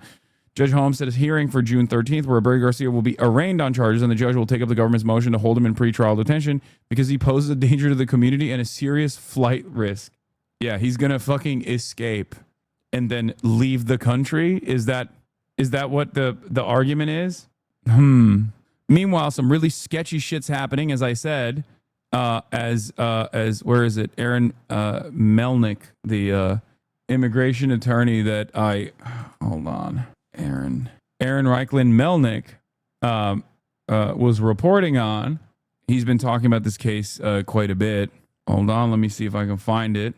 The initial prosecutor, Ben Schrader, the former chief of the criminal division for the U.S. Attorney's Office in Nashville, resigned following the office's decision to seek an indictment against Kilmar Abrego Garcia. The fucking chief of the criminal division for the U.S. Attorney's Office in Nashville resigned. If convicted at trial, the defendant faces a maximum punishment of 10 years imprisonment for each alien he transported, said the government's motion for detention, which also contained an allegation not included in the indictment that one of Abrego Garcia's co-conspirators told authorities that Abrego Garcia participated in the murder. Oh, come on. Abrego Garcia's attorney in an online press briefing called the charges against his client an abuse of power. They'll stop at nothing at all, even some of the most preposterous charges imaginable, just to avoid admitting that they made a mistake, which is what everyone knows about this case, said attorney Simon Sandoval Mosenberg. Mr. Garcia is going to be vigorously defending the charges against him, the attorney said. The decision to pursue the indictment against Abrego Garcia led to the abrupt departure of Ben Schrader, a high-ranking federal prosecutor in Tennessee, sources briefed on Schrader's decision told ABC News. Schrader's resignation was prompted by concerns that the case was being pursued for political reasons, the sources said. Schrader, who spent 15 years in the U.S. Attorney's Office in Nashville and was most recently the chief of the criminal division, declined to comment when contacted by ABC News. Chatters also might be thinking Abrego Garcia is from Maryland. Why is he indicted in Tennessee? Well, all the government needs to allege is that Abrego Garcia drove through Tennessee while carrying out the crime, which could literally be driving someone with undocumented status. It's pretty clear judge shopping to get someone as a judge who is conservative. Yes. And also, the reason why he was stopped was because he was speeding in Tennessee. Where is it? Bondi said if Abrego Garcia is convicted of the charges, blah, blah, blah, da-da-da-da-da-da-da, grand jury found over the past 9 years, all this lies and shit. From the beginning, this case has made one thing painfully clear. The government had the power to bring him back at any time. Instead, they chose to play games with the court and with a man's life. We're not just fighting for Kilmar. We're fighting to ensure due process rights are protected for everyone, because tomorrow this could be any of us if we let the power go unchecked, if we ignore our Constitution. Abrego Garcia, Salvadoran native who had been living with his wife. Oh, by the way, the only piece of evidence they have is a video of him in Tennessee driving with people from a traffic stop. That's why it's in Tennessee, not judge shopping. No, because the supposed crime is literally fucking a speeding ticket or whatever, or it is the same as judge shopping. Like, he could have had a speeding ticket with undocumented migrants in fucking Maryland as well, because it's not an indication that he was actually fucking human trafficking. Do you understand? Also, everything that this administration does revolves around judge shopping. It's the same fucking reason why they send people down to the Jenna facility in Louisiana. If anything, the reason why they did this is probably because I suspect the reason why they did this is because it's the only thing that they could hold on to, like the only thing that they could grab onto. Not to say that like everyone in Tennessee is fucked up and a right-wing judge or a conservative judge, but I suspect that out of this guy's like entire existence, that was the only thing that they could grab onto that had at least like a likelihood of having a more conservative judge. Yeah, Pam Bondi literally said he participated in a conspiracy that ended up in the smuggling of thousands of migrants across the country. They literally could have charged him anywhere if they wanted, if they had any semblance of evidence that Abrego Garcia was in that state. Since the only shred of evidence was that he was in Tennessee, that was the only state other than Maryland that he could be indicted in. Simple. Exactly. They couldn't get him on. They know that it will be made mincemeat in the state of Maryland. So outside of Maryland, Tennessee is the second best option that they had, seemingly. I'm sure that if they had found him in a vehicle, if they had caught him with a parking ticket in fucking Texas or Louisiana, or I don't know, like anything, any minor thing that he had done in any of these states where he had a brush with law enforcement, they would have used that state instead. Well, I guess it depends. It depends on the severity of the crime too. That's precisely the reason why one of the ridiculous allegations made by another person that was apprehended was that he was actually a part of an MS-13 gang that operates out of Long Island, despite the fact that he was never in fucking New York. And there was no evidence that he'd ever been in New York. So they dropped that part real quick, if you recall. The Trump administration is now. Also, this is the same guy that Trump claimed had a fucking tattoo of M, tattoo of S, tattoo of 1 and 3 on his knuckles. Okay. That's the same guy. So excuse me for being a little fucking skeptical about this government that is lying like Israel does, okay? We're at the Israel level of lies now, like stupid and childish. The administration argued, however, that Abrego Garcia should not be returned to the U.S. because he's a member of the transnational Salvadoran gang. Abrego Garcia's family filed a lawsuit over his deportation. U.S. District Judge Paula Zinnes in Maryland ordered the Trump administration to facilitate his return. Abrego Garcia was initially sent. Criminal investigation that led to the charges was launched in April as the federal authorities began Dude, okay. The criminal investigation that led to the charges was launched in April. Oh, so after they deported him and then admitted that they mistakenly deported him, and then a judge said he has to be returned after a Supreme Court unanimous decision that stated that a facilitation of his return must be started. Only after that, they started an investigation to the criminal fucking mastermind. Wow. How incredible, dude. That's crazy. That's so sick that it was just, they just really lucked out, it seems. Yeah, SCOTUS ruling was literally the 10th of April. So right after the Supreme Court ruling, they just happened upon an investigation where they looked through every single brush-in that this man has had with law enforcement, and the best they could find was a fucking traffic stop. That obviously didn't even reach the level of scrutiny from the Tennessee Highway Patrol that they didn't apprehend him. What is the argument here? That the Tennessee Highway Patrol was like, go right ahead, sir. It's very obvious that you are a part of MS-13 and you are criminally trafficking these undocumented migrants, but we just realized you're undocumented, so we're just going to let you go, Mr. Trafficker of Thousands. Do you think that's what happened? Do you think Tennessee Highway Patrol is in collaboration, is in cahoots with MS-13, and that's why they fucking let him go? Abrego Garcia was pulled over for speeding in a vehicle with 8 passengers and told police they had been working construction in Missouri. According to body camera footage of the 2022 traffic stop, the Tennessee troopers, after questioning Abrego Garcia, discussed among themselves their suspicions that Abrego Garcia might be transporting people for money because 9 people were traveling without luggage, but Abrego Garcia was not ticketed or charged. The officers ultimately allowed Abrego Garcia to drive on with just a warning about an expired driver's license, according to a report about the stop released. So even the fucking racist ass Tennessee Highway, the Tennessee Highway Patrol people were like, yo, this guy's real Mexican looking. Maybe them boys are undocumented. Okay. Fuck it. Let him go. Asked what circumstances have changed since Abrego Garcia was not taken into custody during that traffic stop in Tennessee. Bondi replied, what has changed is Donald Trump is now the president of the United States and our borders are again secure. Thanks to the bright light that has been shined on Abrego Garcia, this investigation continued with actually amazing police work as opposed to the woke and gay police work under the Brandon leadership. Yeah, when Brandon was the president, he obviously was able to hypnotize every single cop in our glorious nation and stop them from doing their fucking job, which somehow requires cops to be extra racist, more racist than they normally would be. They said in the indictment that the Suburban doesn't have a third row seating and they had MS-13 installed. A Suburban literally has third row seating law. Even if they fucking installed third row seating, how would that be an indication that this is actually a trafficking vehicle? That's just the argument from the state. We don't have to believe the argument from the fucking state that is very clearly trying to do a shambolic trial after the fact, after the fucking Supreme Court decision, chat. What are you, fucking nuts? Where's the goddamn... There's body camera footage that was released as well. How can she be so incompetent? No, on this issue, they can be incompetent. It doesn't matter because the goal is not to actually find real criminal migrants. The goal is to just make it seem like they're, doing real immigrant enforcement actions. And because in the process, they're just like sweeping away random fucking people that are clearly not, they're not doing anything, that it's going to be quite difficult for them to like make a competent case. How are you? Good, and you? All right. Anything good? You got a bunch of people in here, don't you? It's 1%. Yes. Go back to.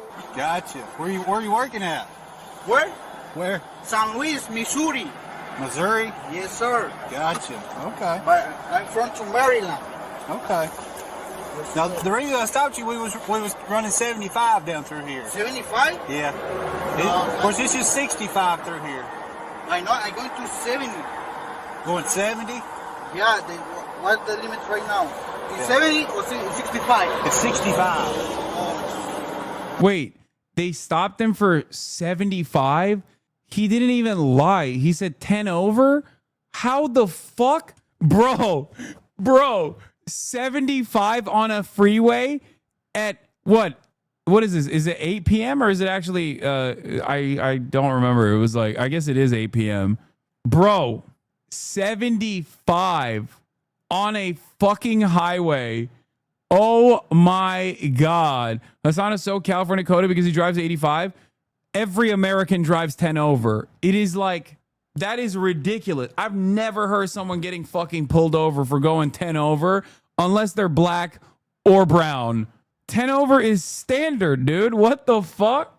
This is Tennessee. They take speeding extremely seriously down there. The cops' cars are painted to blend into the mountains too. They're extremely serious. I hate fucking driving there. They're insane about speeding in Tennessee. Like literally never ever speed in Tennessee, chat. There are towns in the South that basically only exist through speeding ticketing revenue. They will pull you over for anything. Wow. As a Tennessean, I've gotten a ticket for 67 and a 65 in Nashville. What the fuck? What the fuck? Yo, that is crazy. Okay, bro. America is not the land of the free, dog. Okay? I'm sorry. I know this is not the main point of contention, but if red states are operating entirely off of revenue that they generate off of these insane tickets that they're issuing, America is not the land of the free. This is a fucking police state. How the fuck do right-wingers not revolt on a daily basis? Yeah, not the land of the free, the land of the fee, dude. What the hell? What the hell? Oh my God. Oh my God. Bro, you get high beamed if you don't go over 10 in California. If obviously it's not bumper to bumper traffic. Like what?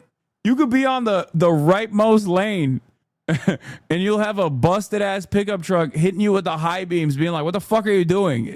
You're going 65 on the highway. What are you, stupid? What do you got, issues, dude? You got nowhere to be? What's going on? In New Mexico, if you're not going 10, they'll pull you over for being suspicious. Okay, let's keep going. I can see it, sir. You got all your Because info? I see the order, the speed limit. I see the.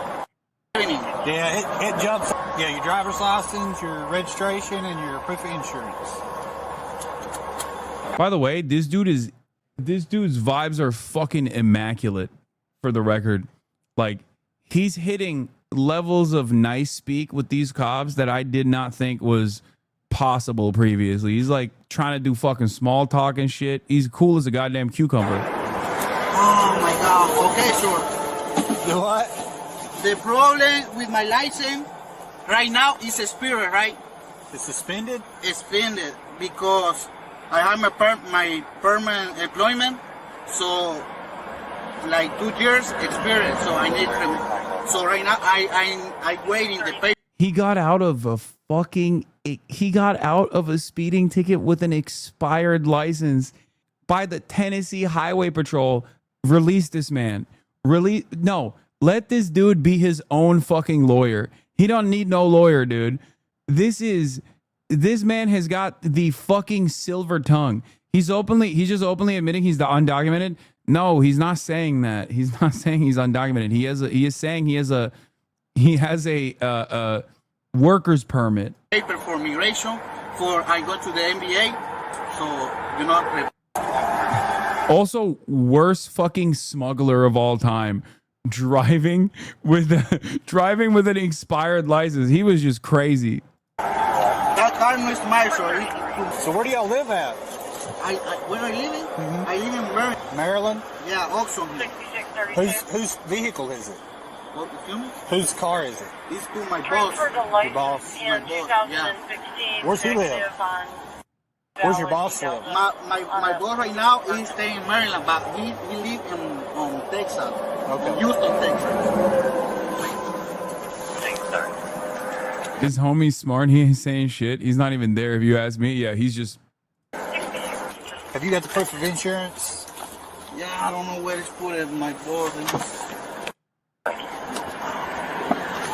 me call. So where are you guys coming from right now? Where are you coming from? From San Luis. When people smuggle, they usually hire people like that, expired license or issues, because they usually really need the money, so they're more down to do it in their situation.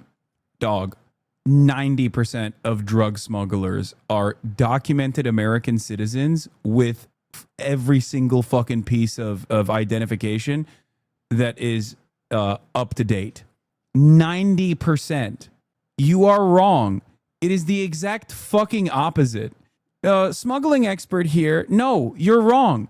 First of all, we're talking about a fucking competent criminal enterprise, dummy.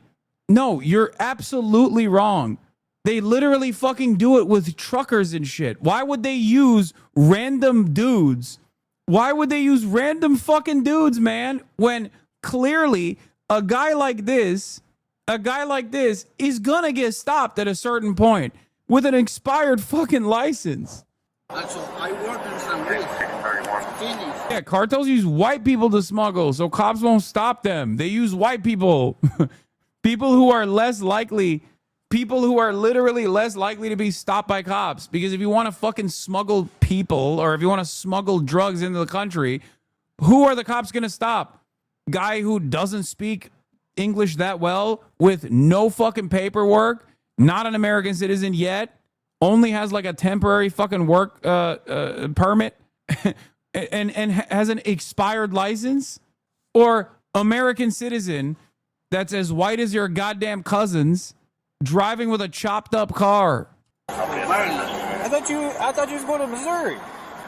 Yeah, cartels use white people to smuggle drugs so often that Clint Eastwood made a whole ass movie about it.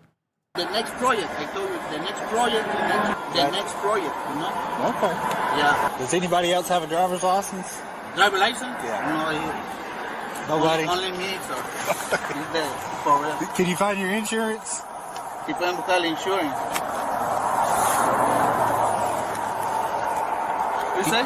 Your insurance, can you find it? I called my boss because I don't know where put the car. Okay. I'm gonna go back here and run your license and stuff real quick, okay? I'll be right back. How dark are your windows? Huh? How dark's the back windows? Windows?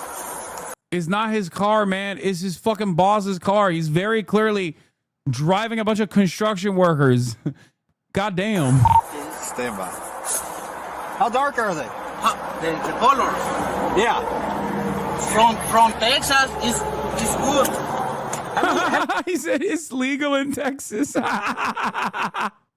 Oh, that's fucking awesome. How many rolls have you? Girl, the boycott. I'm sorry, this was 2022. It was not BDS yet. Okay? It was not BDS yet. You got in here? 4? Where? 4 seats? 4 rows of seats? Yeah, it's three seats. Yeah, with him. Yeah. Did y'all put an extra one in? Huh? Did y'all put another one in? No. Did it come like this? Use the truck. I've never seen one with that many seats in it. What you say? It's my boss. I said I've never seen one with that many seats. Is not his car, man. Is his fucking boss's car. Oh, really? Yeah. That's why I was asking if you put an extra one in. No, it's the same. Like this. Okay. Why did none of them have luggage for doing a job several states away? Not gonna lie, this would make me a little suspicious. Now he's fishing. Why did none of them have luggage? I don't fucking know, man, because they're broke. Like, they're not. Do you think these guys bring their like own special tools to the job site? Or do you think they just go to the fucking job site, do the goddamn job, and then drive back?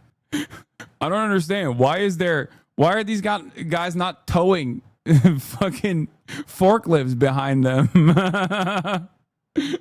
They're fucking carpooling to a job site, dude. What the fuck? Oh, they busted out the fucking. You know what you got here, right? He's hauling these people for money, is what he's doing. But sometimes they commingle dope. No, but he. water at the back. There's 8 people in there. Yeah, they put an extra row of seats in there. Yeah. So he's getting paid to all these people. Probably. Yeah, why'd they let him go? What did the dog show? What did the dog show? Nothing. That's why they let him go. This guy literally is like, yeah, they're mangling people. He's hauling these people for money. He's hauling these people for money. Bet they got drugs too. That's why we brought the canine unit out. Turns out even the fucking canine unit didn't find nothing. Guess we had to let him go. Did they put in this scene after the fact? No. This is like a cut down of like, I guess, the worst aspects of this traffic stop from the body camera footage. Yeah, Brandon's about to pop into the screen and tell him to let him go. Just wait. Classic Hasanabe not watching the full video. Yeah, they did those guys can drywall a house in 2 days, I bet. Oh, yeah. Sometimes they get in these real big lawn cars with many seats, smuggling people from place to place. They use code words like greyhounds. Yeah. Greyhound is a dog, not a long tube with numerous wheels on it. You can't fool me. I knew a greyhound. My pappy had a greyhound back in the day when we used to go hunting. Have you seen Narcos? I know. Sometimes these guys put extra seats on it. Every blue-collar construction worker in the country has lived this exact experience down to the driver not telling anyone his shit was expired. This is pure Americana. Yeah. I like that they said that he was like trafficking women that he was coercing too. And it's just like, I'm more inclined to believe the actual fucking, the more reasonable approach here, which is that they were at a job site and going back to fucking Maryland. According to body camera footage of the 2022 traffic stop, the Tennessee troopers, after questioning Abrego Garcia, discussed amongst themselves the suspicion that Abrego Garcia might be transporting people for money because 9 people were traveling without luggage, but Abrego Garcia was not ticketed or charged. Also, the other part about this is like smuggling people. Wouldn't they have luggage if they were being smuggled into the country or going from one state to the next? That's the thing that I don't understand. Like, isn't it more likely that he's not fucking smuggling people and they're actually just going from job site to job site if they don't have fucking luggage on them? Like, what the fuck? The officers ultimately allowed Abrego Garcia to drive on with just a warning about an expired driver's license, according to the report about the stop. As what circumstances have changed since Abrego Garcia was not taken into custody. Yeah, we already covered that part.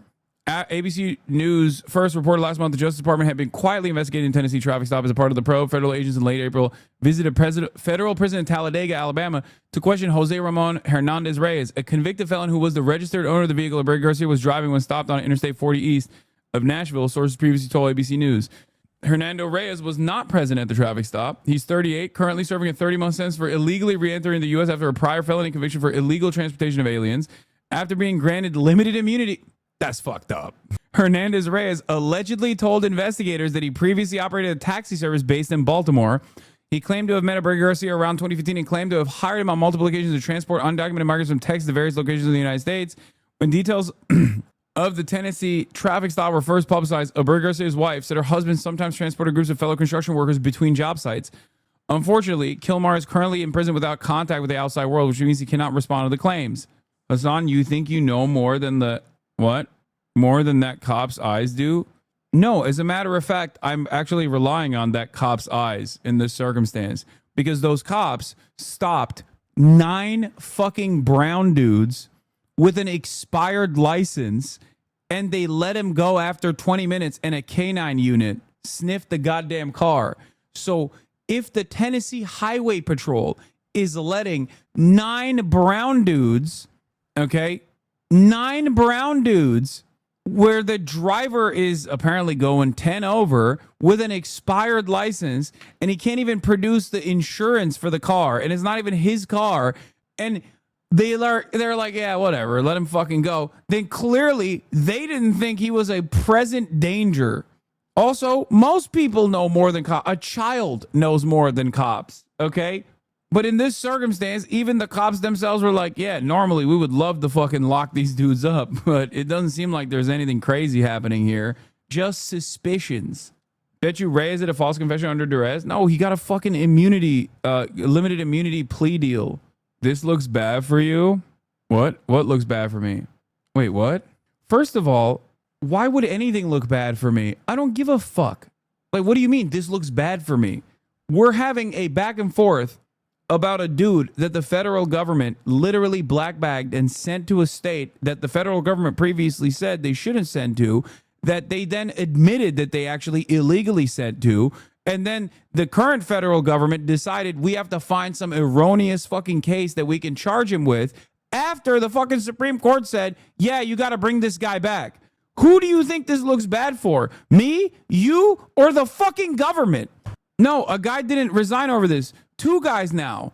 The initial immigration attorney was fired for admitting that the government fucked up. And now the prosecutor, the chief prosecutor on the criminal division that actually launched this fucking investigation also resigned. So it's not 1 but 2 fucking cops that have basically left their jobs and their positions after working for decades. But you know who this looks bad for? Random fucking Twitch streamer, because I'm a fucking moron. And the only way that I can view the world is through conflict with Twitch streamers. Even if Kilmar Abrega Garcia was a rugged criminal, this still wouldn't look worse for me than it does for the fucking Tennessee Highway Patrol or any number of different federal regulatory bodies that overlooked this case and didn't find any real fucking criminal penalties to apply to unjustifiably send someone to El Salvador. You fucking moron. Glad you're honest about it. This looks bad for me, he says. It's embarrassing how people only look through a drama lens. I know. And then they will fucking clip this and be like, Hassan is defending this guy. Oh, it's like, I don't understand it. I don't understand how these people fucking live like this. What a stupid way to exist, you know? Just don't make, Elon it don't Musk make is no not sense. an ally to Democrats, and any Democrat who thinks he is. He not only sued my former employer for reporting in multiple countries, he deposed me in Chicago. He flew his lawyers to Chicago to depose me for mean tweets. A 25-year-old with less than $10,000 in her bank account because he has such thin skin and he hates when his power is questioned in any way. He is not an ally to anyone but himself. Well, how mean were they? Huh? I mean, pretty mean. And to your point, there are a lot of things about Elon Musk and that. But would you take his money? Just answer. No, would you take his money? I would not. Would you advise a congressional candidate to take a contribution from Elon? No. I'm not taking money from a guy who does a Hitler salute. It's just that simple. Any quick reaction on what's going on with Elon Musk and President Trump on Twitter right now? Oh man, the girls are fighting, aren't they? This was something that was a long time coming, where we've been seeing that these 2 huge egos were not long for being together in this world as friends. The Joe Rogan Yeah, this Kash Patel interview is a banger. We are going to watch a man who used to be like a conspiracy guy going on the Joe Rogan Experience as now the director of the FBI. Experience. Let's just get to it because I know it's on people's minds. Epstein, right? The reason people are... I love Kash Patel because he just always looks like he's up to no good. Like, he's so high strung, like down to his fucking hairstyle that, like, there's just, he always looks like he's hiding something, dude. Like, he could be telling you about how he made his coffee this morning and you'd be like, dude, there's something off about the story. Like, did you put crack in the fucking coffee? Why do you look this way? You look so manic all the time, dude. He's always like, yeah, I'm not hiding the secrets about Jeffrey Epstein. He definitely killed himself. Joe, believe me, he fucking killed himself. It's not weird that I look like I put my finger in a electric socket and zapped my hair this way. That's just normal hair. That's the cool hairstyle of a cryptocurrency boss, Joe. Believe me. It's the eyes and the hair, dude. Yeah, of course. Who could forget his government headshot? The classic, fuck, can we take another one? I wasn't ready. The fuck? I was not ready for that shot. Let's do another one, please. Who's he looking at? Where is he looking? My soul. He looks like he is he is peeking into my, he looks like he's got x-ray vision and he's looking at my insides, dude.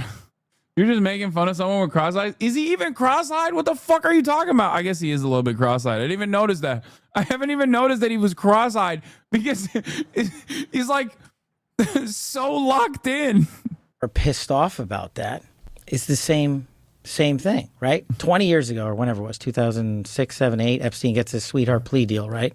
Right. After committing the most horrific crimes on planet Earth, right? I wasn't. Yeah, who's the one who gave him a sweetheart plea deal? Oh, that's right.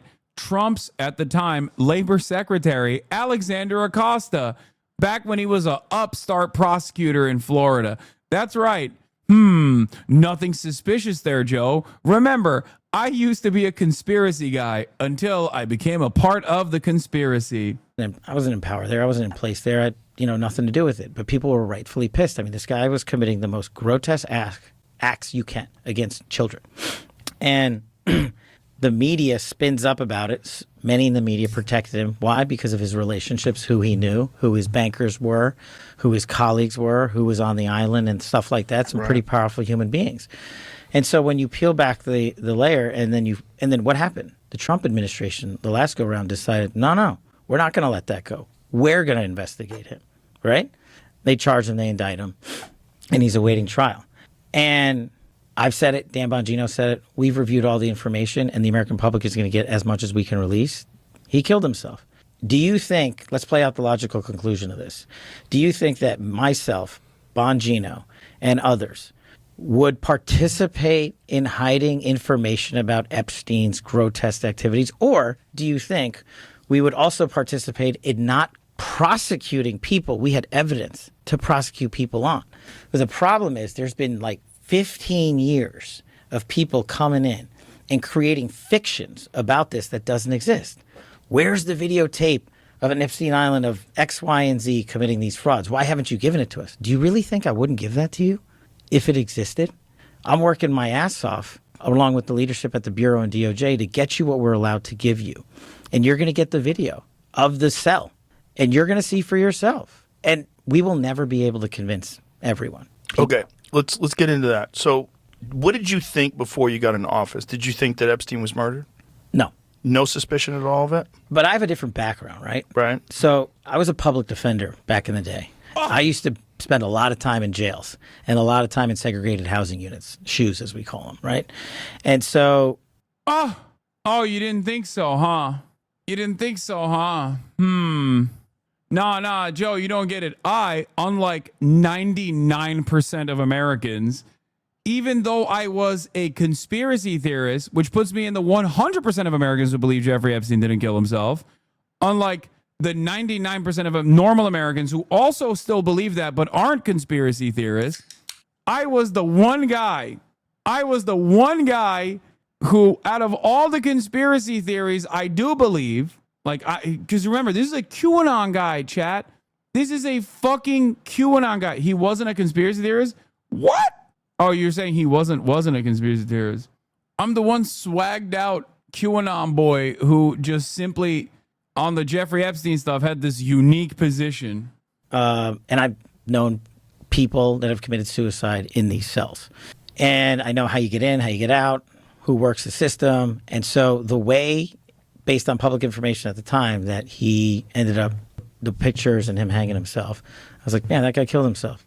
There's just no way that you could have run an op and had people go into that cell and not have any video of it and not have any people come out and say, hey, yeah, I saw that guy. He shouldn't have been there, the guard or this guy. There's just no access points into places like this in the detention center he was in, which I've been in. So correct me if... So why were both the cameras fucking busted during the duration? Yeah, look at this headline. Kash Patel says he never promoted QAnon. Here are all the times he did. Kash Patel helped keep the QAnon movement alive on True Social, interacting with Q accounts, appearing on QAnon podcasts, and signing his children's books with a QAnon catchphrase. Both guards allegedly asleep. Cameras mysteriously were not working. It's crazy that Jeffrey just fucking killed himself right in that perfect moment, dude. If I'm wrong, but what I was told, what I'd read, was that the guards were not paying attention or were sleeping. Well, right? And in short order, you'll see it. Is that correct? Well, it's hard to surmise that from a video, right? Right. Where they and look, do guards doze off on the night shift? Yeah. But no one can get in to the cell. And if they had gotten in to the cell, you would see it. But we were told that the cameras were down. Well, I don't know who said that. But that Oh, so the cameras are not down. Oh, so for this entire time, everybody was lying, I guess. was in the news. We're giving you all the footage. Dude, even Joe, dude, Kash Patel is, like I said earlier, because of the way Kash Patel presents himself in the most suspicious manner possible, okay? Him trying to defend this position makes it extra funny. Like, he's not one of these, like, smooth operators who can just, like, remain seemingly calm under pressure. When he's not under pressure, he looks like he's under pressure. He's like, yeah, the cameras, maybe they were off. I don't know. Footage we have. So why? Wait. He didn't answer the question. Told that the cameras were down. Well, I don't know who said that. But that was in the news. We're giving you all the footage we have. Oh, all the footage we have, except for the CCTV footage that was erased by technical errors. Surveillance video from disgraced financier Jeffrey Epstein's first suspected suicide attempt was destroyed by accident. And the second time, this was the attempt. And the second time, the cameras were down. The requested video no longer exists on the backup system and has not since at least August 2019 as a result of technical errors. FBI studies 2 broken cameras outside of cell where Epstein died. 2 cameras that malfunctioned outside the jail cell where financier Jeffrey Epstein died as he awaited trial on sex trafficking charges have been sent to the FBI crime lab for investigation. Epstein's lawyers told the U.S. District Judge Richard Berman on Manhattan on Tuesday that they had doubts about the New York City chief medical examiner's conclusion that the client killed himself. Wow. So not only the first attempt, there was no CCTV jail footage because it was just erased because of technical errors, including the backup. Also, just a sequence of technical errors every time this guy was trying to kill himself. Who knows how? Guys, you don't understand. The sequence of technical errors are unimaginable, okay? It's just so unfortunate that every time this dude was either trying to kill himself or successfully killed himself, apparently, you're ignoring the far more likely explanation. Lazy ass guards not wanting to do their jobs, as in going by every 15 minutes against policy. They worked double shifts and wanted to sleep. No, I don't. No. You're misunderstanding me. I don't think the guards were like, the guards could very easily be in on it, or they could have very easily been sleeping. That's not my argument. I'm not talking about the fucking guards. I'm talking about the fact that while the guards were sleeping, which is, likely, right? That's fine. Your voice is so annoying. Well, you don't have to listen to it, big dog. But in any case, it's not that the questionable part about this is not that the fucking guards are sleeping, is that the cameras in both circumstances, the cameras fell asleep. How did the cameras fall asleep? In both of these circumstances, Jeffrey Epstein autopsy shows bones and neck were broken. Such injuries can occur in a suicide by hanging, especially in older people like the financier who was 66. Yeah, guards are sleeping, cameras are sleeping. The bone injury to the neck is also more commonly in instances of strangulation rather than like suicide. So why wasn't that released like immediately? Why did this speculation escalate? I think you'd have to ask whoever the attorney general back then was, Bill Barr. Did you ever see? Do you remember that HBO autopsy show? Dr. Michael Baden. He's a famous forensic.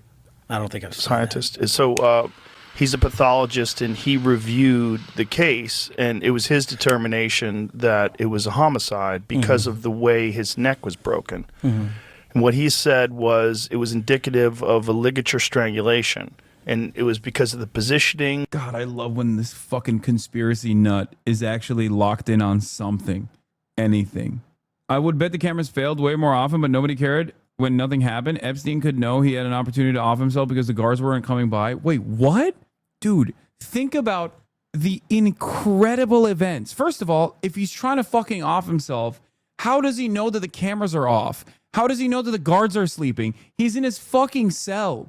Also, why?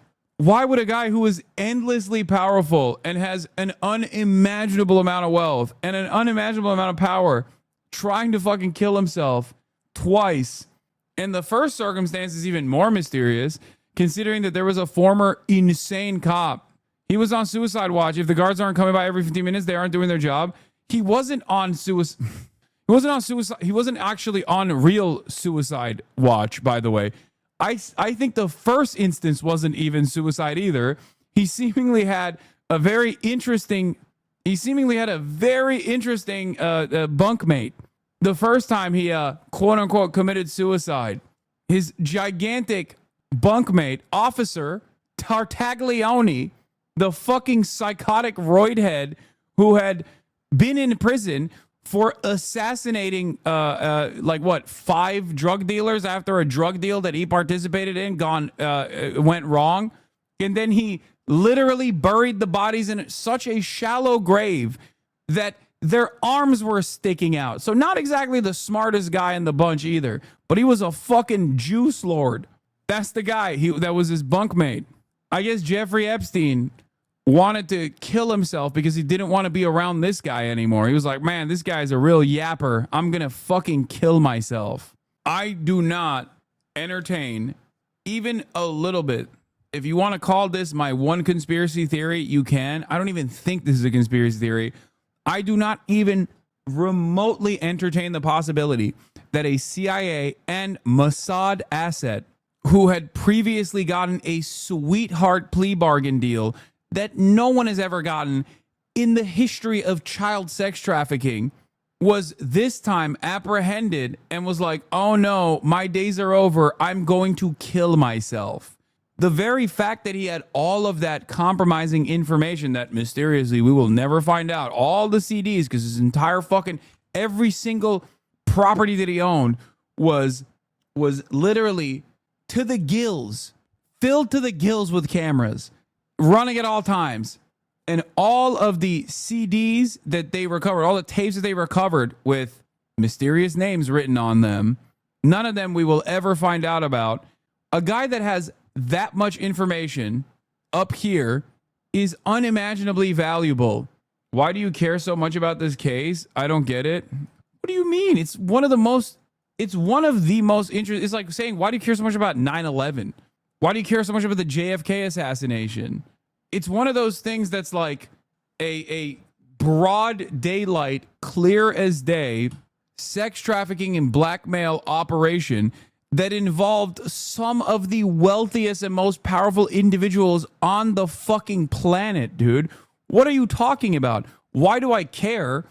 A dude that was most likely, very likely, a fucking federal agent, a agent of both the CIA and most likely Mossad, that engaged in a fucking blackmailing operation and was linked with motherfucking the Clintons, who would go to his New Mexico ranch with regular frequency. You think that that's not interesting? A prince was involved in this. Prince Andrew. It's truly one of the most interesting cases of our generation. Look, I think the story is spicy, but it's not something that I see as a thing. What? I'm interested in who was involved. Oh, man, shut the fuck up. What is this? Do we got fucking people tuning in from Langley? What the fuck's going on right now?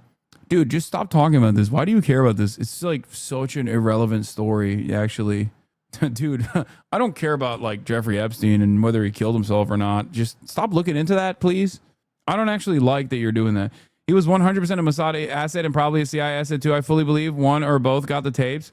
Like I said, dying mysterious at home. I'm 100% there, but he was murdered. But I've seen zero evidence that the guards did it or someone got into MCC undetected. Well, considering that the first instance was already suspicious enough with another person that was in prison, there are numerous other. It doesn't have to be like a hitman that snuck into the federal prison. Dumbest motherfucker on the planet. Yeah, the pedophile ring comprised of the most rich and powerful people in the world is kind of a boring non-story. Yeah, like dude. Ehud Barak, the former prime minister of Israel, was going in and out of this dude's Manhattan estate in 2016. Are you fucking joking? What the fuck are you saying? There is no way that Elon Musk's brother Kimball Musk, also in his New York Manhattan estate on numerous occasions. There is no way that a guy like that is killing himself in prison, dude. Like, the Diddy shit is interesting, but if you find the Diddy shit to be interesting, then you have to literally be laser focused on this, okay? Because this is Diddy shit at a way higher level. On the neck where the marks were, that it wasn't indicative of someone hanging by their weight, which had been higher on the chin. And there's a specific break of the bones and the vertebrae that's consistent with someone who is just strangled to death. I haven't seen it. I'll definitely take a look at it because that's part of my job. You haven't seen that? The report on that? No, I haven't looked at that. Did you see any? Was there any other autopsy done other than the official one? Not to my knowledge, but if there was, you'll get it. And that's what we're doing. See if you can find that Dr. Michael Baden thing. Yeah. No, Did you remember that show, the HBO show? No. Pretty cool show. Yeah. So this guy, Dr. Michael Baden, he had a long career. Do you ever think you've ever radicalized a Fed whose job it is to watch your stream? I know, listen, all I'm going to say is this. I know that there are definitely people that currently work in the Department of Homeland Security that are fucking fans of this stream. And I do not know how they compartmentalize the information that they receive from me while simultaneously doing what they do. You know, hopefully one day they will be of use. I know for a fact that there are people who are, yes, watching. I mean, there's plenty of fucking active duty military people that watch. And it's not just me, it's Chapo as well. We have fans, despite our politics and despite our commentary, we have fucking fans in every facet of the American government. And it blows my mind. Every time I encounter a new person like this, I'm like, how the fuck? How does that even make sense? All it takes is one charismatic officer, which is the one. Exactly.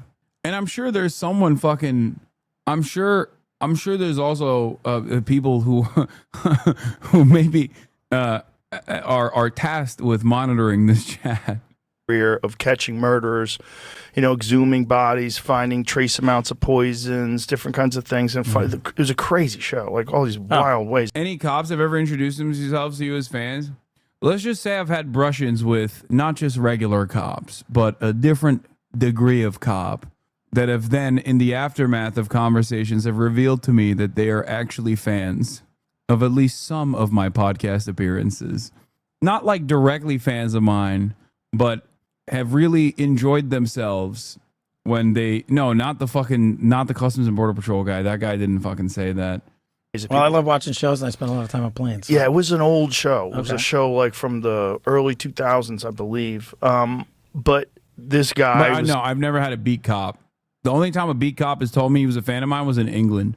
And I feel like that doesn't count as much. But like, I've never had an American cop.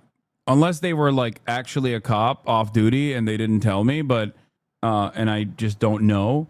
But I've never had a beat cop, like a regular cop, tell me they're a fan. I've never had someone from Customs and Border Patrol tell me they're a fan. I don't think I have a lot of cop fans, I'll be honest. That would be shocking. But I have had, let's just say, there's a type of cop that may or may not work for federal agencies that is more like a lawyer than a cop, like a nerdy cop. Think about it.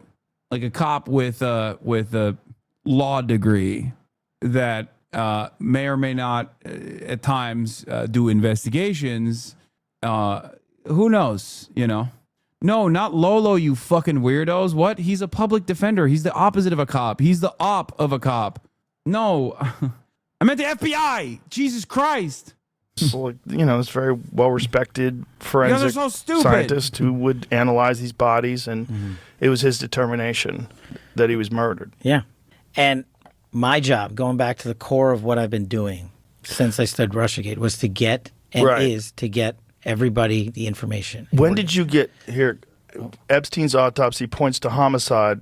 Pathologist hired by brother claims. New York City medical examiner strongly disputed the claim that the evidence from the autopsy suggested strangulation. So let's go to by the way, this is the New York Times and they never lie. The private pathologist Dr. Michael Baden said to the morning TV show Fox and Friends, Mr. Epstein experienced a number of injuries, among them a broken bone in his neck, that are extremely unusual in suicidal hangings and could occur much more commonly in homicidal strangulation. I think the evidence points to homicide rather than suicide, said Dr. Baden, who observed the autopsy done by city officials. Dr. Baden, a former New York City medical examiner and a Fox News contributor, said, I have not seen in 50 years where that occurred in suicidal hanging case. Findings by Dr. Baden were strongly disputed by the city's chief medical examiner, Dr. Barbara Sampson, who previously ruled that Mr. Epstein's death on August 10th in the Metropolitan Correctional Center was a Under normal circumstances, I would think that the FBI deputy director that's going on the #1 conspiracy podcast would probably be a little bit more equipped about all of the lines of questioning that he's going to receive about Jeffrey Epstein. But this administration is different. So I do believe that Kash Patel might be so stupid as to not knowing what all of the lines of inquiry will look like and not looking into it. Every other administration, I'd be like, no, of course he's lying. Like, obviously he knew about this, and obviously he fucking knew about this, and he's just lying. And he's like, oh, I didn't know this information existed. No. But then again, I also feel like Kash Patel is like, if he's a QAnon guy, like, did he not talk about Jeffrey Epstein at all? Like, I don't think there's no way that he has not talked about Jeffrey Epstein. Suicide. I stand firmly behind our determination. Sorry, he's not the deputy director. That's Dan Bongino. He is the director of the FBI. Dan Bongino is the deputy director of the FBI. Kash Patel, another media guy and a famous author of numerous children's books. That Kash Patel is the director of the FBI. Of the cause and manner of death in this case, Dr. Sampson said in the interview on Wednesday, she added, in general, fractures of the hyoid bone and cartilage can be seen in suicides and homicides. The hyoid bone is near the Adam's apple. Dr. Sampson also dismissed Dr. Baden's contention that the circumstances around Mr. Epstein's death suggested other people may have been involved. She said her office had done a complete investigation, taking into consideration information gathered by law enforcement in making the determination. So this is a perfect example of going back to my public defender and prosecutor days. Mm-hmm. This is what we call a war of experts. You can always find someone to come in and say the opposite. Right. And I used to do it all the time. I mean, I represented some of the worst humans that you can possibly imagine on Earth. Literally. The guys that were trafficking children from Mexico into America. And you could put... Okay, dude, what the fuck?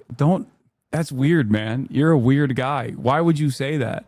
Like, I get it. You were a public defender, but goddamn, like that's an odd flex as the current director of the FBI that is mysteriously talking a very weird game about the Jeffrey Epstein situation. Put up a professional expert to say, and this is what's going to go on forever.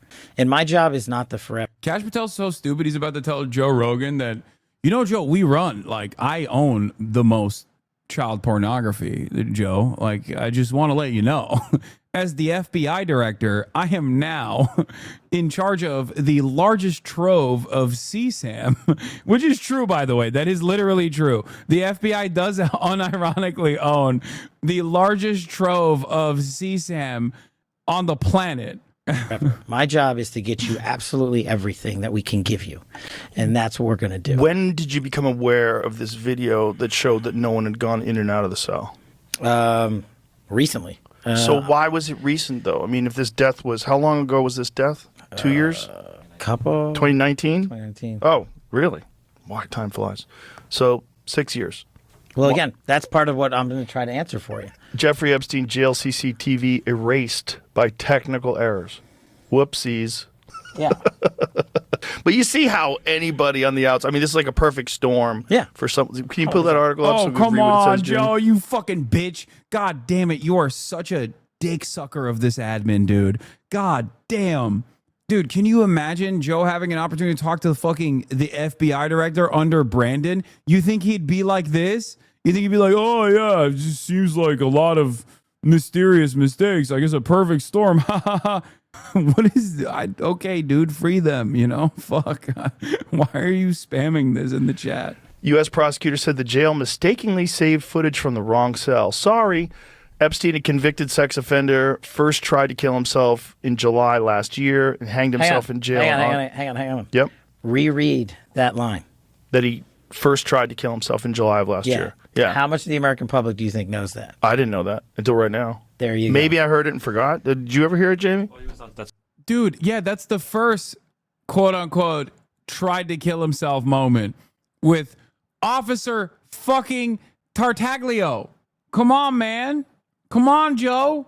Yeah, I did know it. Okay. And many people who paid close attention to this case, which according to that one chatter I banned, was really weird to just care about this case. You know, it's just stop looking into it. Because you're a Turk, you probably love Erdogan. Yeah, that's why I mysteriously haven't been back to Turkey since like 2016. Mysteriously, because I love him too much. I can't seem to get my hands out. I want to hug and kiss him so hard. So Turkey was like, "Don't come back." It's incredible that this is one of the top podcasts in the world, and no one looks into fucking anything at all before talking about it. Totally lazy and worthless. Hire a producer, Joe. He does. He has Jamie. That's why he's on Suicide Watch, I think. Oh, okay.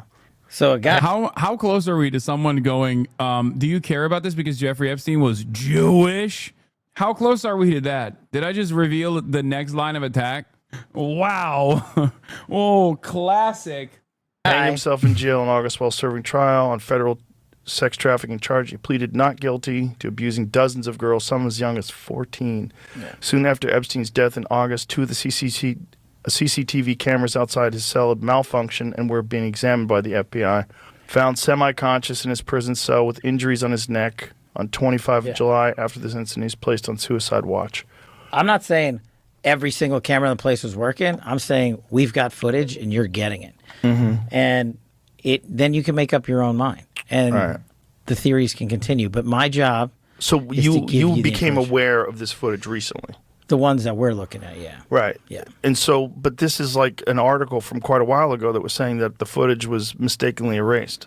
Look, I mean, it goes back to the same It's just odd that the footage got erased twice, you know, on both quote unquote suicide attempts. The footage mysteriously went away. How can that happen? Especially after the first time. Don't you think that that's something that, especially if he was placed under suicide watch, don't you think that that's something that they would care about? They're going to drop an AI video? Yeah, I can see that. I can see that. What is this? That's unironically what they tried to smear Corbyn with, that he was talking about Epstein anti-Semitically. Jeremy Corbyn accused of playing up Jeffrey Epstein's Jewishness, mispronouncing the dead pedophile's name during an election debate. Corbyn on Air Flub came Tuesday when he was asked about Prince Andrew's disastrous interview about his ties to Epstein. Before we discuss Prince Andrew, I think we should discuss the victims that are there because of what Epstein was doing, Corbyn said. To applause, clearly pronouncing his name Epstein. Okay. What? I mean, in Turkey, we say Einstein. Sometimes when I'm talking about Albert Einstein in English, I accidentally say Albert Einstein. It's normal. It's not anti-Semitism. Herkes öyle demiyor mu la? Yok, hayır abi. İngilizce söylediğin zaman Amerika'da mesela Epstein diyorsun, Epstein değil. Mesela Albert Einstein dediğin zaman Einstein diyorsun, Einstein değil. If anything, it's respecting the fucking grammar of the name instead of anglicizing it. Yeah. Einstein. Epstein. It's the people that were in power then. I mean, I get it that you want to hold me to account for their actions, and no, I'm not saying, not you. I'm not saying that. Not you. Just the public in general, and that's okay. What's confusing to everybody today? First of all, it's very confusing because AI can kind of make anything. You know, which has got to be a bizarre position for you to be in when you're looking at videos. I mean, I've watched Viking videos; it looked real as fuck. You know, they just make Viking towns.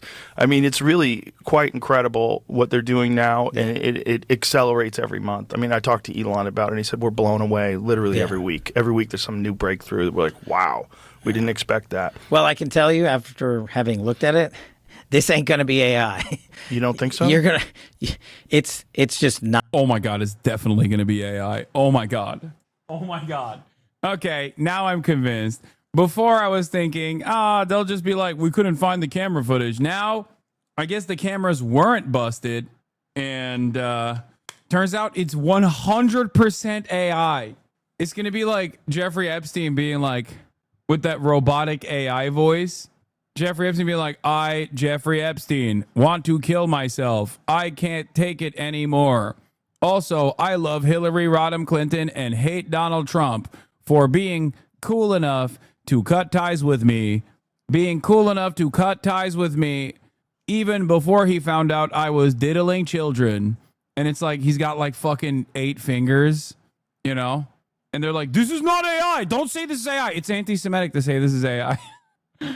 This has to be the Viking AI Joe saw. What? Look at his fingers. Going to England. This is kind of funny. Going to England. Oh. It's Danelaw now. This is so stupid. Oh, okay. Let's get not great. You know, it's like if it were AI, like someone wanted to come in and make it, they'd make it better. But why would you make it better when people could, you could have ambiguous footage that is, totally generated by AI? I mean, AI can generate blurry images. AI can generate night vision. AI can generate essentially anything that's already existed, like really shitty 1984 VH. Get Ready With Me to Pillage is actually a banger sketch idea. Quick pillage. We are going into the monastery. Look at how weak these English people are. It is time to sell them to slavery. I will bring one back to my wife, my shield maiden. HS tapes. They can do that. They can. But I'm telling you, I'm giving you the tape from the tape. There's just like I'm giving you the documents from the vault, just like I'm giving you information to Congress on COVID origins or what have you. What we find is what you're getting. Okay, so now I like that these guys also were all super skeptical of government narratives. Even like the FBI under the Trump administration, they were like, oh, they're the FBI are enemies of ours, right? The enemies of the truth. But now that like it's other podcast guys that are in charge of the FBI, all of a sudden, everything's copacetic. All of a sudden, everything is airtight. You can trust the government narratives now because the guy telling you to trust the government narratives is just like you. The guy telling you, the guy from the government that's telling you that the government narratives are actually correct is a guy just like you. They put a podcast guy in there, and all the podcast guys that were like, I don't trust nothing from the government is now going, nah, this is actually cool. This is fine. Now it's saying 2019, missing jail video from the first Jeffrey Epstein suicide. So for the first attempt has been found. So maybe, let's put it into perspective, jails are not the most efficient, best run places. Yeah. It's not like Fort Knox. Yeah. No, it's not. It's, yeah. We're working with what we got. Right. So, and listen. Yeah, Joe, we gotta fund the police. These fucking pussies. They defunded the police, Joe. These fucking cowards, these libtards, Joe. We gotta fund them. That's what it is, Joe. That's the problem. This guy's not the only guy to kill himself in prison. It happens, I don't know how often. Right. All the time. Actually, the facility that they're talking about had a very, very low rate, at least that year. I think they might not have had a single other suicide, if I'm not mistaken. Let me see. I remember reading something about it, but it was so long ago I can't remember. Also, yeah, people do get murked all the time. Suicide, on the other hand, is not at least in that specific facility, was not so common. But we're also talking about like an incredibly high profile individual. Get the fuck out of here. Thought it was that no other suicides in that shoe for 20 years. Are you seriously telling me that this guy runs the FBI? I am from the UK. Lad, you don't even know the fucking half of it. You're just looking at him as an unserious person on the Joe Rogan Experience. Wait till you find out more about his fucking background. He is a child books author. That's his like previous shit that he was famous for. A children's book that he wrote about Donald Trump being like a wizard or something, or taking down the wizard that is the Democratic Party. What is this? I was not let go as the director of alcohol, tobacco, firearms, and explosives. I decided to leave so that I could focus on the power. The little green men are coming in to prepare for an interview. I was in the National Security Division at the time. I was doing the discovery from Benghazi. We found her freaking email. They took that investigation away from us and it became the Clinton. the fuck is this? Even if he killed himself in prison. So if he was murdered in prison, crazy, right? Yeah. You could see why very powerful people wouldn't If want he him was talking. murdered in segregated housing, in isolation, after being on suicide watch in a place in a detention center that I've physically been in myself, it would be fiction. It's just, in my experience, that is not doable. It's not doable even for the most powerful and No. wealthiest people in the world. Yeah. Wouldn't you think, though, that like if someone was in a position where a guy could release information that could potentially... Prior to Jeffrey Epstein's death in August 2019, suicides at the Metropolitan Correctional Center in New York were exceedingly rare. The last recorded suicide at the facility occurred 21 years earlier in 1998 when Philadelphia mobster Louis Tura hanged himself in a cell. First suicide in 21 years at the MCC, the facility that Jeffrey Epstein was in. It happens all the time, Joe. All the time. Last time it happened was 21 years ago, Joe. All the fucking time. Think about how common that is. potentially damage the most well. Also, cameras fucking turn off all the time at the time of the suicide. Okay? Cameras always turn off at the time of the suicide while the prison guards are sleeping. It happens so frequently. Stop asking me questions about this. Please, halt your investigations. Cease your investigations, Joe. I thought we were fucking friends. Healthy people on Earth, you would have a concerted effort that's unprecedented. Sure. You would have the resources that we couldn't even possibly comprehend. Yeah, I even doubt that the fucking mobster actually killed himself, too. That was probably also a hit. All pointing towards eliminating this one person that it could be done. But I mean, so many people have been implicated, right, already. And some of that information, what they did to Prince Andrew and everybody else is already out there. And so that's the conspiracy stuff that me and Bongino and the folks have to say, look, we will give you everything we can, and then we will have done our job. Also, if I had a shred, me, Kash Patel, had a shred of evidence, the Russiagate guy, the Jan 6 guy, the COVID origins guy. Oh, dude, come on, Joe. You can trust me. I am the guy. You would trust me, right, Joe? Look at me. Look at how trustworthy I am. Had a shred of evidence that this guy was murdered, I would be the first guy to bring this case hard and fast. And I would even doing press conferences every week on it. Mm-hmm. The first guy. Okay, dude. Yo! Look into my eyes. You can see the white of my eyes, Joe. This is a sign of trustworthiness. Look at me. That's what I'm asking people to play out to their logical conclusion. I'm not Comey. I'm not McCabe. I'm not the guy that was in the seat before. I have a wildly different background. I've been putting out the truth my entire career. Why would I risk all of it on this guy? I believe you. Catch the letter. Oh, yeah. I believe you. I just think that, bro, you fucking wrote children's books. What the fuck do you mean? This is the greatest advancement that you did not deserve in your whole life. Of course you're going to defend the newfound position that you have and do a basic fucking 180 on most of the conspiracy theories that you previously believed. Okay, you're the FBI director. Where's the fucking QAnon shit that you were pumping? Huh?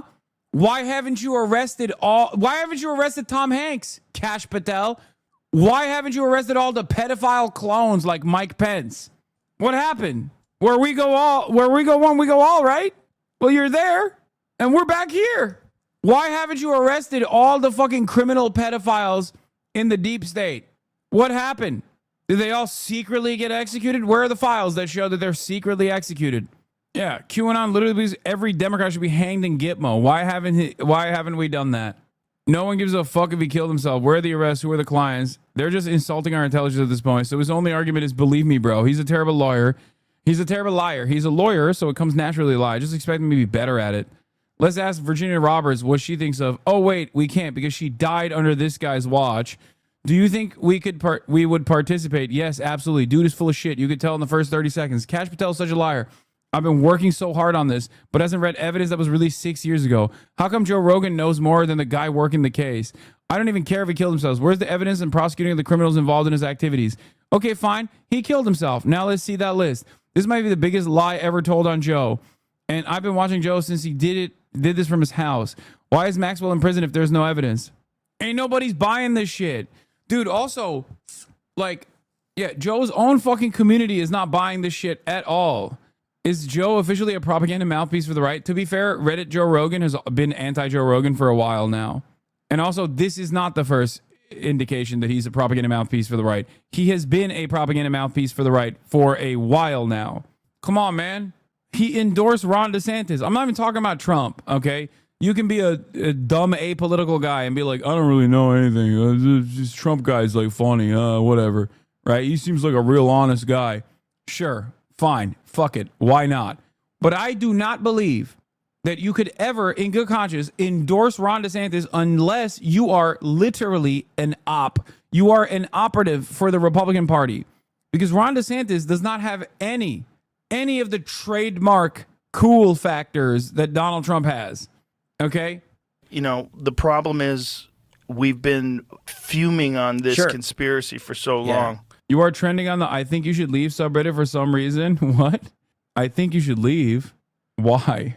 What the fuck? I love Tim Robinson. Also, I've hung out with Tim Robinson briefly when I did Tim Heidecker's show. Fun fact for those of you who don't know. What the fuck? Kabi Lame was arrested by ICE? No shot. This seems fake. That has to be fake. That's insane. And we love conspiracies, don't we? No, as a country, it's there's good, so right? much fun. I mean, you know, they make JFK tapes. Come on, like release the documents.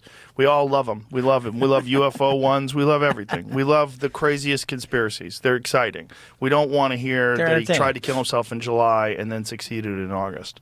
And look, I could imagine why the guy wanted to kill himself. He was going to jail for the rest of his fucking life. I'm trending and in jail. Dog, this has 72 upvotes. It's also Dan Flashes. I've made that joke. Man, it's really popping. This shit really went crazy numbers, dude. 72 upvotes. Sex offenders for children are not treated well. Hey, and also, by the way, most Americans haven't, nor should they. Have you ever spent 1 minute in segregated housing? No.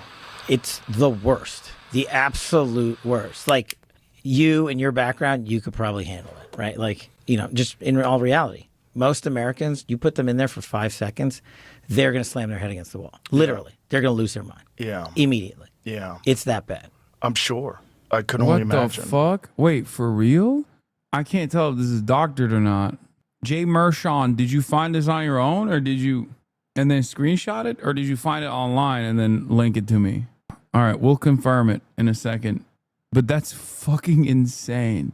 If it's from Hindustan Times, no. Hindustan Times is not a credible outlet for reporting. I'm sorry. And I could only imagine this guy knowing that it's over. And what do you want to do? Do you want to... Yeah, and then who knows who the fuck he's working for? Let's just put that aside. Now, if you're working for... Let's just... We don't have to name names. We don't have to speculate. If he's working for some agency, some group, some foreign group, and they decide to target his family... Because he's going to jail for the rest of his life anyway. They decide to target his family if he testifies against them. I could see where if I thought that it was like I'm going to be in jail for the rest of my life, or I tell and my family winds up being killed or destroyed, or who knows? Maybe you'd say, look, the honorable thing is to end it in prison. Honorable, cowardly thing. Whatever it is. Like, you just also, decide. At some point, that guy was going back into Gen Pop. And the one thing I'll tell you about prison systems is the people that... What the fuck? Far left TikToker? Dog, this guy is not far... What? Far left? He attended the 2025 Met Gala on May 5th. I don't think any of this is real. I think these guys are whipping themselves into a fucking frenzy. Hindustan Times is not a credible outlet. Does this actual A number pop up on the real, does this actual A number pop up on the fucking US ICE resources, its database? Let's see. What is it? Is hold on. Here. 220963977. I'm so bad at this shit. Country of birth, Senegal? Okay. Doesn't seem like it's fucking real. He's fucking Italian, I know, but this suggests that his country of birth is Senegal. No, Hindustan Times is not a credible outlet. And all the fucking right-wingers are jumping the gun. TikTok's most followed creator, Kabi Lame, has been arrested by ICE. I don't understand why they're all flexing this. I don't get it. Here's Bo Ludin saying, I personally got him arrested. President Trump's ICE just officially arrested far-left TikToker Khaby Lame, whom I reported as an illegal alien. Yeah, no, he lives in Italy, chat. Yes, he is Italian. Born in Senegal and is Italian. He is not far left. He actually very famously doesn't speak. Like when he became the largest TikToker, the most followed TikToker, it was because he did not speak at all. He just does this, what he's doing in that photo. His whole thing was, you can't disrespect the outlet just because it's Hindu. Are you fucking stupid? Do you think that's what I'm doing? Like Breitbart is an outlet too, dumb fuck. It's not Hindu. I disrespect it as well. Maybe I know a little bit more about Hindustan Times as an outlet that's not credible. Fucking idiot. New York Post, not Hindu, not a credible outlet. Are you making this up to fool me? The most followed TikToker just shrugs. I don't even know if he's the most followed TikToker any longer. But when he first became the most followed TikToker, everyone made that same exact point where they're like, oh, the most followed TikToker doesn't even actually speak. He posted a controversial video and it's just no wars at the end. Wait, what? Bro, he still doesn't speak in this video. 1 minute of silence for all the victims of wars. Bro did an all lives matter ass take. I'm not good with that, but look at that. I don't think this guy's actually currently in the records. I don't know where the fuck this I don't know where this came from. I don't know why they're doing like a misinfo burst like this. But I also don't understand what purpose this serves. You know what I mean? To keep you from shitting on Joe Rogan. Genuinely confused why all these right-wing accounts are posting this. We checked the A number. Nothing comes up on the ICE database. Reason for deportation to begin with. No, they've done it. Chatters have done the A number search. I've done the A number search. Chatters have looked at the Henderson database. He's not on it. He's not listed anywhere. You know the new. Anyway, did you talk about Ramos endorsing Cuomo? Yeah. Just cover your bases in the event that it's 1% chance that it's real. I mean, if it's a real story, then it's still really fucked up. Do you understand? If it's a real story, it's really fucked up. If it's a fake story, it's still fucked up, and it also doesn't make sense. Anyway, let's get back to Kash Patel convincing everybody that Jeffrey Epstein definitely didn't kill himself. They eat are child predators. Yes. And he was going to get eaten. Well known. Yeah. And they probably wouldn't have protected him. Yeah. So the narrative has always been that there's video. Now, what is the chain of custody? Is there evidence that there is video? Is there evidence that it was moved around, stored, protected from people looking at it? Like, you're going to get all that information. Like, that's literally what we're putting together. And we're going to give you every single thing we have and can. And that's the whole point. We can't fill gaps. Aren't you like an oligarch? Where's that picture of the chunky little millionaire on horseback? You noodle dick coward. You suck ass. Nice 9-head old fuck. Damn, you look like shit, homie. 2 brain cells hard at work. I look like shit. What do you look like? The fuck do you look like? That's crazy. Ask your mom if I look like shit. Ask your sister. You will not like the results. I'm not banning this one. I'm keeping this one. You will not like the answer. I'm going to be honest with you. TPP Project. Formerly subscribed for a month. Shut up, pussy. Burgles, thank you for the 100 gifted. Oh, my Lord. Out of downtown. A logo 3. Wait, this guy was a fan. What happened? 2022. Oh, he was a Aaron Rodgers fan. Oh, no, he wasn't an Aaron Rodgers fan. He was a fan of mine in 2022. And he came back to be like, you're fucking not hot, dude. Damn, only 30 minutes to listen to this, and I'm really regretting being an idiot and not voting in that election. I'm more of an issue having more people out there to squash all the BS people that spread about Bernie. With a stronger following, these ideas aren't suppressed. Yeah, I'm an oligarch. I'm an oligarch in your mind. I'll be honest, maybe he actually did ask his mom if he thought I was hot. You did have more aura in 2022, to be fair. Fuck no. 2022 I was hurt, dude. That's the long hair years. I had way less aura in 2022. That was the long hair era. Way less aura. Those were the struggle years. 2020, I was fat. 2021 onwards, I was fat and had long hair. It was bad. It was bad as hell. Yeah. Terrible drip. Yeah. Long hair, Teddy Fresh, fat. Shit was bad, dude. My problem was COVID. Sure. I think it was because I was known as like the hot guy pre-COVID. And then post-COVID, everyone's brains bricked. And they decided, yeah, he's hot, but I actually don't like it anymore. I hate that he's hot. Before COVID, it was like, oh, we love that he's hot. Oh, he can't keep getting away with it. Ha, ha, ha. And then post-COVID, it was like, actually, I fucking decided I hate that he's getting away with it. He is now my enemy. This guy saying anything else? Nope, just shut up, pussy. All right, well. You were definitely less stressed 2021 than 2022. Manic Kev! God damn, another 100 gifted. Holy shit, dude. What is going on? That's crazy. 100 bones! Is it payday up in here? What's happening? He's been going through it. Effeminate ass dude for real. He came back to Twitch to just fucking shit on me and Ludwig. Stupid sexy Hassan, stupid sexy Ludwig. Y'all are both gay. And we're not going to do that. And you have to be methodical. And we have to be, that's the other thing, right? We're reviewing not just the video, we're reviewing everything as meticulously as we can, because that's what we owe the American people. That's our job. And I don't want to rush to the sticks or the podium and just say, hey, look what we found. Right. And then be like, oh, sorry, I forgot the 4 seconds. You know, if we miss 4 seconds, we'll be like, oh, well, it's in the 4 seconds you missed. Right. So I'm How much can you talk about what you've seen? Not yet. Just what I've told you. Can you say you've seen anything? No, that's the point, that there's nothing in there, like in the video. You guys. I've never been more convinced that Jeffrey Epstein absolutely did not kill himself and was definitely assassinated. Oh my God. Kash Patel is the least convincing man on the planet. Kash Patel could convince me. Kash Patel would convince me of the opposite of things that I have believed for my entire life. Kash Patel could come up to me and be like, yeah, socialism is the way, actually. I'd be dropping that shit, okay? I'd be like, what? No, I'm fucking capitalist going forward. It is crazy. He is the most, people are saying he's the most unconvincing man in America. What is going on?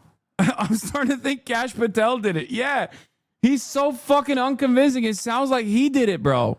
I had to tell you that the same dude had sent Asman 100 gifted subs every 10 minutes for 3 hours. Wait, what?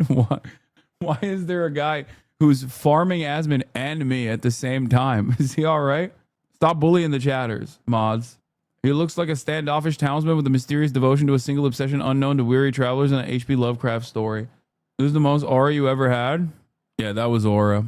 Me bored. You talking about the video of the murder or the suicide? The suicide. But what about the video from the island? Oh, sorry. So you're talking about two different things. Yes. Sorry. So again, we're going to give you everything we can, and people have to remember, we're not going to re-victimize women. We're not going to put that shit Shut back the up. fuck up. You are the Trump administration's FBI director.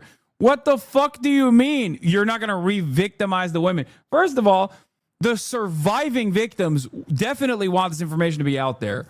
And I say that because some of the victims recently died. One of the victims recently died. And they certainly wanted this information to be out there. That's crazy. Not happening, because then he wins. Not doing it. You want to hate me for it? Fine. Again, logical play out. If there was a video of some guy or gal committing felonies on an island and I'm in charge, don't you think you'd see it? If you have access to it. If I have it. Period. Oh. If I have it. Oh, trust me, bro. Trust me, Joe. Where else would it be? Right. If you have it. Right. But you can't say that you have it. No, we're giving you everything we have. So far. Everything we have so far is Have you guys gone over all the video that's available? Yeah, that's what I'm telling you. That's what takes so much damn time. Right. And is there video from the island? Not of what you want. The people out there have filled the void with can't wait to see X, Y, or Z. Right, speculation. And I'm like, here's the other thing I've been asking for, right? Openly. If you have information on this, call us. Tell us. The best resource we have is the American people in the world. Right. Get me the tail numbers. Get me the flight, get me new information, and I will run that down.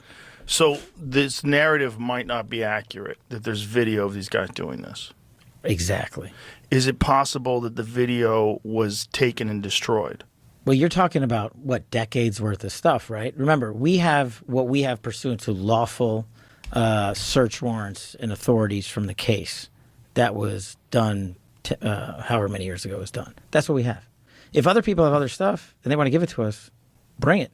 Have you guys reviewed everything that you have? Almost. Yes, we have, and now we're figuring out how to put it out. Since we were talking about fake news, this is going to come up because it's been going on since we've been recording here. Elon and Trump seem to be in a bit of a spat, Joe. You want to check the tweet that Elon just put out a little bit ago? Time to drop the really big bomb. Donald Trump is in the Epstein files. That's the real reason they have not been made public. Have a nice day. Jesus Christ. I'm not participating in any of that conversation What is between he? Elon Have a and Trump. nice day, DJD. Someone should take his phone away. They're going back and forth about different things. And Yeah. Well, he said he was disappointed in Elon. Yeah, he said he told him to leave. Jesus Christ, that's a crazy thing to say. How does he know? Does he know that Donald Trump is in the Epstein files? I mean, does he have access to the Epstein files? I don't know how he would, but I'm just staying out of the Trump-Elon thing. That's way outside my lane. What the fuck are they doing? I know my lane, and that ain't it. I just don't. I mean, I understand he owns Twitter. I think it's bad for your mental health. I think posting things public all day and arguing with people all day is bad for you. Get the Well, you raise a great fuck point. Sorry to out of cut you here, off. dude. Half Get of the what we have to fu- respond to come on, is the dude. click army on social media. Oh my God, this was the least convincing thing I've ever seen in my entire dang life. Oh my fucking God. Get the okay, dude. All right, listen. I gotta go. All right. No gaming today, but gaming tomorrow with Vivian. And the reason why I have to go is because, I got some obligations. Okay. I got some obligations to fulfill.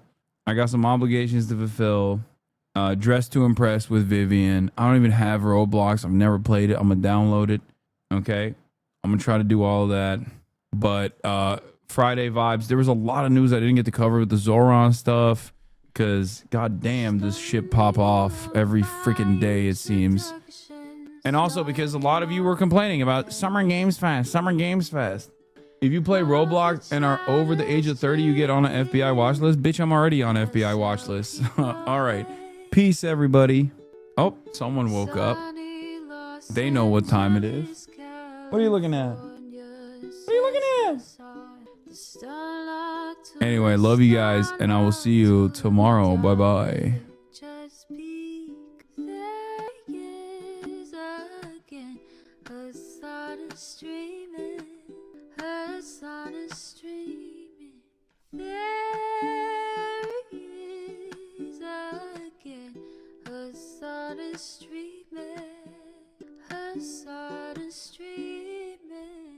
Reviewing the P.O. box, Uncle Uger's face. Sat in Discord at Chip Prop, great names take on breaks. Tiny Bernie Sanders, LGBTQ Air Force. The whole left at your fingertips, Ane at your door. H3 crowded debate, the Young Turks online show. 3 full fucking years of this, plenty more to go. 90-day fiance, talks of champagne bourgeoisie. A Trump rally live reaction, a mass riot at DC. There he is again, her son is streaming, her son is streaming.